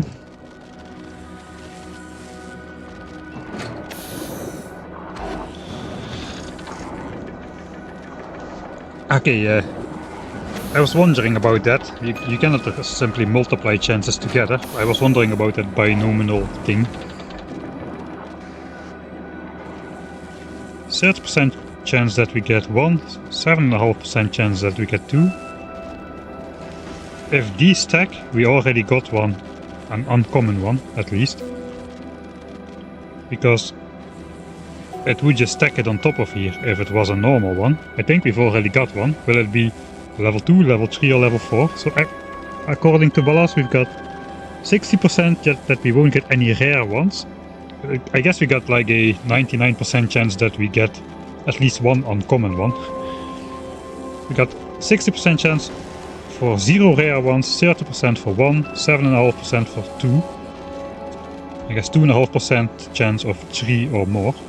Let's see what quality is hidden into this package. I'll even break the... okay. Click! Oh, it's an uncommon one.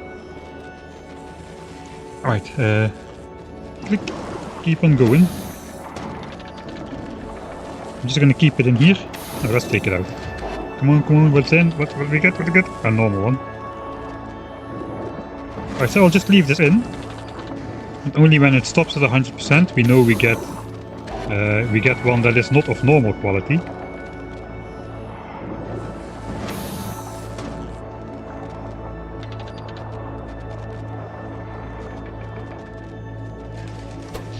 Or when we run out of power, that is. I guess this thing just consumes too much power. Oh, dang it. Yeah, I see.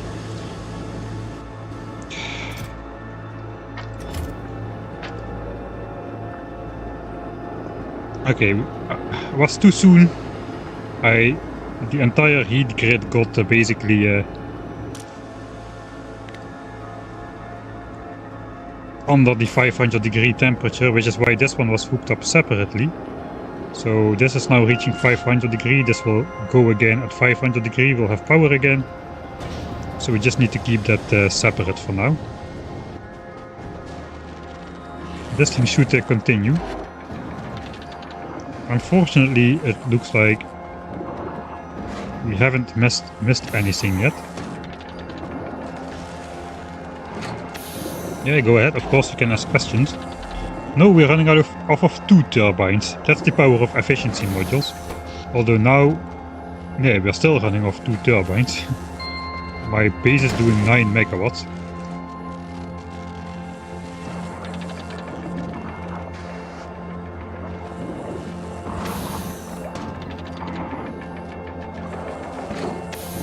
Okay, out of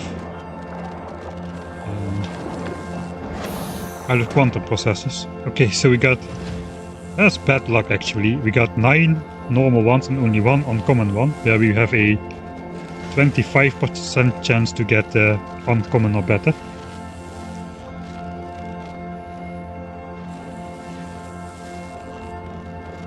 Why do you want heat everything to 666?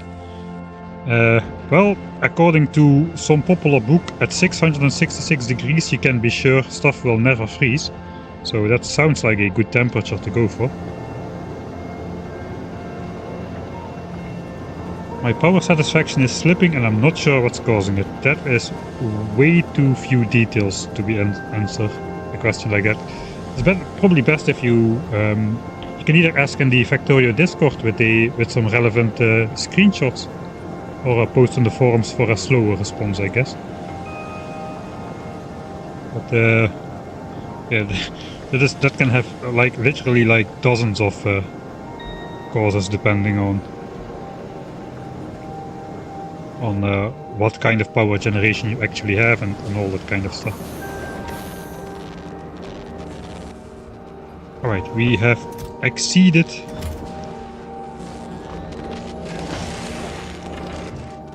$2,000 things. So let's do another round of gambling. Another 10 chances to run an epic railgun turret. Let's go.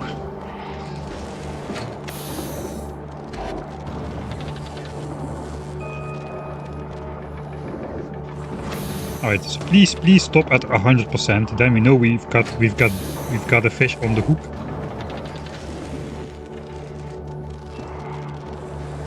If it stops at 0%, I just forgot to insert resources. Yeah, we're going for fusion because I have no access to fishing.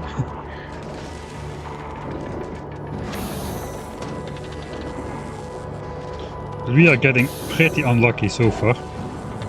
Only 1 out of the 15 is uncommon, and that's all. That is my punishment for being so optimistic. Okay, we got one. There is one. Level 2, level 3, level 4. Come on, give it to me. Yes! We've got a rare one. Okay, that's very good. There was like a 30% chance or so that we got at least one of them. Oh, and another uncommon one. They're all coming in at the end. 2 more chances. A normal one, and please stop at 100%. Ah, wait, there's now 2 more chances. Please stop. This is the final one.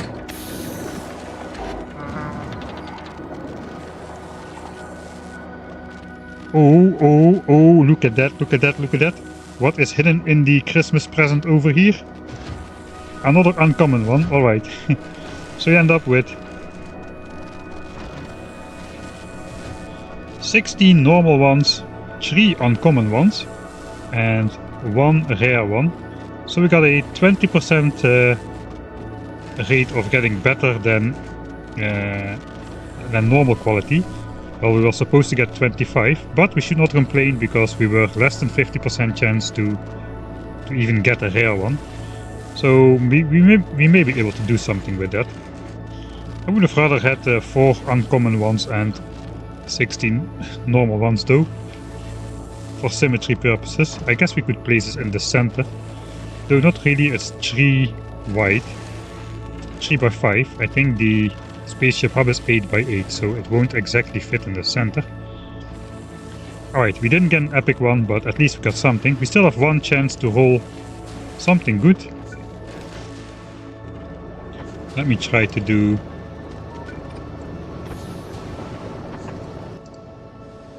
this. I can copy the recipe up to here. And okay, we still lost the fluid, because this only requires a little bit. And now I forgot what it requires. 10, 10 and 20.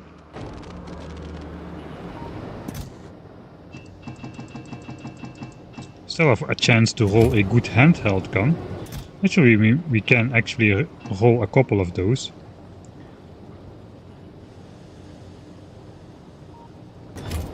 Yeah, maybe it would be good to roll a better handheld one. 10, 10 and 20. What about 200, 200 and 400?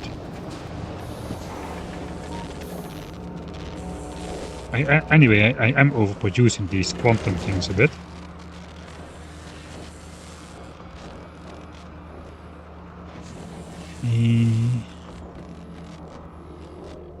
Michael at the slot machine, yeah. Before this game taught you engineering and stuff, now it teaches you how to become a gambling addict. Alright. I guess I'll just keep the... Let's stand on this side. It's only a 10-second crafting time. Alright. Let's go. We'll input one at a time. Let's see what we get. Okay, the first one is a normal one.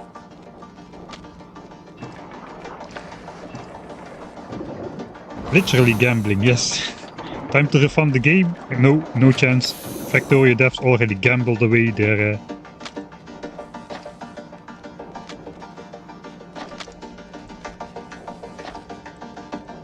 profits. Alright, gun number 3.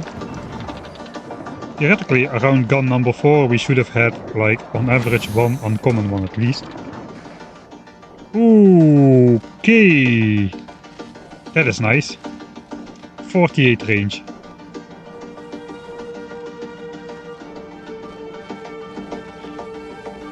This will come in very nice with the big demolisher fights, I guess.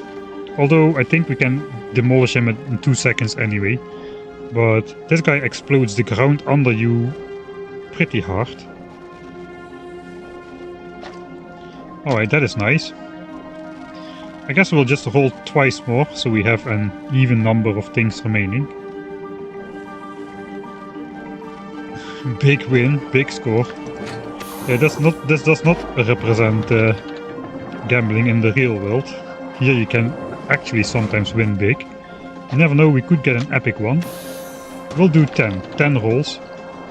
This is wishful thinking though, we got a 0.25% chance to roll an epic quality one.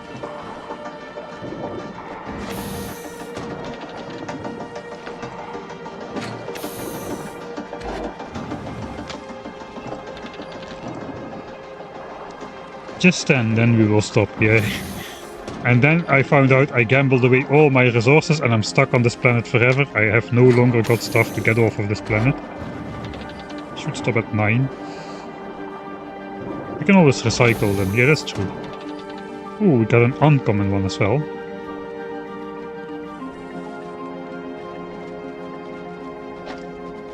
Not sure what we'll do with it, but I guess it's nice.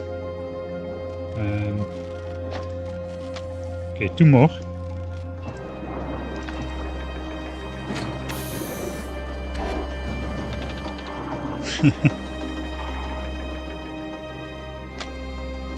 Okay, last one. Let's get the epic. Give me the epic. I guess it's kind of wishful thinking to get an epic result with the normal quality ingredients. Alright. That is a good result though. Again, a 20% conversion rate on better instead of 25. I guess it would have been pretty hard to roll 7.5 railguns of better quality though. I'm very happy with my rare one. Right, so this thing, quality modules out of there. I guess we'll just leave the recipe on here just for fun. I should have used my efficiency modules in there, I say, while I walk away. I used my quality modules in there, that's why the efficiency modules are not in there. Right.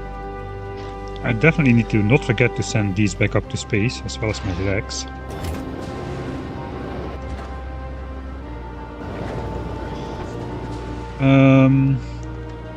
Okay, yeah, right. I guess I have some rockets ready, that is why I have 2 rocket silos. We need to send up all those railguns into space one by one.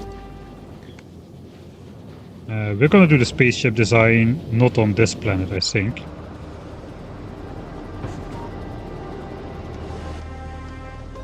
I probably want to think a little bit more about where I do the spaceship stuff.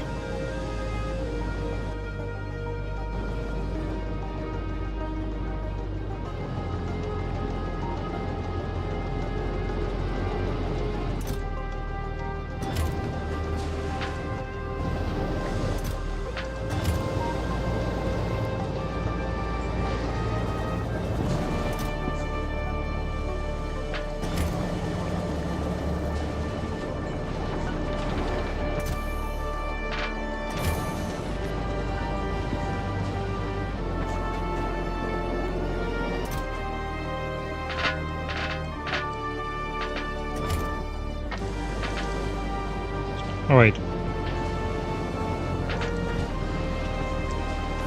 So it kinda means I am not sure how to proceed from now on. I don't want to fly away from this planet before we are ready. I also don't want to make an artificial railgun on my spaceship.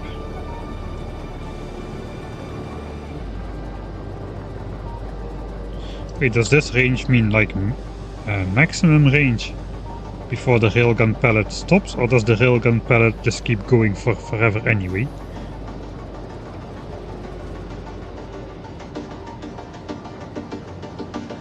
Still have to make fusion reactors, that is true.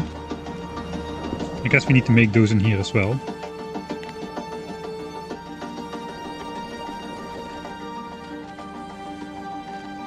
Oof, that's a lot of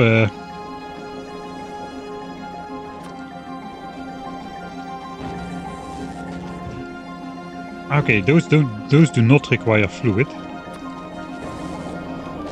So let's do that over here, above the rocket silo. Oh hey, Cyclomatic. Thanks for the raid. You just you just missed the gambling session. I got myself a rare railgun. The third try. We did 10 guns. We've got one rare railgun. We've got one rare railgun turret.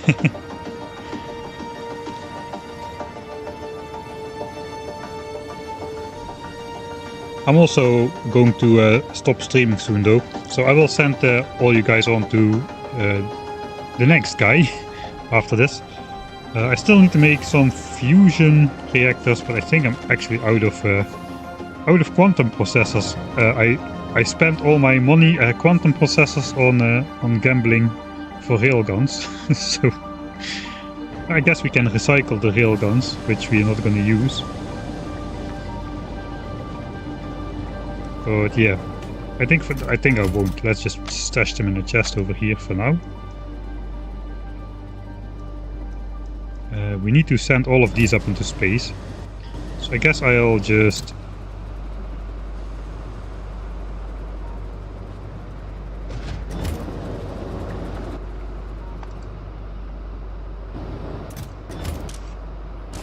okay, this is trying to insert 8 railguns at a time, but only one fits in the rocket. How are you doing in your... I guess you're playing Space Age as well. How's your playthrough going? What actually are you doing? This is my very first playthrough, so I don't know much just yet. So no big spoilers for the end game yet, but yeah, where yet? If you're still here.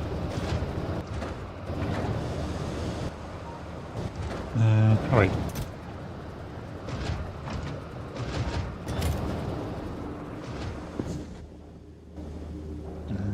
I guess I only put like 2 rockets worth of stuff in there.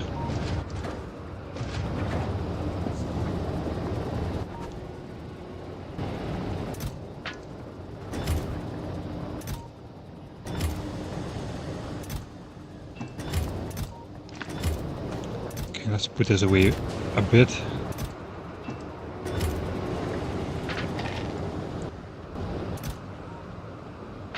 Okay, half rocket fuel. Why is that 724 though? I guess there's 2 inside.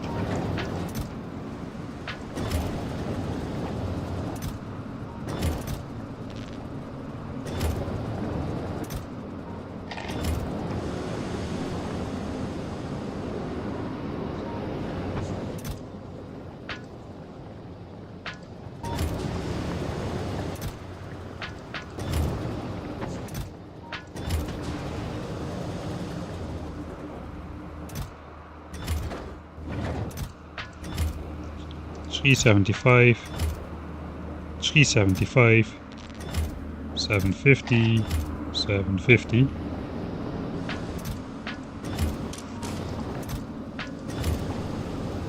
Well, that should be fast enough to make the rocket.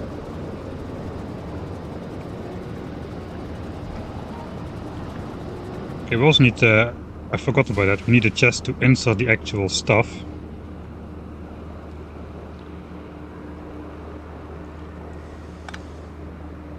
It looks weird if the rocket silo is frozen like that. But I guess we'll do this. Override stack size 1.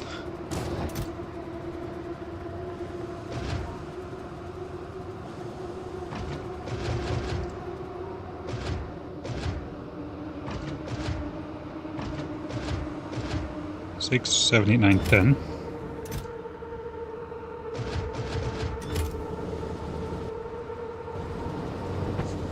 I guess if I want the bots to construct stuff, I should put the bots back in the roboport.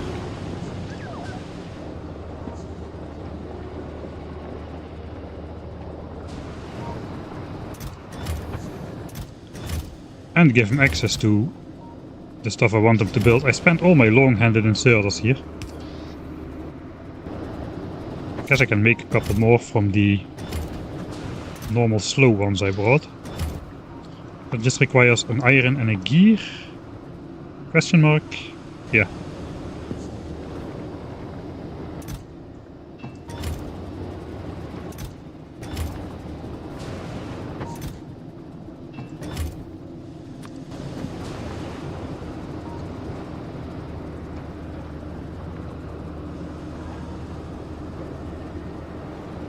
I did not message you on Discord. If somebody messages you on Discord and pretends to be me, it's never me. Unless you know me already before, it's never me. Obvious scams. So don't fall for it. Discord is kind of a hard place to do something about it. I have no idea how. There's no reporting functionality or whatever, as far as I can tell. I cannot even find the impersonator's like profile, because of course he doesn't contact me.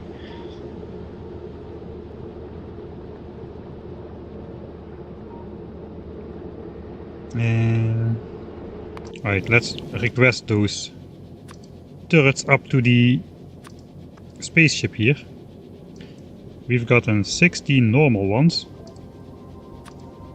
We've gotten... Okay. 3 uncommon ones. And we've gotten 1 rare one, so that's what we're gonna request.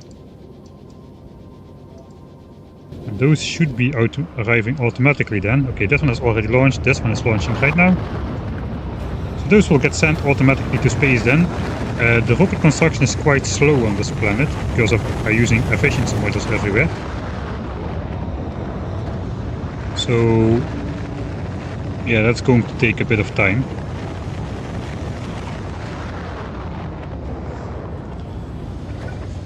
Alright, those are done. Then it's up to us to build like fusion reactors and the fusion generators. Now, do I even want better quality ones? That basically just will throw off the balance, right?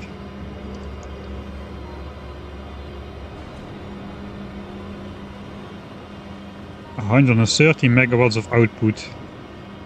I would need to match that up with better of these ones as well.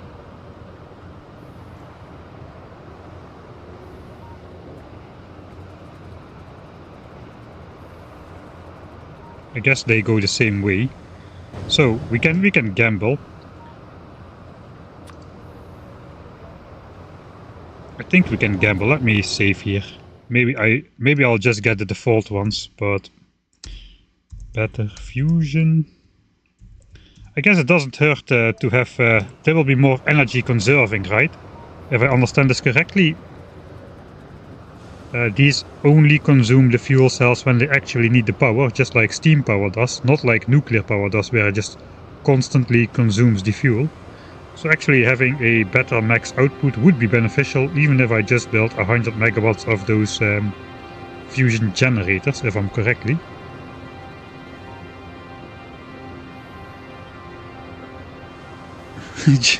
Just ask the scammer to voice call you if he says his mic, you'll never get the accent right. Just maybe a Dutch scammer.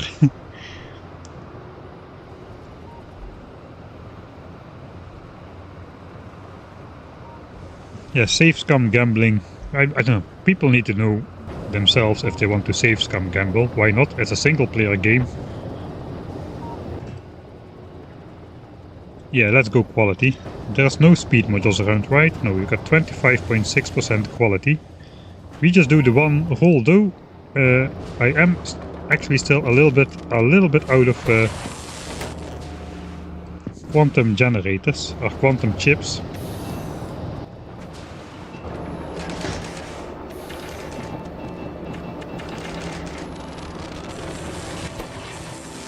$50, that's gonna make 40-ish, 35, 70, 140. It's only gonna make 280. 380, 430. It's not even enough. Not even enough. This is how desperate I've become. This is what gambling does to you folks. You start hand dropping lithium on a belt instead of playing the game.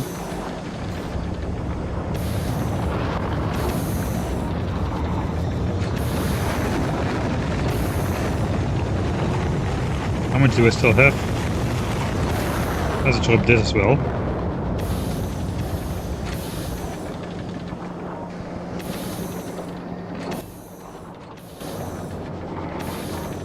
Just recycle your rail hand. Yeah, you're right. I should recycle those then. But I should recycle them at normal quality ingredient level. Those railguns actually did not, they barely cost anything. They didn't even cost... they cost quantum processors. Ah, yeah, I see. I'll get back 5 per railgun. 5 per railgun.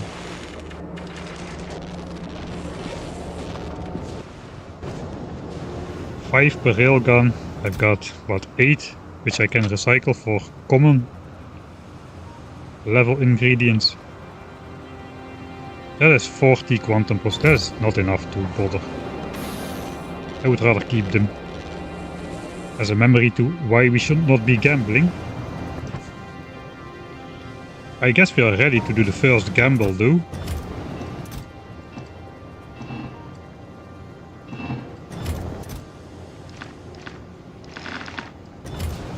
It's these things and quantum processors.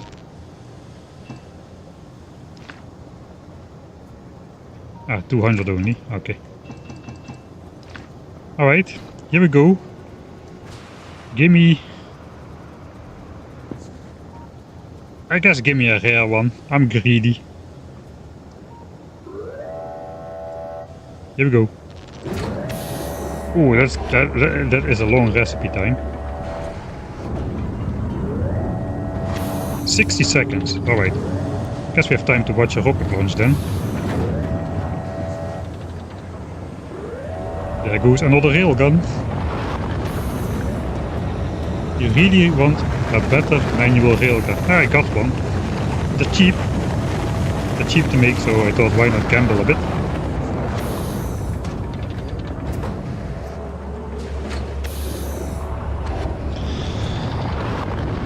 Alright, what would be more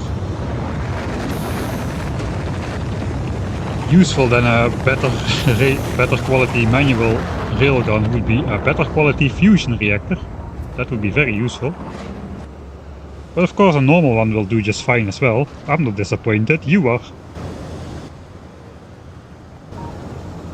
Alright.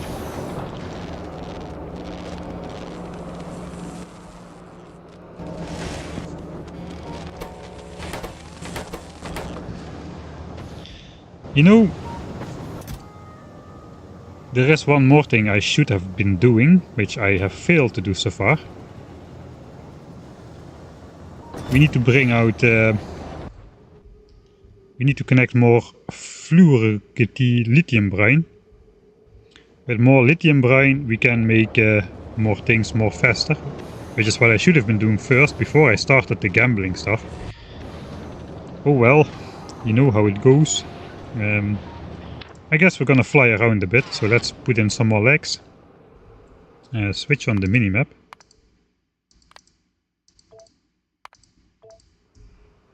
Hey, We're almost done with the Prometheum science pack though. That concludes everything we need to be able to fly to the solar system edge. So that's nice. Imagine being disappointed having invented a functional fusion reactor, yeah. I did not gamble on mech armor. I decided I was not going to. I have more lithium actually, I could smelt that. We get more lithium from this as well.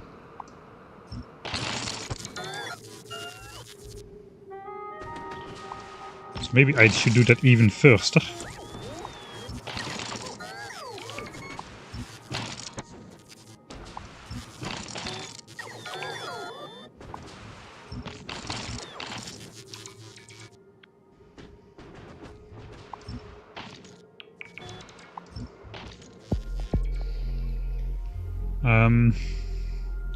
I should go out on this way really a bit.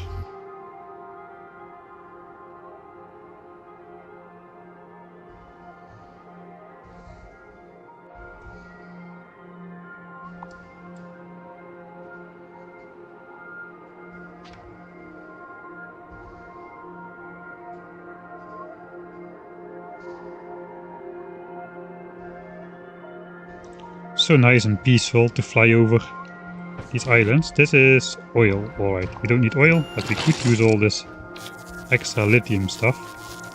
We get lithium from this, right? Am I going crazy? Yeah, we get lithium from this. Where is it? Oh, over here. Okay, that's 100. Okay, that will actually boost the production of those quantum things a bit. Should not let my bots fly out too far. That's really devastating for my solar-powered personal battery.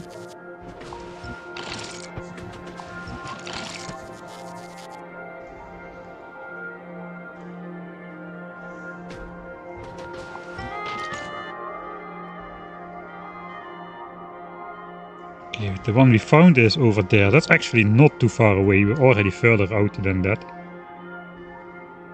99%. Can I watch it complete?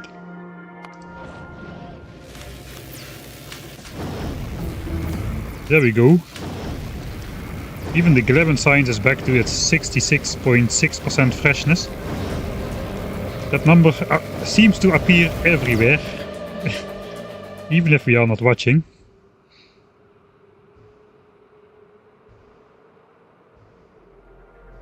Did you consider trains too? No. No, I did not consider trains for anything. It's not that trains are not good.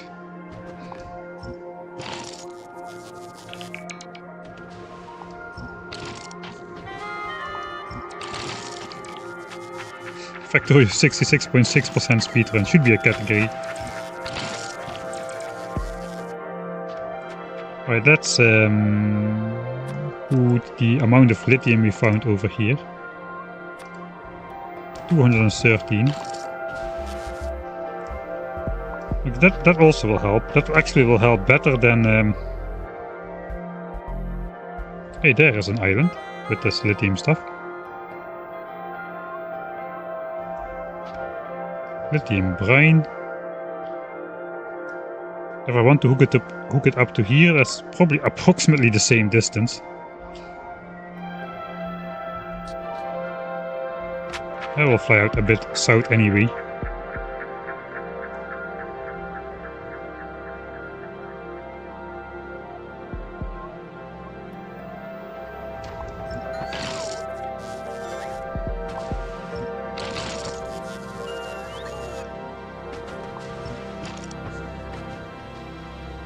I like bells in general. Bells are a nice visual solution. It just looks awesome when you have a nice working belt setup or one of those compact main buses.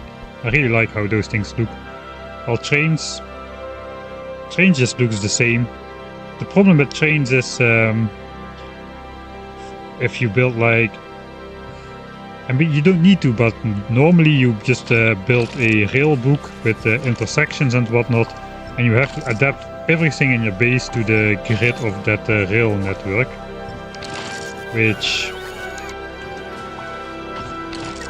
which is a bit meh. So usually I don't really do that. Of course you can build rails like... I mean, Dodge Washington had a beautiful C-block playthrough where he used rails in a not... still like a sort of a modular expandable way, but not a city... predefined city block size base. Those things look horrible in my opinion.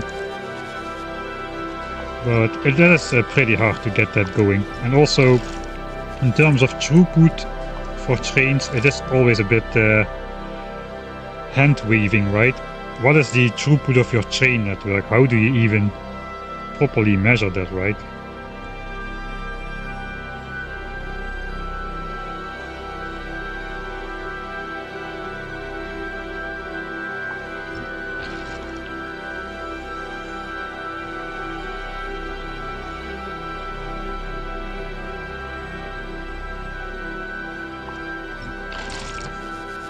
I like spaghetti builds the most as well. It works best. It's why a lot of my playthroughs have been about working in a confined space, I guess. I mean, I did the first Factorio video I did was Biter Island. That was a very long time ago, before I knew anything about the game really. But yeah, the Factorio Tightrope series with the 16-tile ribbon world confined space. Then we got Biter Island Dead World, which was the more serious variant of Biter Island, you could say. I did a probably most of you don't know the land block video. I made a special map called Land Block, which was basically just an 8x8 chunks style map, and that was the entire world size.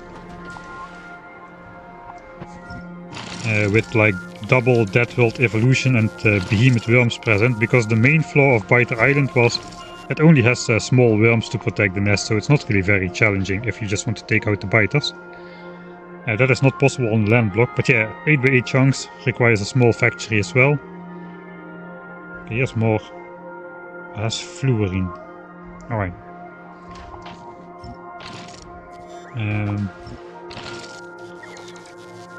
But the bases on Biter Island, they followed the curvature of the island. I had the no landfill rule in place. No landfill to expand the island, so you had to just... you were confined to the space, which is... You should try it if you want to build a nice, organically looking base. Just generate the smallest island possible with maximum resources. And go from there.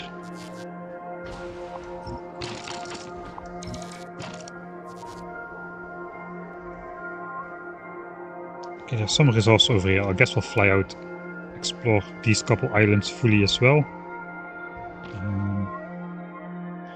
Out of inventory space. I got 500 lithium from this adventure though, that is a lot.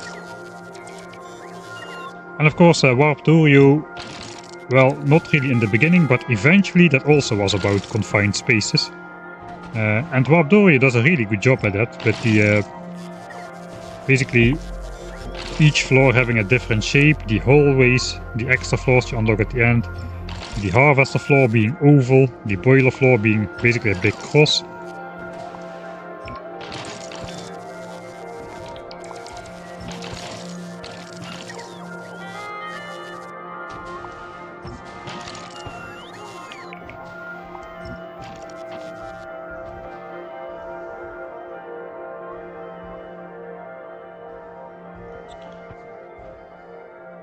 Major choke point for mega basing will be the landing pad unload speed. Yeah, cargo base should be valid for inserters, I agree. Either that or they have to get rid of the one landing pad per planet. The one landing pad per planet type. Although I guess you can still unload pretty fast from a landing pad, but yeah, you have to transport all 12 science packs to one location. So that's already 12 different, I guess 11 then. I guess no, wait, if you transport it to Northeast, you only need to transport 5 of the 12 science packs back, I guess.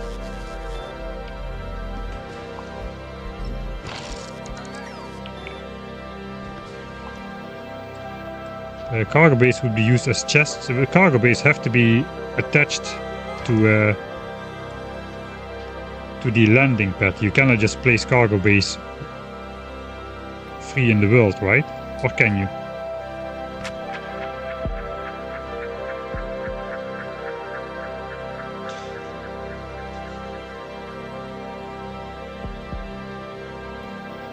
I guess you could indeed make a train wagon of cargo, which is, yeah, I see the point. You can make a very, very long one, which is basically a one big chest for the entire base. Still would be cool though. I think it would be pretty hard to handle actually. Okay, I put this in my trash slots. I guess so be it.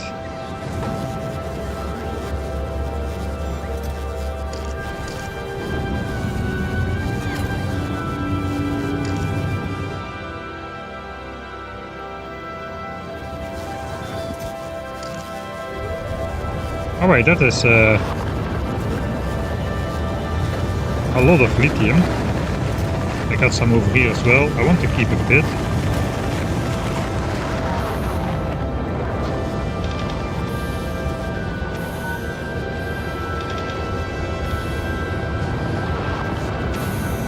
But yeah, this lithium brine was the bottleneck.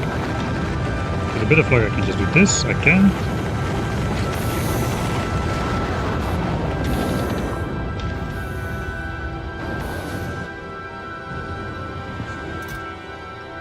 Okay, keep a little bit because of this, I guess.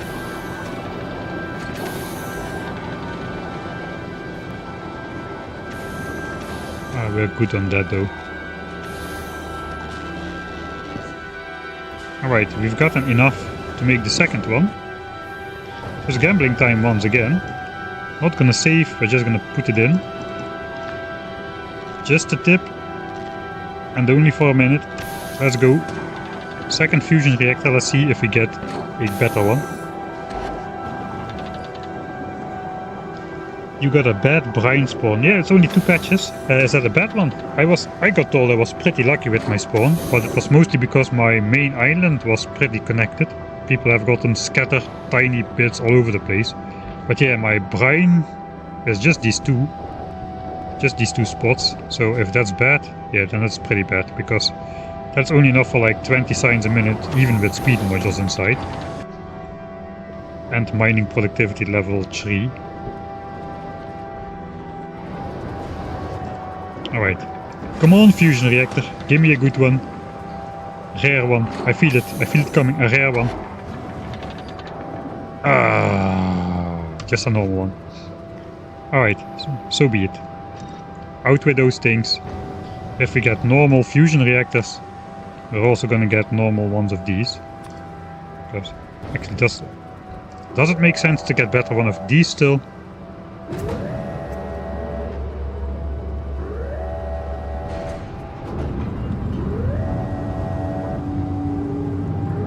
Well, maybe it does make sense. I don't know how this works. Does this stack? Do I convert 50 megawatts of reactor power into 65 megawatts of output power with this uncommon stuff? It does consume the same amount of fluid. Got again some floating point. A number only going on with the uncommon one. I know, consumption is also increased. Okay, so consumption increases with power output, but if we are not going to be outputting more fluid, I guess with the fusion reactor, I still don't know how that works.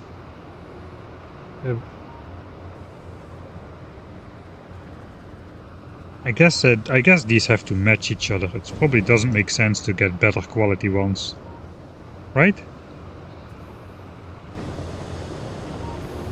Alright, I'm going to save here.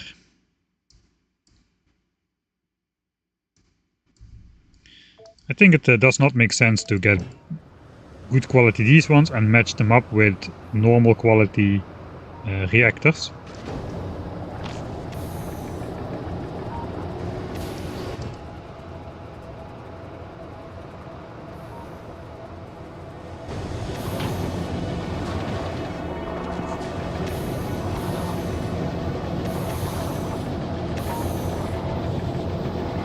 But we are converting some of them into science.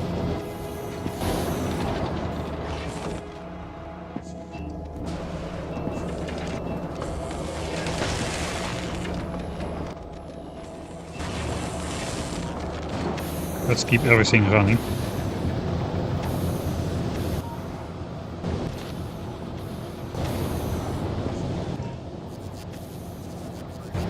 That is good. This fluid will build up again.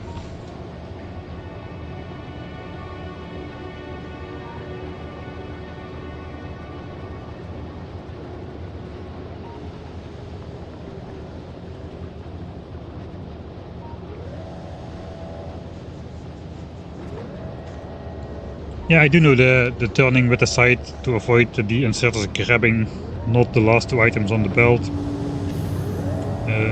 But we dealt with it in a different way, which also works. And for most of Factorio goes, you do not need the best solution, and the opinion of what the best solution is can differ in the first place between builds. But you just need a solution that works. It doesn't really matter what the solution is, as long as it works, it's good. I think I'm just gonna go for default ones here, so let's just insert, why not, these.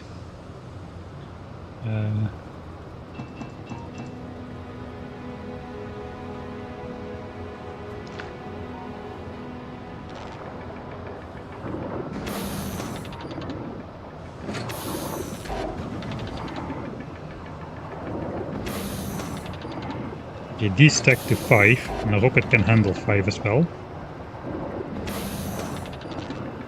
Alright, so we don't need to look at that, those will be standard quality no matter what. We've launched all of our fusion reactors, or all of our railguns finally. So we can start sending up the fusion reactors, I guess. How do they look? Can I build it anywhere?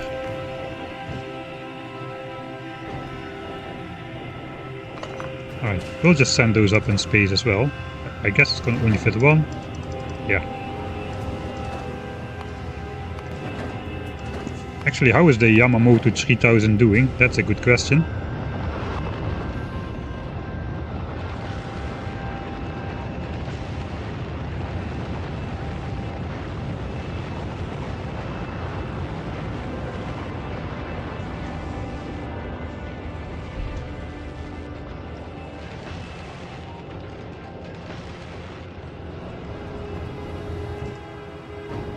Wait, do these stack inserters now have a limit of 18? The bulk inserters. 12. No, they don't. Okay, so all of my other inserters got a stack size upgrade. They now can go to 4. It looks like the bulk inserters are stuck at 12. So they didn't get the last upgrade.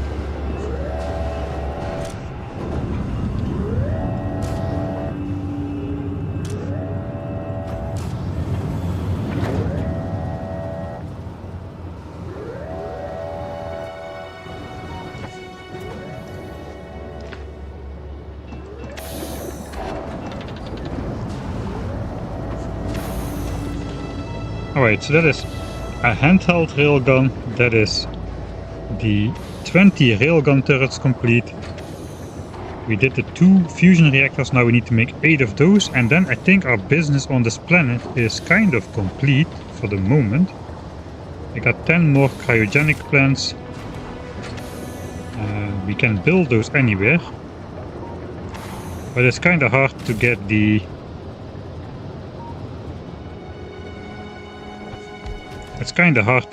stuff for the recipes right.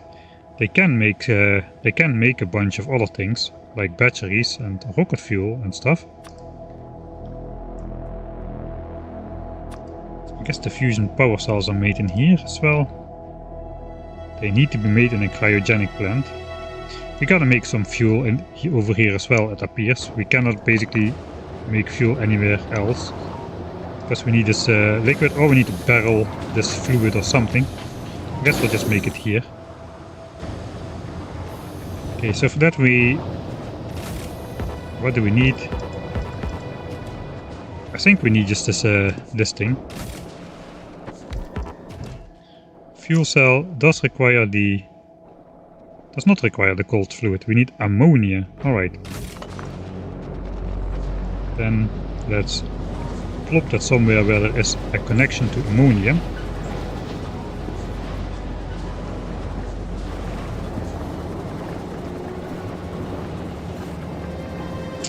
Not really... I can put it on the edge of this island here.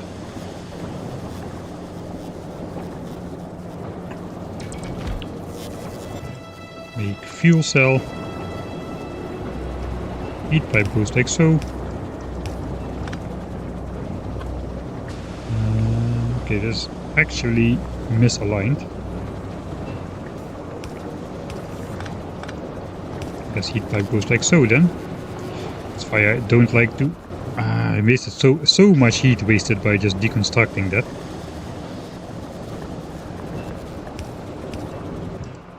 Alright, that puts the fluid in there. And I guess we're just gonna hand feed this. This does accept productivity. Okay, I should probably get some productivity in there. Or quality.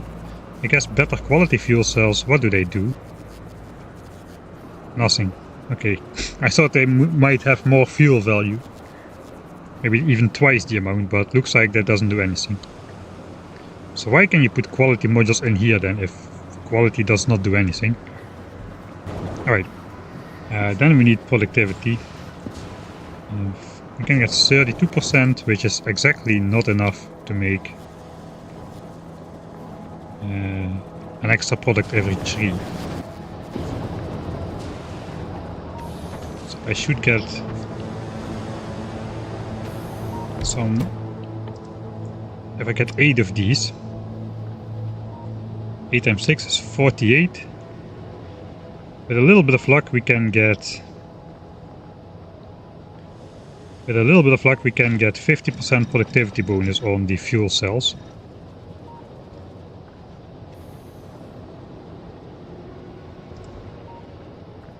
We need to roll 2 uncommon ones for that, or 1 rare one.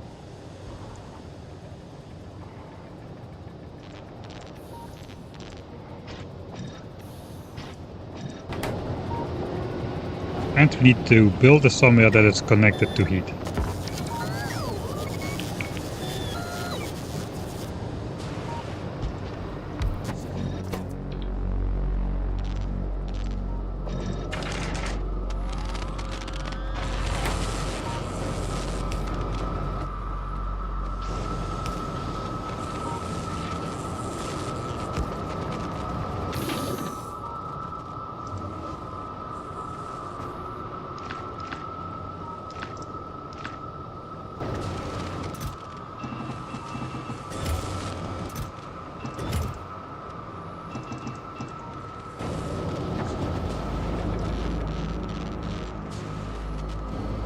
That's enough.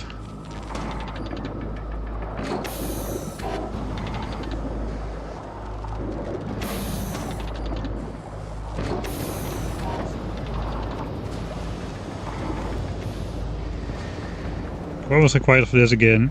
Holmium plates and 5 lithium plates a pop, but we were waiting for the productivity modules.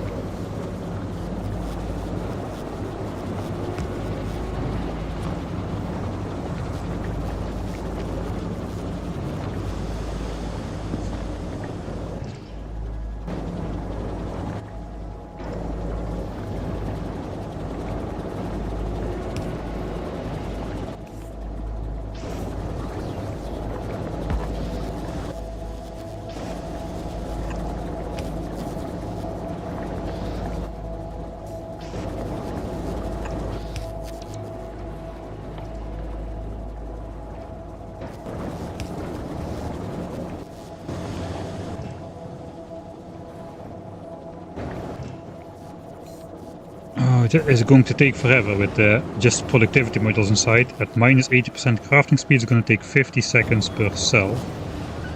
Okay, we're getting there. We're getting there. Look at the heat network. We're over 500 degrees. The entire planet starts to glow in the night. Once it gets to like 900 degrees, it's going to glow really hard. So that's going to look pretty cool, I think. It's costing a metric ton of rocket fuel though to get it up to that temperatures.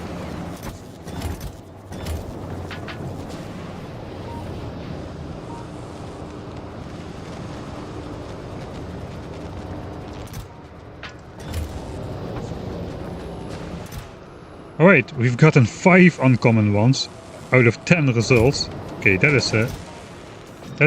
do the trick.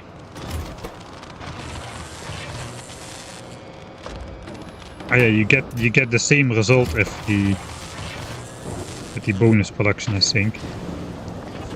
Alright.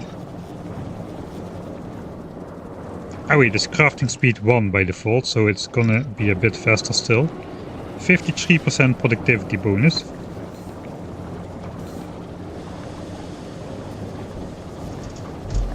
How many fuel cells do I need though? Probably not a crazy amount. Stack size is 50.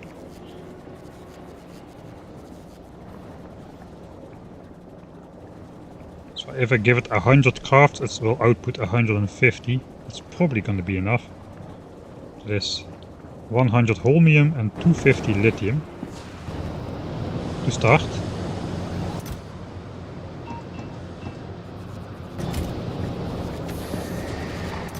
Wait, 500 lithium.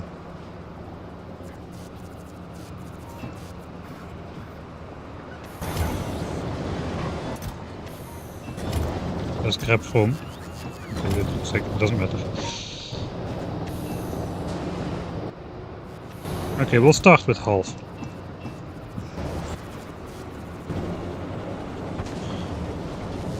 Do I let this finish?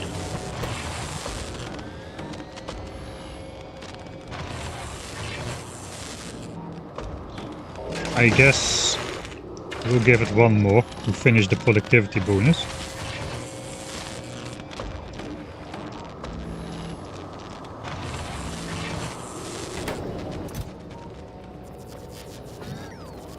But yeah, I wanted to cross the 50% threshold and we did, so we should be good on that. I mean, if I get 2 more right now, I need to get the 8th one as well, because I cannot do it with just 5. With 7 out of 8. Okay, these are normal quality. Alright, so what was the point? The point was, if we have normal Mark II productivities, we get 48% productivity bonus, which exactly does not make 1 extra for every 2. But if I could manage to get 2 of these, now we have 50% productivity bonus, so that's good. We can do a bit better, it won't really matter that much though. But it's nice to exceed 50% here. Crafting speed 0.4, so it will take 25 seconds per recipe, but that is okay. If we just enter the holmium, that's going to be our first fusion. First fusion cells. We got next time we're going to be developing a spaceship with fusion power. We've got all the elements. I didn't think it would be this easy. Will you go back to hunt some big demolishers with the railgun? Probably not this stream. I don't think I'm going to leave Aquilo this stream. I just want to get all my stuff done. And then think a little bit in the off time. And then we'll actually leave. We do not have that many rocket launchers left. We probably can send a bit more science out as well. We've gotten another 2k at least.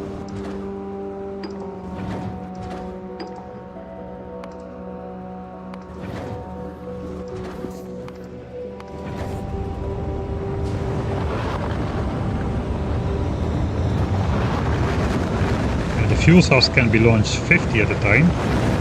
These can be launched 5 at a time, so still should be good. This should be 5. This should be the last ones. What else are these used in? Railgun turret. I guess the portable fusion reactor guy is 250. So if I can, I will grab 500 of these chips with me as well. Although that probably has to be made again on crafted on Aquilo or space platform. Quantum processor. I'm interested in the portable fusion reactor. Okay, there is no limit to where you can craft that. You just need the quantum processors on you and some fusion cells, I guess. And of course the fission reactor, which we cannot make, but that means we probably want to take 250 or 500 of these if we can. For the rest we've got everything except for the science pack, which we are not going to do. For the rest we got everything which we can do with the quantum processors. So this thing is done. I guess we can leave the efficiency modules in there for the memes. This thing is done. That's a good idea, bringing over the quality modules. 1200 of these left. 600 of these left, I mean. 1100 of these. A whole bunch of these still. Almost no carbon fiber. A decent amount of blue chips. Here are some more of those. I guess these we haven't used at all, because they are not required for anything which needs to be made over here.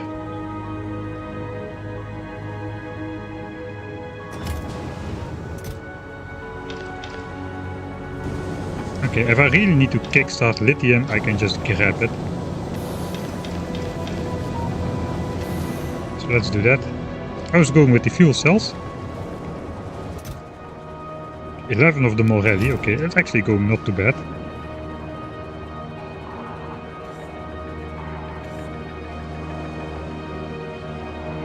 Like, where from? Yeah, Netherlands.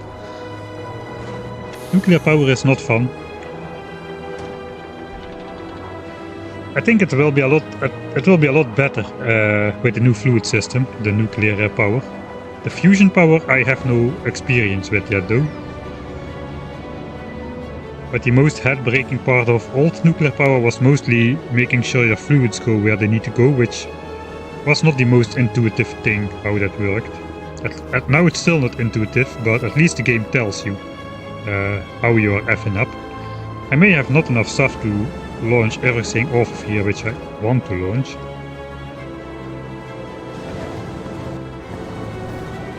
Three, 4, 5. 6, 7, 8, 9. 9 rockets left. Okay, that is not too many.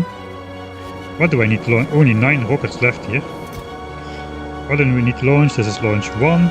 This is launch 2.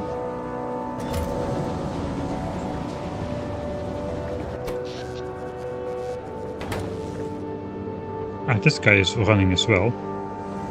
How is this guy running though? Ah, that's getting heated by the entire heat pipe system now, even though this guy is no longer receiving fuel. The entire network is over 500 degrees, so this guy is working as well now. So I could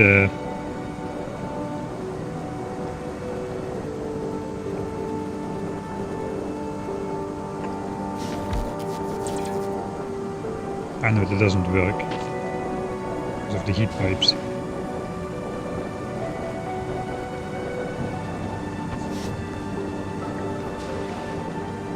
I guess we could do it here.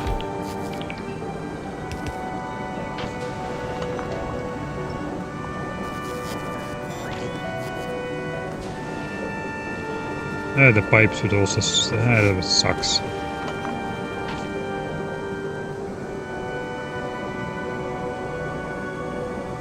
Yeah, let's just keep it at 1 then. Okay, there again goes 2 heat pipes of 500 degrees. That sucks. Oh well.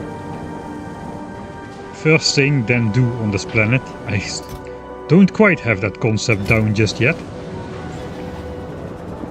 So much, you destroy so much rocket fuel worth of heat, especially if you deconstruct these hot heat pipes like I'm trying to make. It's not the smartest thing to do. These launch 50 on a rocket. So there's 1, 2, 3, 4, 5 launches after we get the stacks.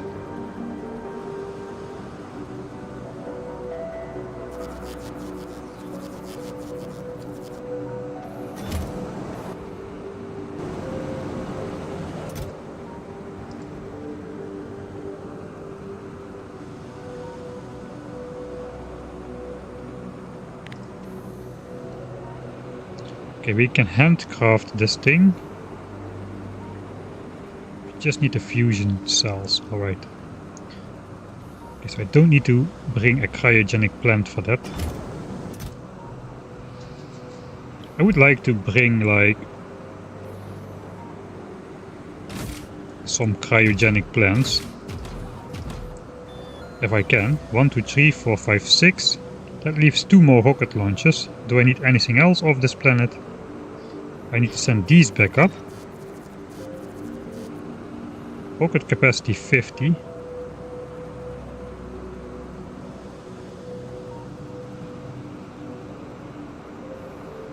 Okay, we got 40% left. I think those fit together with here. That is 1 launch.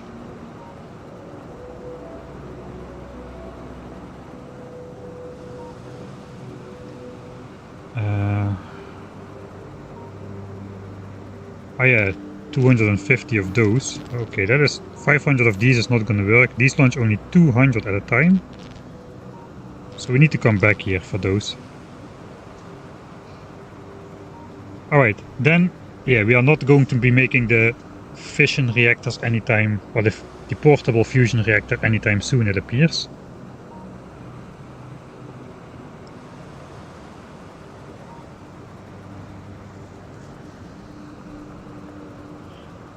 Do I need the cryogenic plants for anything? Probably not yet.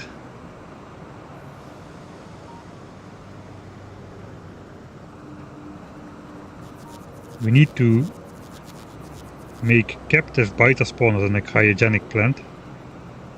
But I guess that is post solar system edge thing.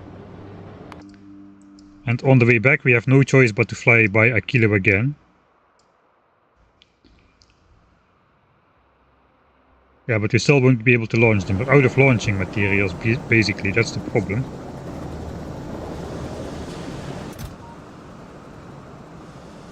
Okay, the most important thing is the fusion plant, the fuel cells. And all of this is basically extra.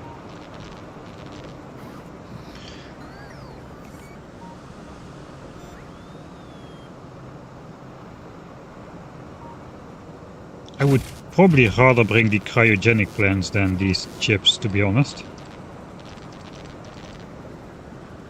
So we'll probably do that. For the rest, am I missing something that I need to take? I don't think so. You need cryo plants to cool down the fluid for fusion power. Okay, and some barreled fluid as well.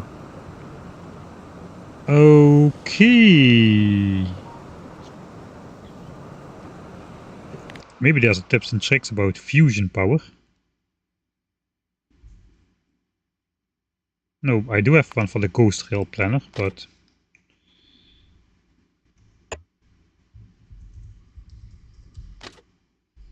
no tips and tricks about that.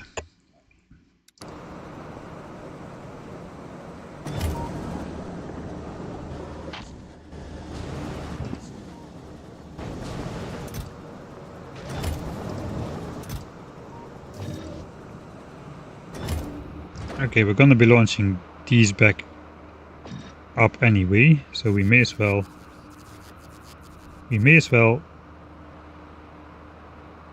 where are they here?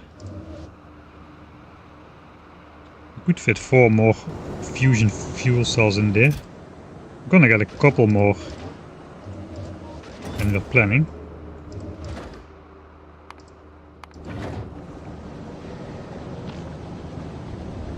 It looks like I will have to come back then anyway, because there's no way I'm going to be able to get that required liquid.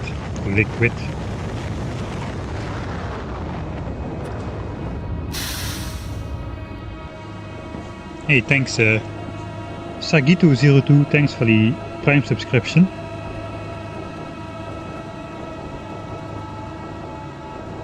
Did no spoon get easier? Yes, no spoon got easier. That, I think that didn't change, it just launched a rocket.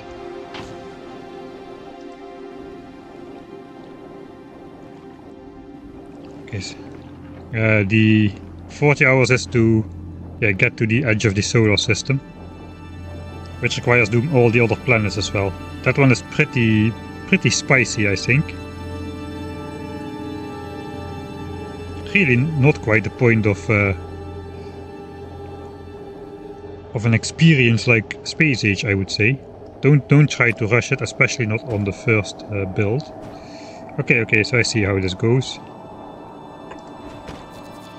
So these output hot fluid at a rate of 2 per second, I think. And they consume plasma. This consumes 4 a second of this fluid. And outputs 4 a second plasma. Okay, that kind of starts to make sense now.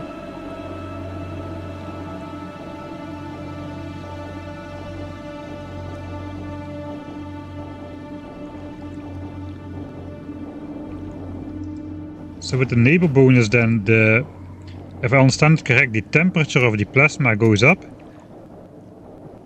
but the amount of fluid consumption remains the same. That's what I'm thinking right now. I'll have to physically experiment with that a bit before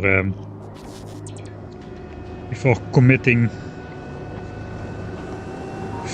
to it, I think.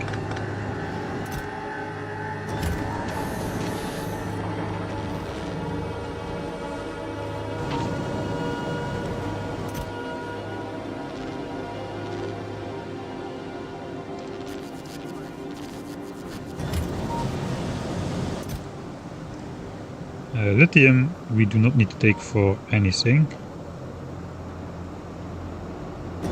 So that can just stay on the planet. Probably will keep stashing this in chests as well. Just limiting.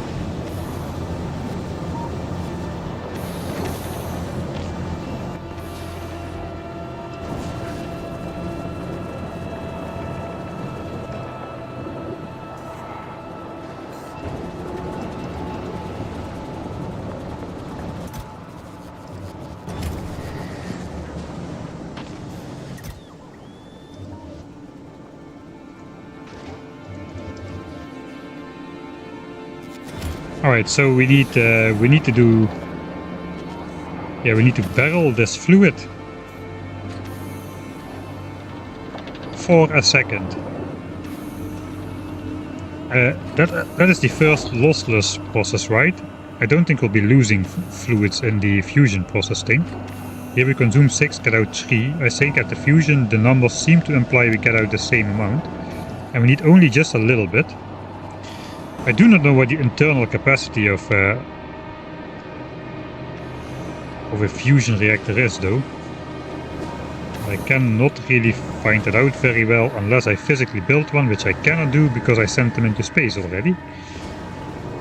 So I guess that's going to be an editor mode adventure.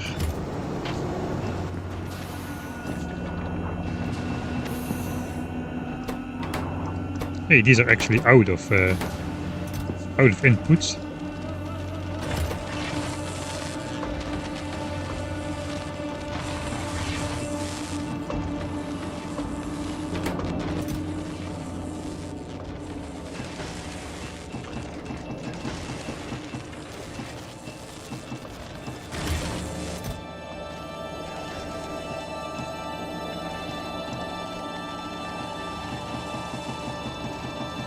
Approximately.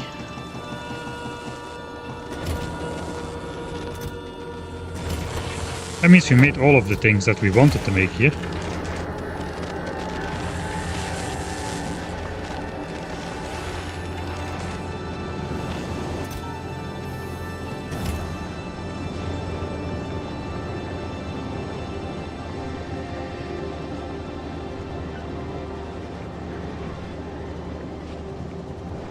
Just watch VOD on Gleba, finally got something.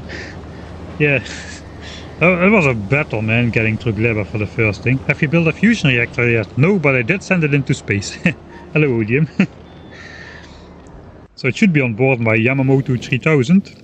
We've got fusion reactors. And we've got these things. Alright. I need to know that because I need to know how much fluid a thing can hold. So let's save another editor. Because that kind of depends how much fluid should be in the system. So here we go, fusion reactor. If it holds like 10 fluid or 400 fluid, like these things hold like 12 fluid, this thing holds like 20 fluid, but the railgun turrets held 400 fluid inside. And that is really important for how much barreled fluid we need to bring at the minimum. So I guess let's just...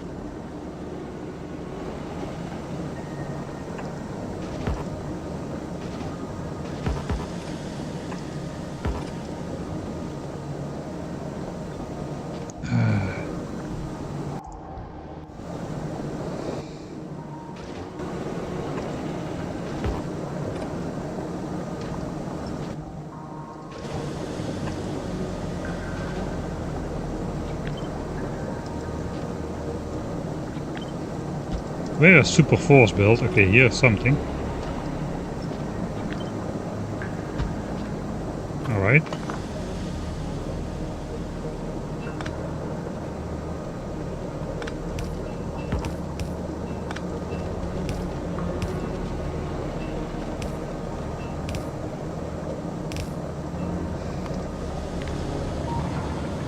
Okay, that saws out.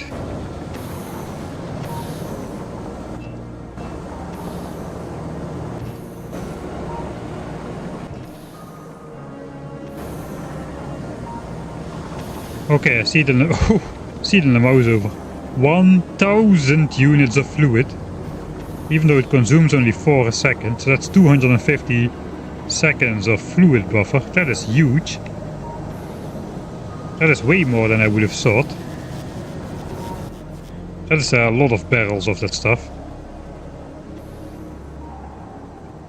We can send 100 barrels on one rocket ship, which contain 5,000 fluid actually. Okay, that's not too bad then. That's just like 100 barrels. This is one rocket worth of barrels.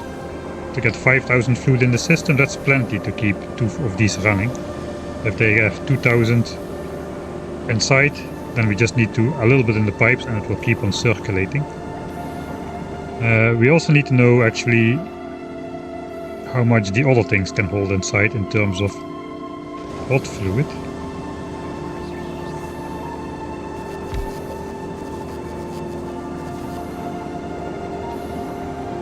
So I guess we need to fake some power into there.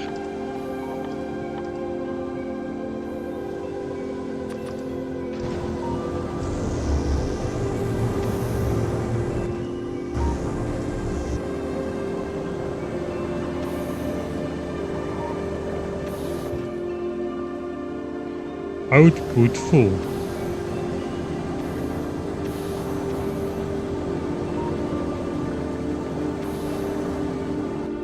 Alright, I see.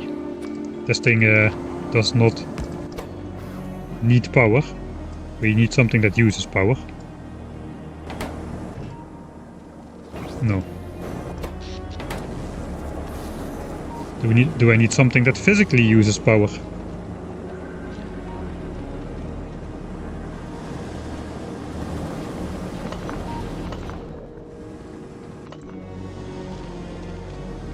No, something is not. I'm not understanding something here. I'm not gonna read chat. I want to figure it out myself before I try to find out.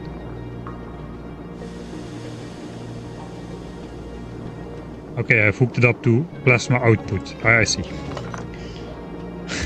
Yeah, that was. Okay, there it goes. There we go. 50 megawatts. Okay, so it does work. We are using power.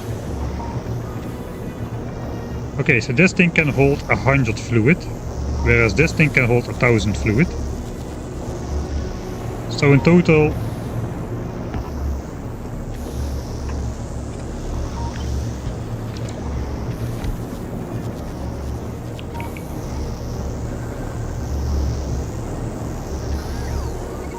that is 100 megawatts. That's pretty compact for power, really. You don't seem to get like spent fuel cells back here, so this is just a matter of insert it and call it a day.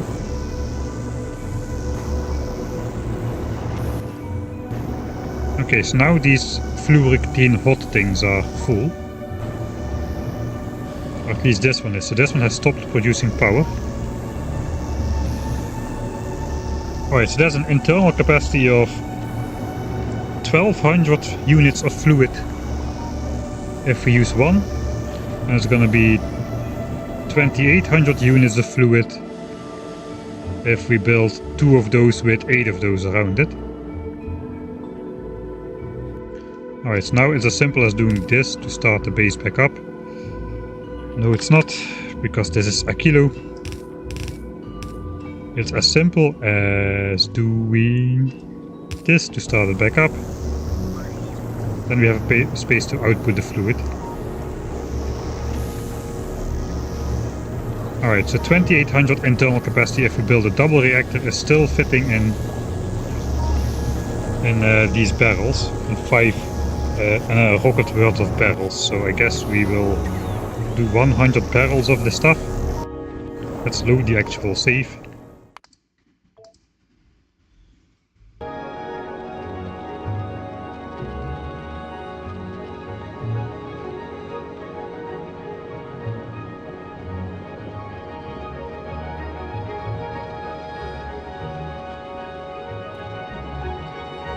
Oh hey Dosh. Yeah, just checking how much I already sent my legitimately produced fusion reactors into space. But then I figured then Chat told me basically we need barrels of this fluid. So I just checked the internal capacity of the things. 1000 units of fluid for the fusion reactor, which uses 4 a second, so that is way more than I would have thought. The generators hold only 100, so basically with 1 stack of barrels holding 5000 units of fluid, we should have enough to fill up all the internal systems and then still have some circulating in the pipes and whatnot. So that sounds alright. So we're just gonna do a temporary barrel thing.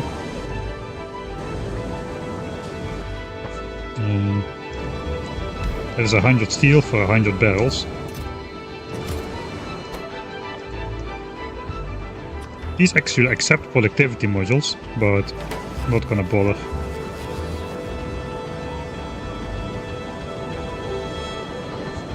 Dang it.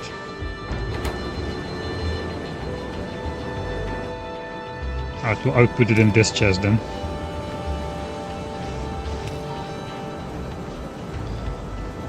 We need to fill those up with this fluid, which I'm also just gonna tack together somewhere. I guess we'll temporarily take down this guy.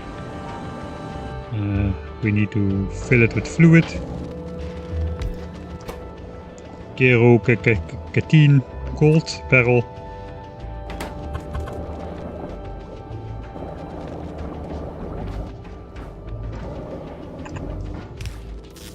And like this we can also output those. We can input those as well once we got our 100 barrels.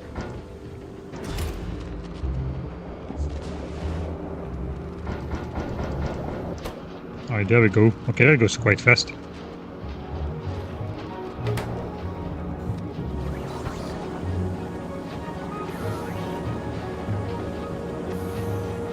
$43 minutes long at the moment and only just finished the first planet. Yeah. This is going to be, these are going to be videos in terms of like space exploration sized proportions, right? It's literally just like the same amount of planets and same amount of, not quite. It's a little bit less extensive than space exploration, but still pretty big project it seems. Right, that's our temporary barrel thing. I'm gonna try to edit this first playthrough into a somewhat concise video as well. Wish me luck at the concise part of things. That is not my strong point.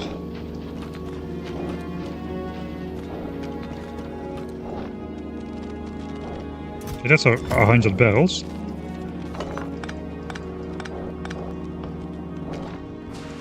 Let's put back the placeholder railgun handheld assembler thing.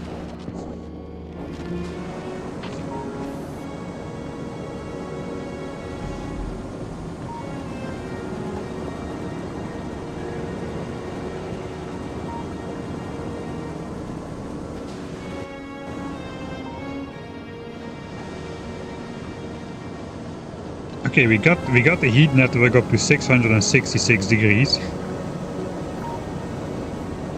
So I guess now we can connect this.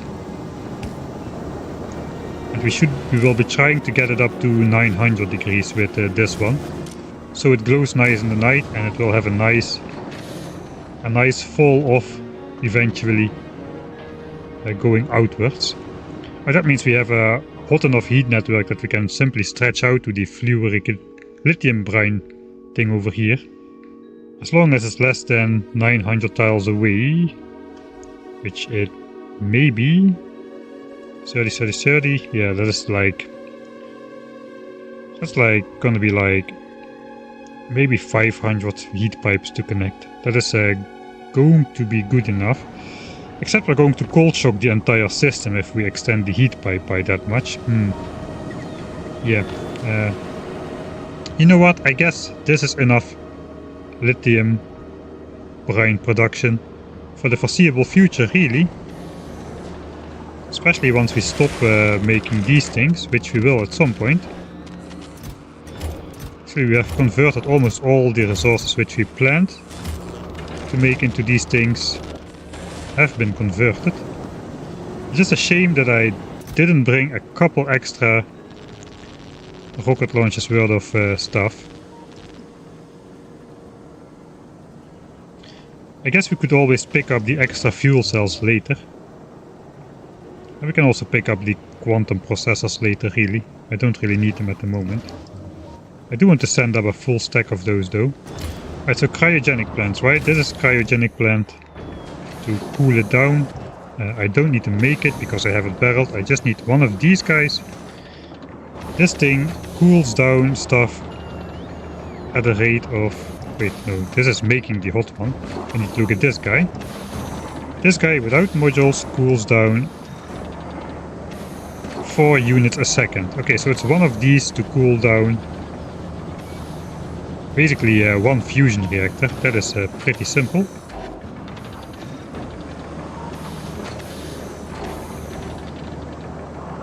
We can probably module that up to use one of these for 2. Are you going to make the final science? I haven't decided yet. The final science looks like a tough cookie to crack. Mostly because of the interstellar distances involved to get the Prometheum asteroids. Finally I will have a purpose for the... You were here when I did this. I had a asteroid grabber for the Prometheum asteroids on my Norwegian orbiting platform. By now I've learned that those things are not collected from there. Okay, I need to send up these things as well though. So that is going to be one of the rocket launchers for sure. We can send up those safely. Guess I have 50 of these fuel cells. If we got 50 of those, that's a good start.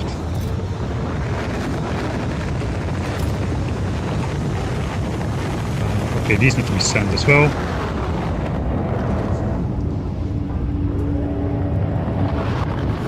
I actually really like the challenge, but it's tough for sure.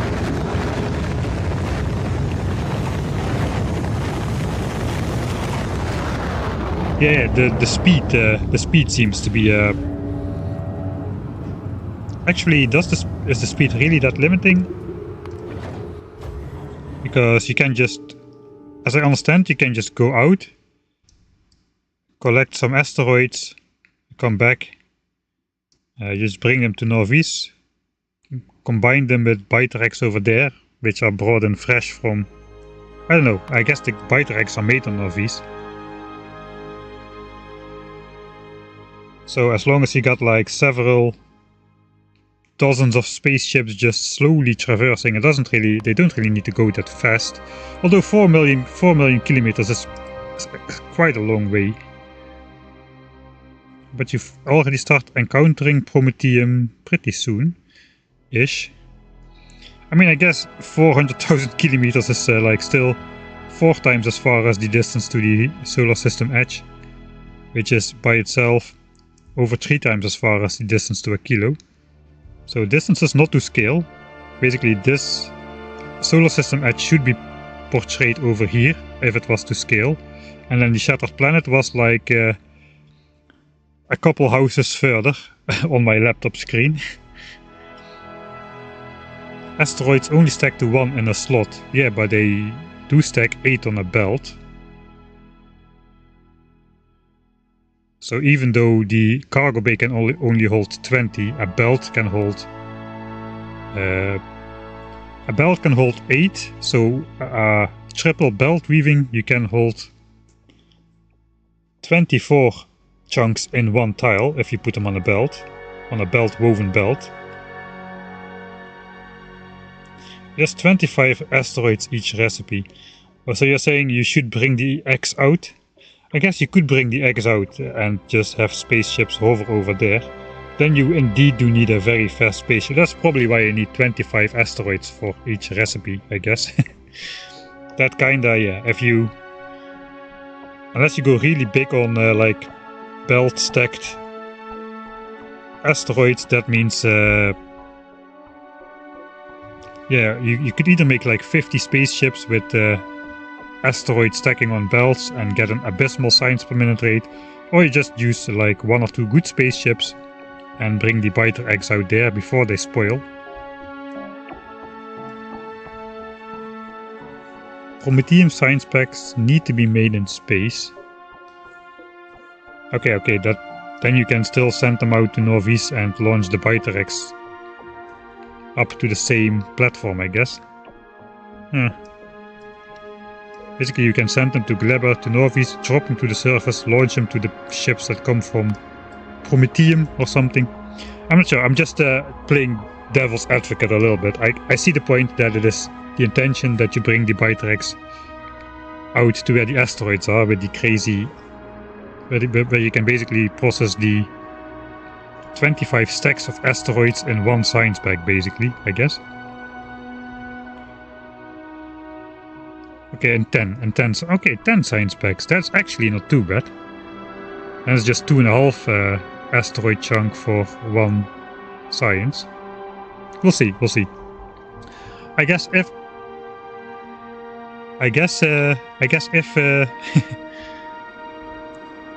I kind of thought of that, the belt weaving thing, just for the railgun ammo, because that only stacks to 10. And these things have only 20 inventory slots, that means 200. You can get like 512 on just some yellow belts if you do the stacking thing, where you have the stack inserters put stacks. You can get 32 per belt times 16, 512. You can get like 1500 or so on there if you use triple belt weaving in the space of a cargo bay. So that is why where the belt stacking first came in. I have it from hearsay that the Prometheum asteroids will not make stacks on a belt because they themselves only have a stack size of 1. So you cannot use the stack inserters to make stacks, but you can still hide like 384 asteroids on the size of 20 cargo slots from a cargo bay. I guess these scale with quality, but even legendary cargo bays cannot hold as many asteroid chunks as you can just fit on a belt. Okay, so hereby that settles it. If I'm going to go make the final science pack, we're going to try the dumb way. We're going to try to bring spaceships out, put asteroids on triple belt woven belts instead of cargo bays, send them back to Novis, launch biter eggs up to space to those spaceships, make the science, send it back down, and see how good we can get from there. That's going to be the challenge then. Alright, in the meantime, did I get all my stuff made? I guess I'll just drop some on a belt here again to make the last ones.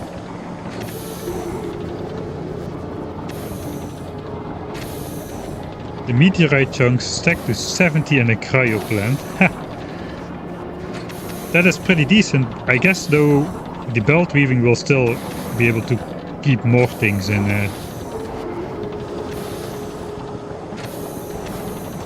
the set space, but the cryo plant is a pretty decent idea too. Yeah, we will make the railgun ammo in space, but we will basically stack the railgun ammo in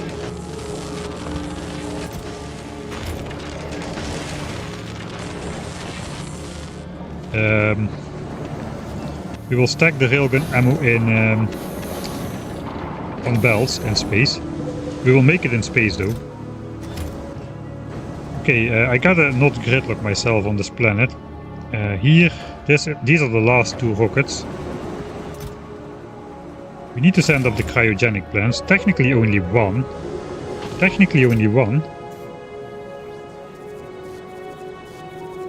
Maybe two.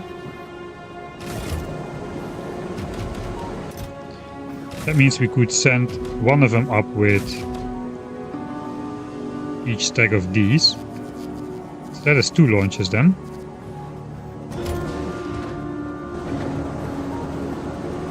We've got 4 more launches in here. 1, 2. We may just be able to get away with it.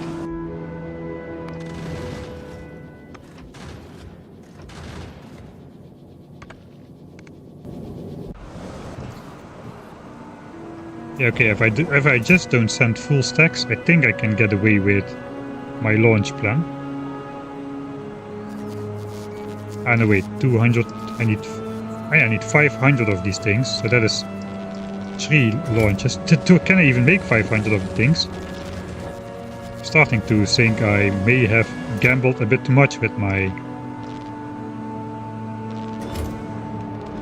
space gun thingies.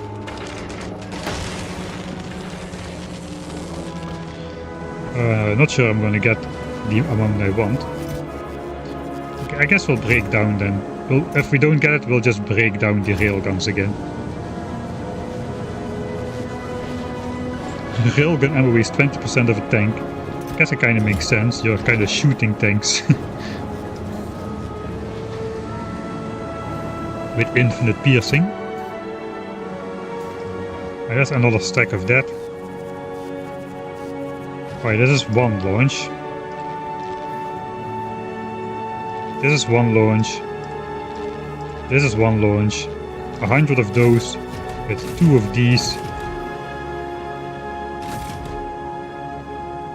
And 5 of these is 1 launch.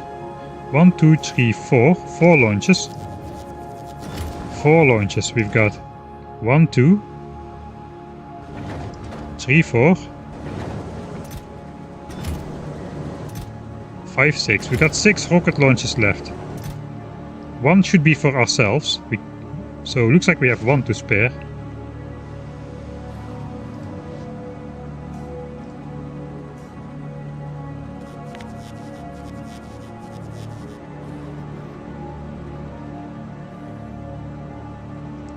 Yeah, this we can just pick up at Vulcanus. Okay, I think we can send up all the fuel then.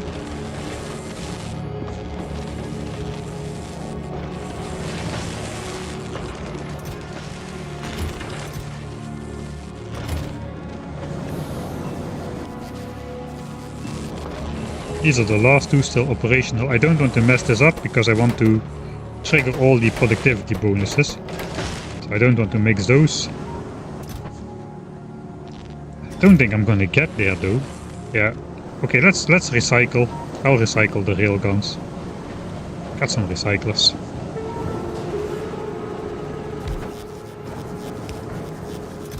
I'll only recycle the... Okay, 5 quantum processors. I'll only recycle the default quality ones.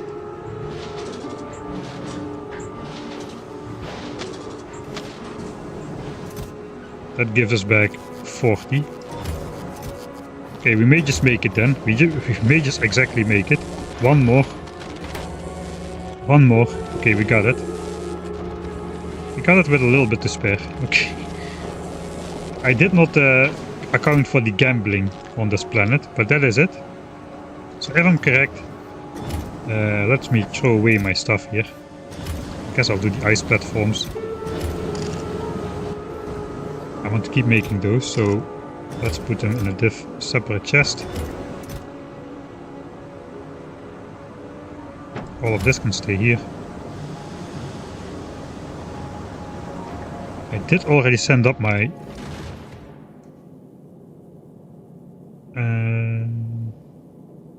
no, I don't need my legs or bots. I did not send those down, those will just stay here.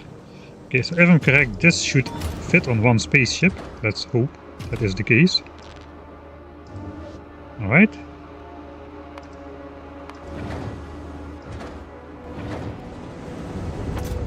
Okay, then we can bring the stuff.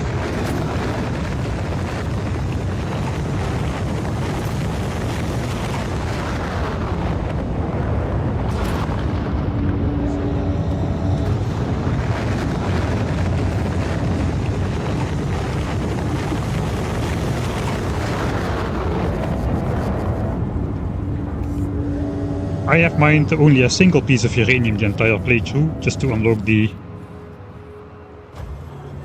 It already annoys me to no end that we need... that you need fission technology for fusion technology.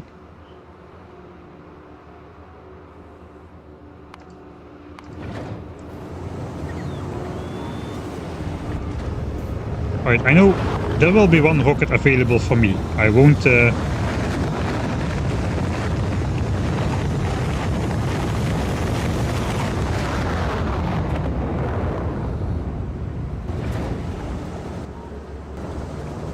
Wait, did I just launch a not full rocket?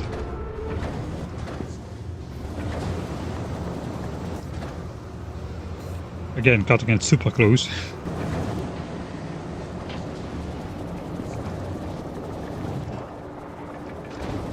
I guess this just stays here.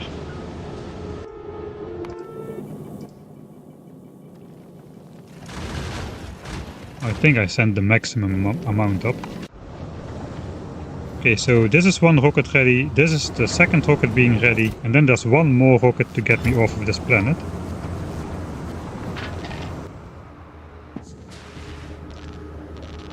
Guess let's produce it in here, so it will be done a bit faster.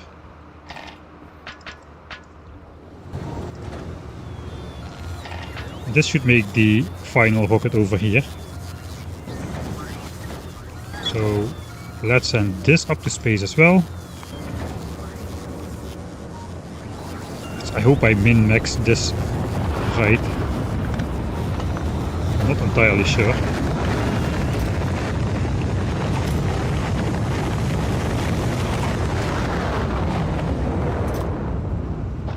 Okay, while we wait for the last rockets, let's beautify whatever we made. Because not everything is properly heated and whatnot.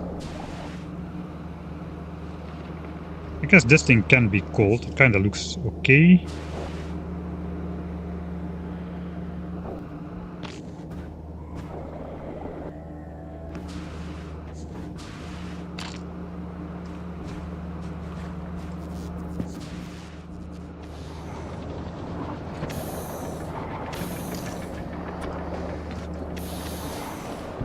We did not build much anywhere else. I guess we'll just fill in these gaps here.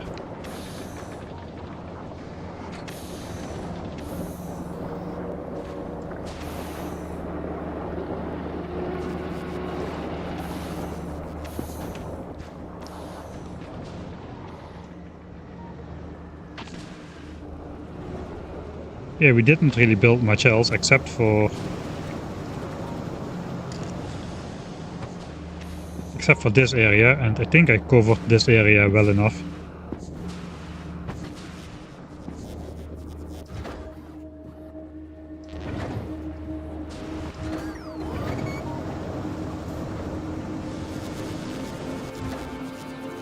Okay, this is the very last rocket on this planet. If I send that rocket away without me, I am stranded here. Holy moly, I didn't think it would be this close. Anyway, I was not planning to leave this planet, but looks like I've done all that I can do here. So I'm like the end of stream save here. Let me just find a proper viewpoint for the base. Alright. Okay, that's a good viewpoint. End of stream save. This I can use for the intro for the next stream. For now though, it is time for us to go up to space. I need to drop my stuff in some chest. Last rocket, very last rocket. I don't know, I sent like 40-ish rockets. I already included some extra rockets. I haven't paid a single ounce of attention to how my space platform is doing, so that is not great. It could well be out of rockets, almost.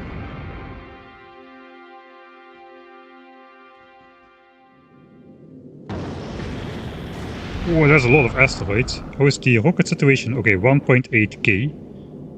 Alright. These are all mediums. Okay, they're already blown to pieces. I guess that's okay.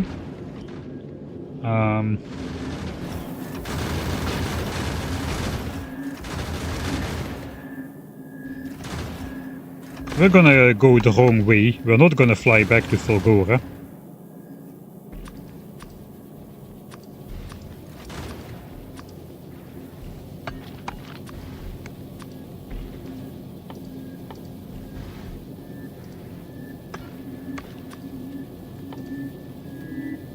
We're gonna fly the wrong way.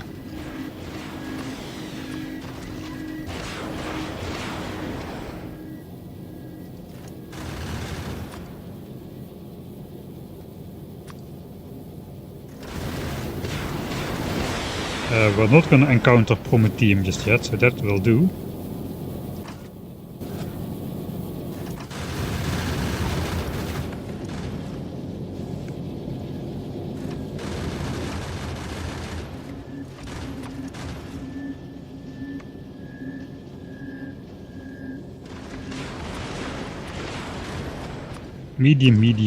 Medium. Yes, this will shoot at everything from huge to medium. I know that huge are super immune to these things, but that's going to be kind of the point.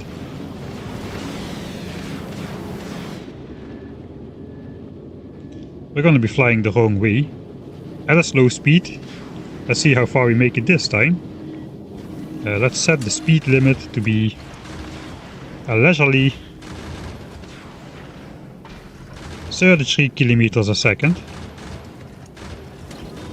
To achieve that, I probably want to pump this empty before I get demolished immediately. And we're gonna accidentally fly the wrong way for the end of stream outro screen.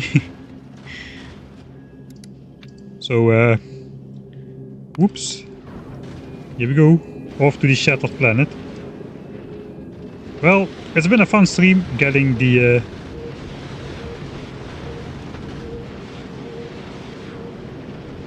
getting all the weaponry and equipment we need to build a spaceship for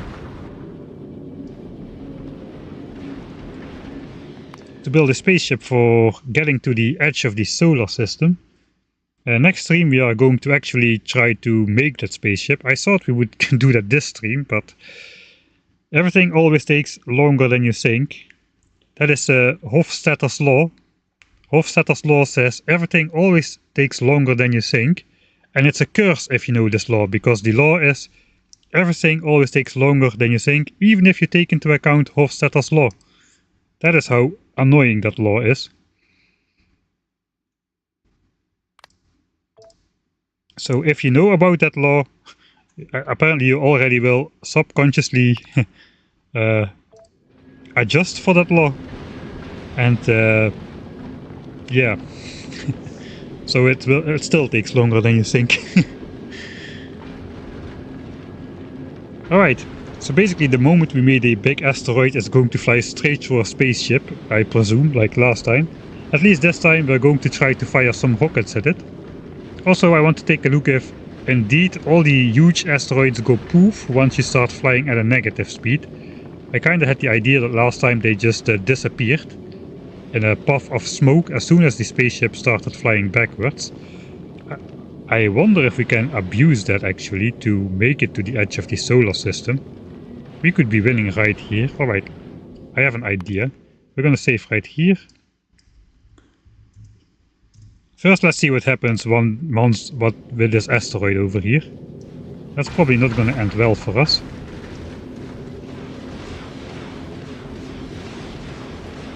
Oh yeah, these things just cannot be destroyed in time. There is no way. There is no way. How much rocket firepower do you need? 99% explosion resistance. That's just not gonna work. And this thing is not gonna stop either.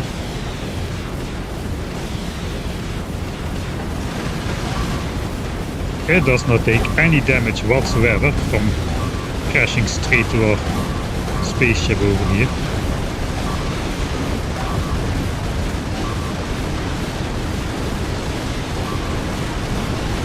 There's no way.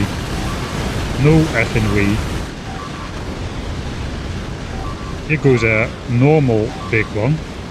At least those ones, they explode after some time. But these huge ones, they just don't. They just keep going. Can I blow this guy up even before he leaves my range? I don't think so. That thing just ate up all my rockets.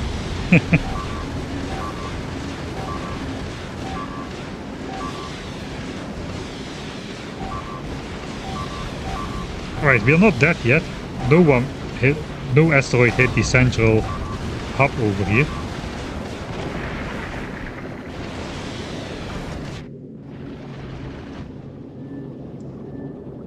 Okay, we have a negative speed. I didn't see anything disappear at this point in time.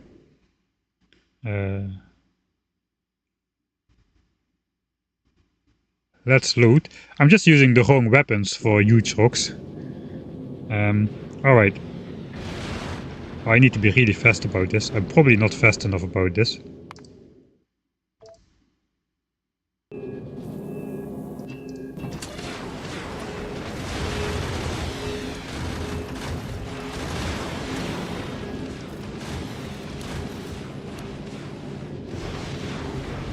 Okay, I'm trying to get to a negative speed.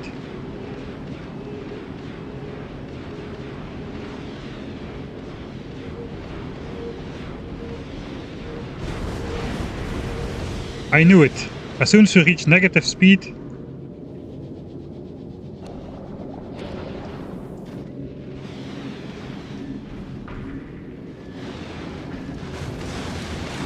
the asteroids go poof, the huge ones.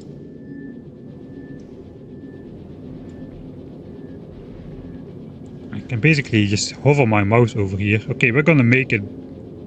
We're gonna make it to the edge of the solar system. I'm gonna scum my way into reaching it.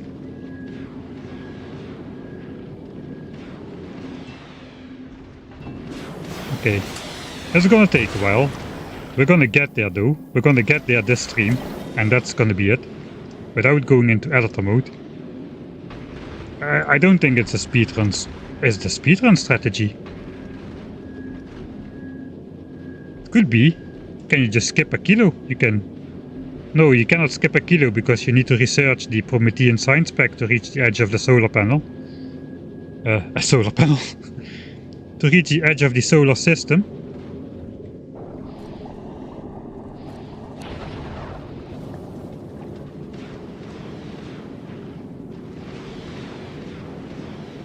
Oh, I need a better controlled pump though to do this with.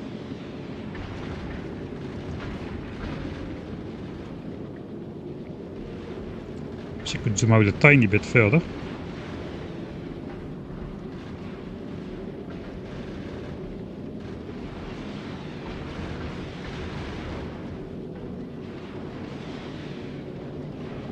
Yeah, you do need a railgun for this, or a cheese strategy. I think we just found a cheese strategy. But I don't know. we're gonna get a lot bigger asteroids, I think. We're gonna get a lot of those huge asteroids, so there may be too many of those for this to be viable.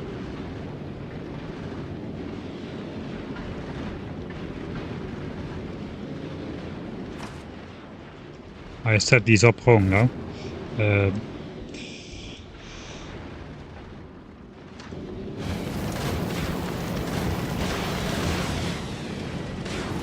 Let's reset those that they don't fire at the big ones, because that doesn't help. Okay, poof. You see it there, it exploded. Sorry, I tried to showcase that better, but I couldn't.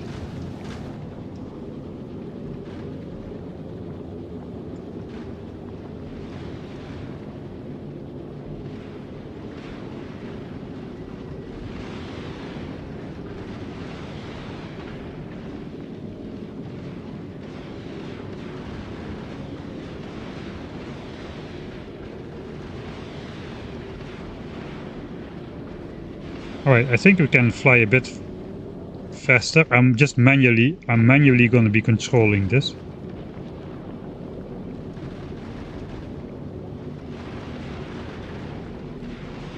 Can basically switch off the speed limiter.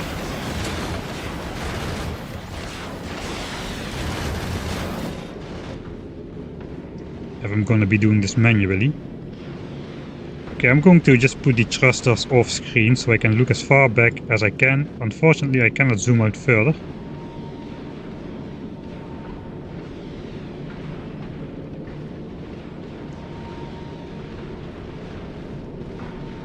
So whenever we see a big asteroid, we gotta let our speed fall.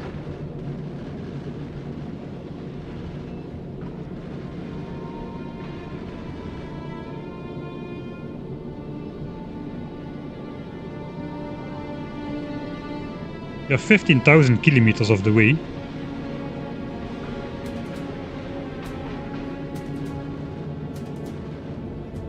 Okay, there's a huge one, that's gonna miss us.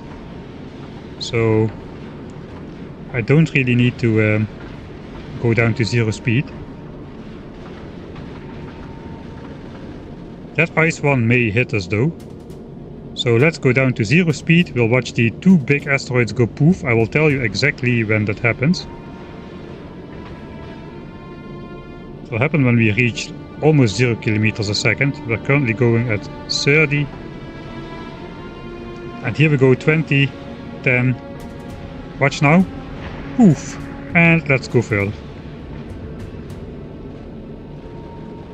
Oh, I pumped a lot of fluid in. That was too much fluid. That could have been the end. Dang, if only you didn't need to research the technology, that would be a cheese speedrun strat. If you could do this after Aquilo, you could skip going to Aquilo completely.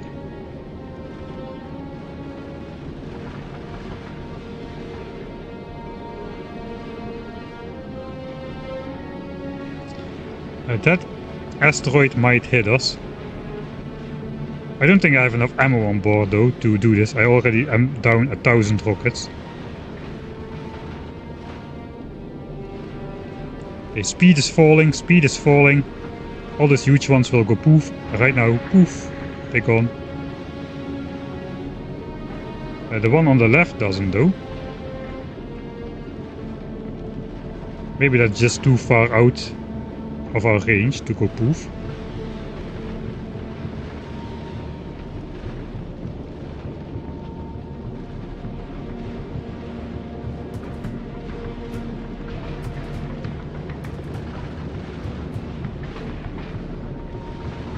This is very prone to making mistakes though. I'm just rotating this one pump. You can see it in the right mouse over. The speed. Every time we drop down, I just rotate the pump for like a couple tenths of a second. Like so. And then we go faster for a bit. And anytime a huge asteroid comes, I will have to let that drop to 0 to despawn those. So if the ship goes backward, yeah, it seems that all huge asteroids just blow up. At least all the ones which are close to the ship. I'll let it happen now. Look at the ice one. Poof. And let's go again. They don't even break into big ones, they just blow up altogether. Ooh, that may have been a bit much trust.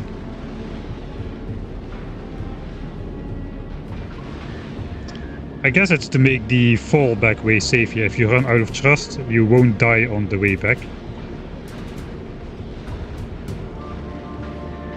So far we're getting decent luck with the spawns. I can probably just move the map out a bit further still, so I can see it a bit better.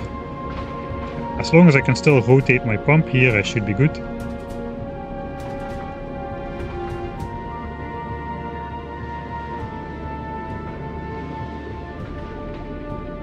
This will work way better if you have like a single thruster and the pump directly hooked up to the thruster. I have it hooked up a bit farther away. Okay, there is a big asteroid coming which might damage me, so let's not boost speed. There we go, falling back to 0. Oof. Oh, so cheesy.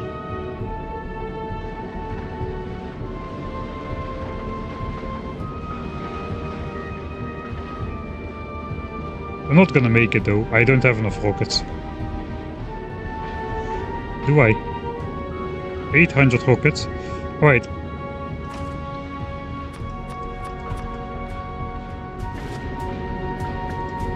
My mistake has been shooting the medium ones with rockets. At this speed I should let the gun turrets take care of that. Poof, just in time. A little more gas.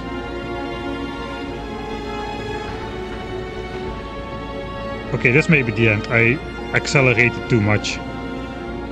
This may be the end.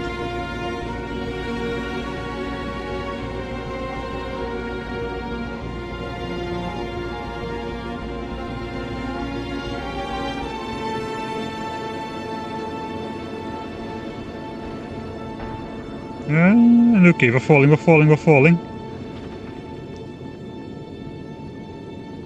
Oof. So cheesy. Okay, how's our power doing? Probably not very good. 110 megajoule of power remaining. We are 30 k out. The solar panel power is dropping fast though, 30 kilowatts a panel. And we have to do this slow down stuff more and more. At least the turrets don't require power, but the inserters do.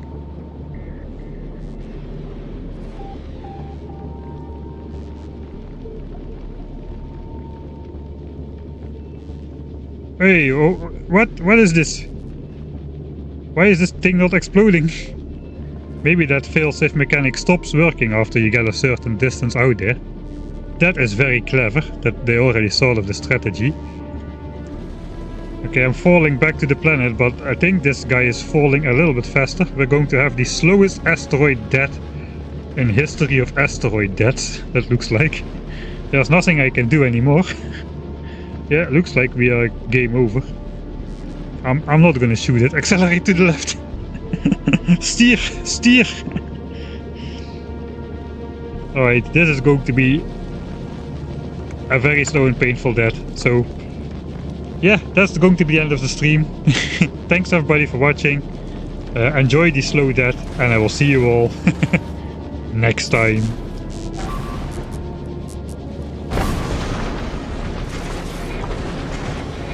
Or not. Okay, we are still alive. We're still alive. Wait a sec. That just destroyed some walls and an accumulator. We have replacement walls. We don't have replacement accumulators, but that's fine. Full power ahead, please. Maybe not full power. We still have a chance. Let's see if we can get this to... Well, I thought I'd had a nice cinematic outro there, but looks like no. We're gonna be sticking around here a little bit longer. But yeah, let's see if that was just a fluke, or if they now consistently don't blow up anymore.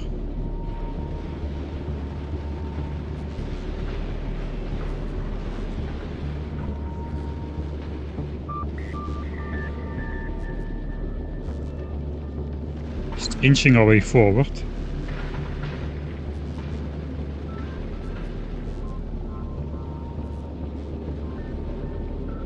We're gonna run out of power though, and then this pump strategy is not gonna work anymore, because the pump requires power. We're just gonna fall back at that point.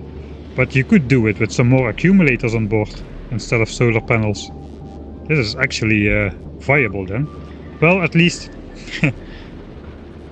if the huge asteroids keep despawning as they've been doing.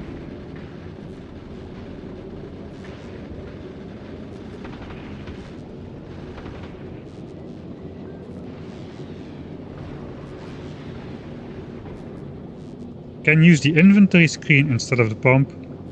Just toggle automatic versus paused thrust. Oh, that even has a faster reaction time, I guess.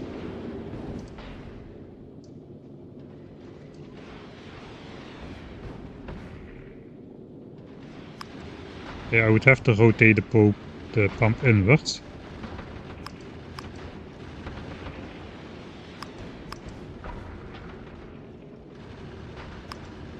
Oh yeah, that slams on the brake quite fast. I guess we can go faster then. Oh yeah, we fall almost immediately. That's a good tip. I saw it the first time, but I didn't quite understand what you meant, even though it seems very obvious now. Okay, so you don't even need a pump, and you don't even need power. Okay, there comes another huge one. So we gotta slow down. Slow down, slow down.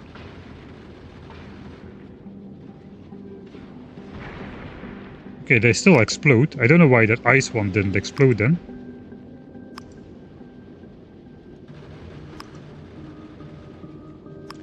Okay, this is a lot more reactive. With a bit of luck we can make it.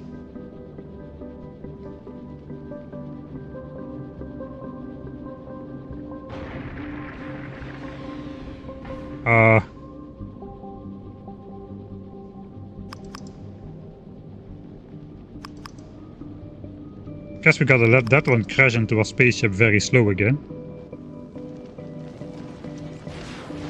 And hopefully it will just take out the wall again.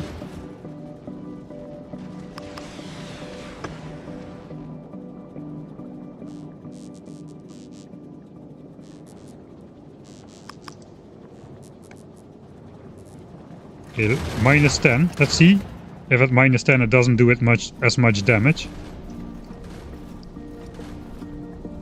Visually it's gonna hit the wall, but I guess it's got hitbox technology.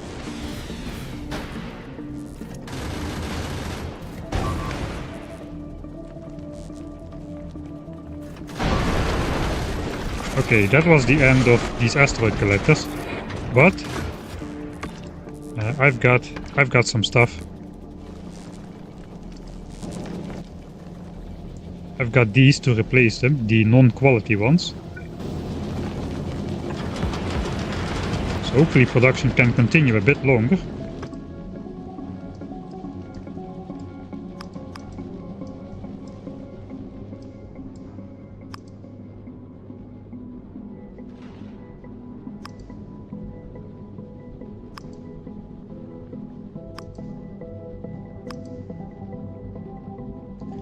I don't think we're gonna make it.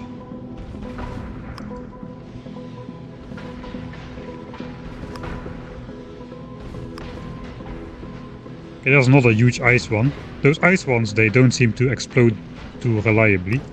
Maybe I need to have them a bit more close by when they explode for the first time. Let's hope for the best. Nope. Mr. Ice Guy. I got a feeling that the ones which are heading straight for your space platform hub don't get the treatment. This one is appearing to move ever so slightly to the right. Let's try to see. That's too fast. That is too fast. Oh no, that was too fast. That was a mistake. Oh, there it goes. Well, the rocket turrets got taken out, but there is still hope. How's power? Power is probably pretty near dead. Halfway down.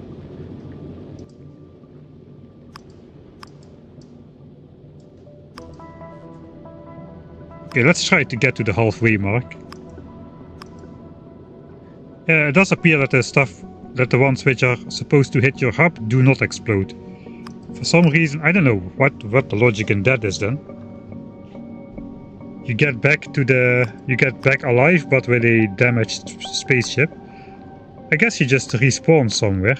Oh, I forgot. Oh, that thing is gonna hit me. What am I doing? I guess that thing is just gonna shred through my ship now. That's alright then. Never mind me.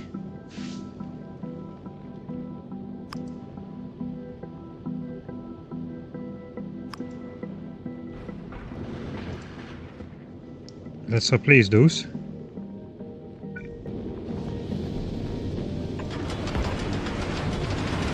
Oh yeah, this one is gone as well. This thing is kind of vital for my rocket fuel production though. That is bad. Do I have another one? I guess I gotta sacrifice rocket production.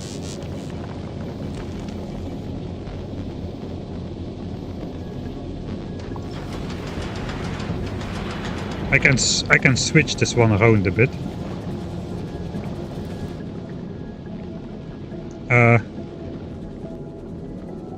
Okay, is that one also going for my hub? It looks like that one is also going for my hub. Should have sped past it when it was still on the right side of my ship. Yeah, that's a no-go. I'm running out of these replacement asteroid collectors. This is the last time I can replace those.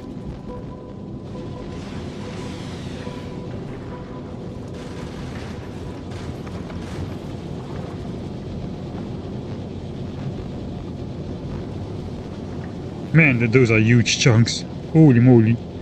It kinda does seem fitting that you cannot blow those up with rockets though, that you need railguns for those. Ooh, that's another two of them.